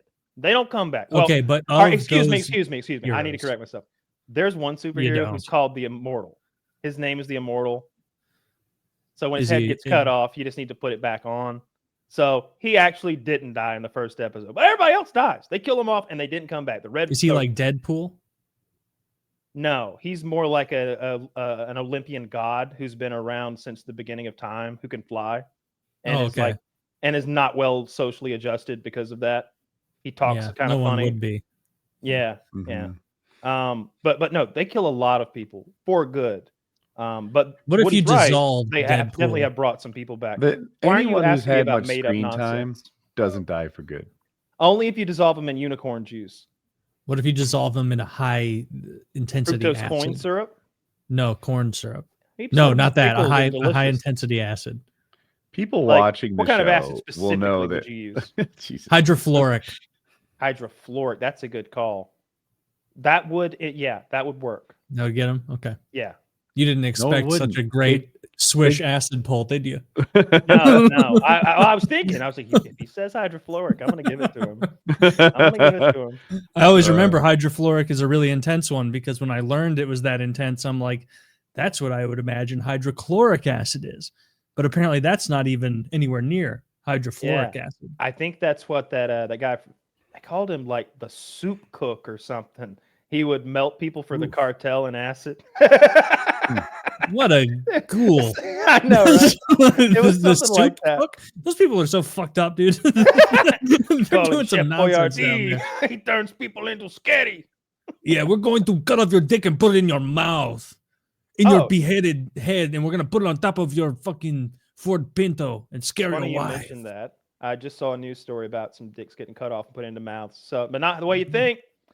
So as you know, Taylor, Mhm, the more as I know. the mortuary industry is mostly populated by females. It's preferred. You know that, right? No, it's men because they like to fuck the bodies. It's the other way around. It's preferred that you have a lady in those positions. Oh, in you mean morgues. yeah. Okay. Yeah. They're not hiring men. They don't want to because men fuck the bodies. Just Yeah, in case anybody's that's curious. a good call. And look, you're all picturing some gross body and some weird dude. Like, what if Zendaya overdoses and they bring her in like 5 minutes later? She's still a little warm, Taylor. She's still a little warm. That's all I'm saying. Tom Holland's outside. Who am I even hurting? Tom here? Holland said it was okay. He gave me the nod. He went, Well, then I mean, what are you gonna do? You know, you play the hand you're dealt. Zendaya. Life just gave someone lemons. I'm probably cut a little bit of her hair and keep it. You keep it? No, dude, I need a that's souvenir like to remember. serial. That's like how you get caught. Whoa, let's not use that word. Well, that's how you would get caught. You'd have a bunch of Zendaya hair in your fucking end table. Well, I'm not going to do a crime that I'm going to be. I'm just going to look. Tom Holland gives me the nod. Get in there. You know, she's been. Woody will back me up on this. I figured, a little finger banging, take some hair. Nobody's the wiser. There's not going to be a big investigation. What's the problem? Anyway, well, I was just talking about how you don't want to hire men if for morgues, mortuary positions, anything around a dead body, because they want to fuck the bodies automatically. And then I was describing a scenario in which I was working in a morgue, and then Zendaya overdosed right outside the morgue, and they brought her right in. She's still kind of warm, Woody. She's still kind of warm. And then Tom Holland, I bump into Tom Holland down the hall. I tell him he kicks he's the best Spider-Man ever. He says, "Oi, brother, give her a final shag, innit?" Yeah, I'm like, hey, I'm gonna go in there. You mind if I, go knuckle deep in Zendaya? She's gone, and he gives me the Spider-Man nod, and I get after it. I'd be down for that, and I'd take a little hair as a souvenir. That's all I was saying. But that aside, I heard a news story this week where this lady found out that the body in her mortuary was a sex offender. Now, I think she was supposed to cremate the body unmolested, if you will. Just, slide him in, cook him up, burn it up, ashes to whomever. That is not what she decided to do. Can you even guess what she decided to do with the body of the sex offender? I don't know what sex offenses she had to have castrated him. She had to have burned him at some point, because otherwise you wouldn't have the ashes, and you couldn't just deprive some other family of ashes to split them up. It's possible she's burning him for the county, Potter's grave type situation. I don't know about all that, but I'll tell you what she did. She cut the man's penis off, and then, plot twist, put it in her own mouth to own him. She pulled a Cartman. She put his dick in her mouth to own him. She's like, ha! Now you fucked an ugly chick. That's literally what he would have wanted. It's exactly what he would have wanted. One more sex assault to go out with. All right, she needs to be fired just on grounds of total retardation. She was that's go. Insane. It's and guess what, Hitler? When I cremate your body, I'm gonna punch a Jewish guy while I do it. And it's why? I'm gonna use your hand to throw a Torah in the microwave or whatever the fuck. It's what? That doesn't make any sense. That woman's an idiot. I'm not even if it takes men to get a better quality mortician than that, then we just have to let them in there and just take the risk that some of them are gonna fuck you. I just don't like that Zendaya and Tom Holland get in the same movie. What are the odds that they were both the best person for each of their roles? And they zero, to be dating, probably. You know what I mean? And it's look, I like Christopher we Nolan. talking about Spider-Man? Tom Holland. Yeah. The movie you're talking about. Boy, bro, why shoot webs at me hand? That guy, yeah. I know which guy. You said, what are the odds that they both get in it? Yeah, they're both in the new Christopher Nolan movie or whatever. The one Odysseus, about Odysseus. okay. They're both. I thought you were talking about Spider-Man, the movie. What are the odds they were both in there? And I'm like, they met on that set. Yeah, he's safe with that one. That casting, I find that's where I misunderstood. Although, is she Mary Jane? Did they just make Mary Jane black, or is she a different character? I'm not positive. Damn, Tom Holland is a real little fella. He's a smaller guy. Is that why is Spider-Man supposed to be a little guy? Is that part of the lore? He's a slight. He's a nerdy guy. I always think of him as tall and lanky, but my version of Spider-Man, that I grew up with, is the animated version where Mary Jane's a fucking redhead too. So I don't know what's going on these days. Okay. So she's not Mary Jane exactly. Her name is Michelle, and her initials are MJ, is kind of a nod to a similar character, but she's not Mary Jane. That doesn't bother me in the slightest. That name, it's never that I mind a different race being involved in my movie film. It's always just wanting to stay true, or as true as we can, to the what we started with, unless it benefits the project. What I just explained a minute ago, why I'm making Snape a black guy is a bit of a problem for some of Snape's storylines. But also, it's just keep it consistent with the lore and what it is. That's what it should be. In Lord of the Rings, for example, if Boromir out of the fucking blue was black, it'd be like, what the fuck's going on? Why is everybody else in Gondor white? Like, this doesn't make sense. This is, this is jarring, and it's making me acknowledge that I'm watching a movie right now. No, you guys and had my that's not back good. when it was Little Mermaid. No, I had this did. connection to Little Dude, Mermaid. you know we had your back on that. If I I recall, was making literally jokes said, because she can't "I don't swim. care." No, if I recall, I said I don't care about this like enormously because it's not my wheelhouse, but it is ridiculous to just take a redhead character or something and be like, all right, you're black now. It was my daughter's like go-to Halloween costume. She was always the Little Mermaid. She did it like multiple times. She won a Halloween costume contest as Little Mermaid. Like our family has this connection to this little redhead. As she got older, she was Kim Possible. Yeah, the Kim Possible. So she Go get her a bow and she can seamless be the girl from transition. Brave. It would be I'm different on your- if, like, as what Woody brought up before, like it would be different if it was a two-way street at all. But it's literally never once been a two-way street in the modern I can era. prove you wrong. in the modern When? era. All In the the modern muggers have turned white. Checkmate. Oh, That's true. You Yeah. watch an ADT commercial and you got some guy named Eric trying to break in your house. It's me outside your house wearing a fucking stocking cap. Look. I am Stop! here for your valuables.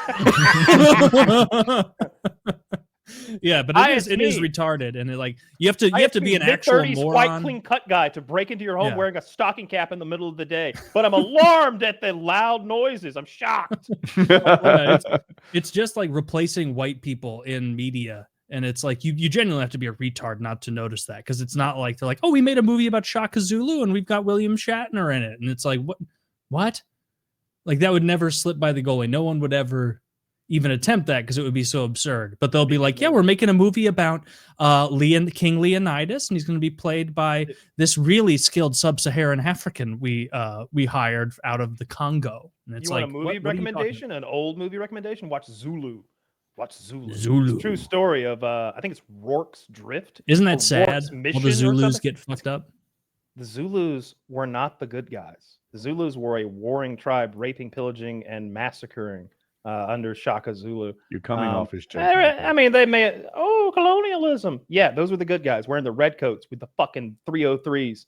They it's got a couple of actors you'll recognize. There, who's the guy that plays fucking Alfred? Some people just want to watch well burn. I'm Michael Caine. It's got Michael Caine in it when he's blonde. Look at you. This is like the fourth time tonight I've had to help you with the fucking I accent. got it. You didn't get it until I got you there, mate. Your Miles Off. father. Taylor's carrying him on accents. I'm getting actors' names. Yeah, Well, that's what he was talking about. Mate. That's a true story, though. It's like Zulu. 300 redcoats holding out against 5,000 Zulus with spears and a few rifles and shields, and they just keep charging into like rifle fire. Very good movie. And It was if a favorite- and would you have been taken out of that movie if Shaka was like a red-haired dude? Because I would. He's not in the movie, but I'll tell you what: if one of the white like redcoat colonels had just inexplicably been a black woman, I don't think I'd have bought it. Yeah, Did you of see course not. Shaka Zulu, the TV series? No, but I know a bit of the the story. What was the TV series like? It was said to be really good. I was young. I thought maybe you might have caught it. The actors were fit. That burned into my memory. Yeah, that would be Dude, a that's requirement. that's so funny. Like I always have in my head, like Shaka Zulu. Yeah, he ran around with a hide shield and a spear. So that must have been the year 200. And then you look it up, and it's like, born a little after the signing of the Declaration of Independence. like this. I'm surprised he's that old. 1787. Yeah, I thought he was going to say like 1930 or something like that. Like there were TV shows coming out. I don't know when the Rourke's Mission thing happened, but my guess would be like 1875 to somewhere around there. Because they had rifles with bullets, with cartridges, but not muskets or anything. But it's crazy the amount of them that they killed defending that mission. They lined up in like rows of 3, like one row kneeling and one row above them and one row above them, and it's like fire and then reload and then fire and then they're reloading. How would you have done better if you were a Zulu? Like left? They're down Yeah, there. There's no They're way down. to win. Leave them right there. Wait till their water runs out. Why are we going down there? Siege Why are we tactics. going down there? Yeah, I wouldn't go down there. They got So they had rifles the there. height advantage. Yeah, they got them completely surrounded. Oh, literally 5,000 men, if I remember correctly. If it's not 5,000, then it's way more. It's not a case of one of those overcounting in history thing. This was a massive, overwhelming force that had them surrounded with the high ground, and they're down in this. You can see every inch of this. There's no slinking away in the darkness through the tree line or something. Don't picture that. They're down there in a mission. There's a church. There's a medical building. There's some stockyard stuff like animal livestock, but there's no fortress to be had. They just dug ditches and built little lean-to walls and held out. The siege is a great idea. I was wondering how to close the distance. Like a bamboo shield's not going to get it done, right? Bullet will tear right through that. A thicker log shield, can you carry that? And then I don't know. They were really married. The only way to win tactic. would be siege. Like that. The Zulus were really married to a tactic that was based on the horns of a bull. You'd have a central force and then two flanking forces, and they kept attempting that. At parts they would have guys crawl. There was a lot of tall grass, so they wouldn't just start at you from 300 meters and close to zero. They might crawl within 100 yards of you, and then out of nowhere pop up and start sprinting at you with a spear in one hand and a shield in the other. And the rifles they have, you got a shot, and then the next shot's real hard to get in there. It's like pull back and then put a bullet in and then close it back together and then shoot. You can close with that guy and start fighting him with a spear real quick. So they're bayoneting people too along the way. It was a crazy. It's a good movie. It sounds like a reload takes like 3 seconds. Maybe if you were 3-4 seconds, maybe. You gotta have the bullet ready to go too. It's gotta be I don't know, something like that. Yeah. But there were that's a great movie, and it's a true story. I saw I remember we bought that movie out of that bin in Walmart in like 1992, and then it stayed in my bedroom until 2005, and then I carried it with me to Atlanta, and it was topless destroyed. It was destroyed in a flood. No, I had the topless women DVDs in like. What was that in? It was in like Lord of the Rings, because you had a lot of discs in there. You could fold that bitch out and stick a porno in there easy. You had all those I remember the Lord of the Rings setup. It had like 4 folding parts. Yeah, they needed. As soon as they do a re-release, I'll pay whatever they want for it. That's the sort of thing I'd pay $250 for. Like all 3 movies. Leave the Hobbit shit out, but I want all the featurettes. Like this, Taylor, but the audience might not. That you've heard of the extended editions. There's like 40 more minutes per film. I need the Weta Workshop in there too. The Weta Workshop stuff is great. You get all the building of the shields, the weapons, the masks, the helmets, everything. You see how the ringlets in the armor were like hand made together, thousands upon thousands of them, like handmade, like real armor would have been made. But there's still more material we've never seen. I've seen the screenshots of who remind me, Eowyn. There's a scene that was shot of Eowyn in the caves at Helm's Deep, and I guess a couple of bad guys sneak through a mountain pass or maybe past everyone, and she has to take them out with a sword. Like that scene is there to be like thrown in if you wanted it. And I think there's a lot of scenes like that. I've seen pictures, just still shots of a lot of stuff. There was also a fight filmed at the end where Aragorn fights Sauron. Have you seen that footage?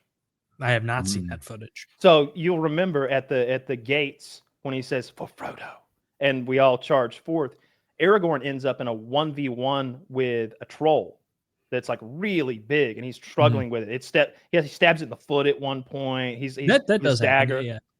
That was Sauron. They just put the troll over the Sauron model. I prefer the troll better in that scene. Because I've seen the footage with Sauron, and Yeah. I've seen it both ways, and I agree with you. But it might be because of how rough the Sauron stuff looks, because it's not polished all the way. But he doesn't look big enough. He's 9 feet tall, but he still doesn't look big enough somehow. Like, but I wouldn't have liked that. I don't want Sauron to take the corporeal form in the War of the Ring. I like it the way it was. You know, in the books, there's not even an eye, though. That was an improvement we all appreciated. I like the Eye of Sauron. The ringless eye of Sauron ever burning into the And that night. was in the books. They mentioned the eye. I'm almost positive that it's not, but Google would know for sure. Ooh. Well, I'll let you storm that beach because I don't care. I'm pretty confident in my rightness. I'm pretty confident that the eye is mentioned in the book, unless I've just done a bunch of neural remapping to They backwards may engineer mention a figurative eye, a it. metaphysical eye, but they don't Lidless. mention. They don't say a physical representation of it atop a tower overlooking Mordor. Certainly. Well, where else would his eye be other than atop the Tower of Orthanc? They don't say that though. I don't know. Not I'm in the due for a reread. I'm not. I've read it twice. I don't think I want to read it again. I've read it in many years at this point, so I need to do it. Not that I need to. I just really enjoy it. My favorite fantasy story ever. I just got my book finally. It took weeks to get here, but it's that it's the story of the 1400s knights being kidnapped by extraterrestrials. But what the fuck book is this? Yeah. They're like crusaders. They're Christian crusaders, and aliens come down. It's called the Future Crusade or the Last Crusade. It's something like that. But I haven't gotten into it yet. But I'm pretty pumped to read it. I think the gist is the aliens take these questing knights, these guys who were about to go fight the fucking Muslims. They take them to like Mars or somewhere, and they're quickly overwhelmed by the barbaric humans with swords and shields and chainmail. They can't deal with it, and I think the humans might take their spaceship away from them or something like that. So I'm looking forward to that. I like that kind of alternate history mixed with sci-fi type shit. It sounds pretty cool.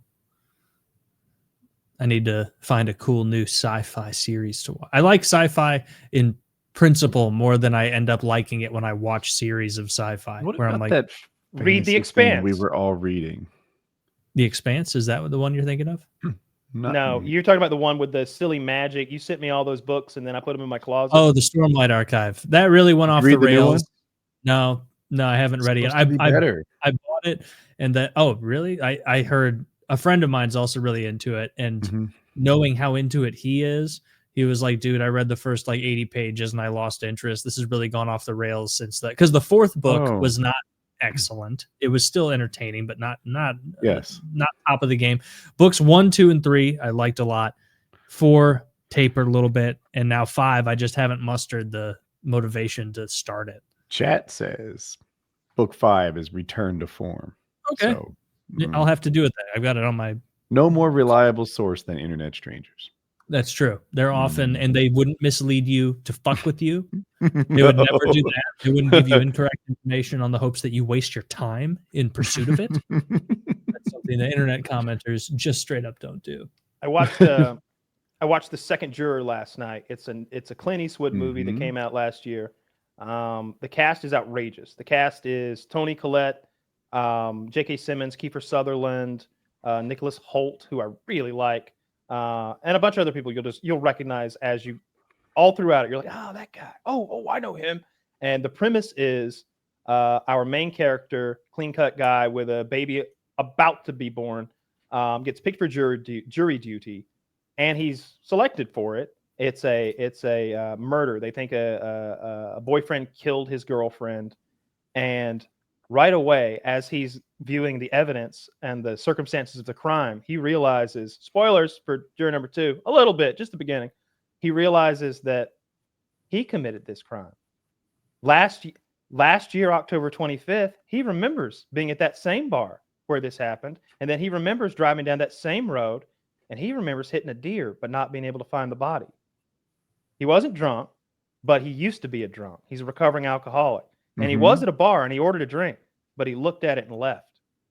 So he can't come forward with his story. He can't say, I'm a recovering alcoholic with 4 DUIs, but I went to a bar, ordered a drink, didn't drink it, and then vehicular manslaughtered a woman accidentally, but I didn't know it was a woman. See, it's a year later, and he's on the jury. It really looks like the boyfriend did it because they just had a fight, and he let her walk home in the rain. It's a ridiculous thing to do, to let your girlfriend walk home in the rain. But he did. He didn't kill her. He's not a good guy either. So he's trying to influence the jury he's on to get the guy off because he's the only one who knows for sure the guy didn't do it. J.K. Simmons is an ex-detective who's also on the jury, and he's like, sounds like a hit and run to me. Sounds like a hit and run to me. I don't know. And he's like, well, don't think that. Just don't think guilty. So it becomes this real problem where, like, he doesn't want to get found out, but he doesn't want to send this man to prison for the rest of his life.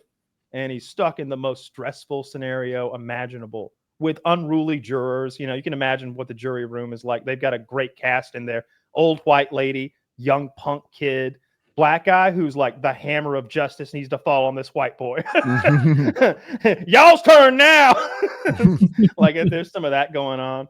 It's one thing. It was a good movie. And 1 to 10. 6.5. Oh, well, that's not enticing. I mean, I'm glad I watched it. I thought it was good. I was interested all the way through. I found but you watch all sorts of stupid shit. I mean, I don't want to think it's going to be an Oscar winner or anything. I don't know what the Rotten Tomatoes look like, but just going off of what I watched last night, I enjoyed it. But a 7 is high praise from me. Okay. I guess Rotten Tomatoes was 93%.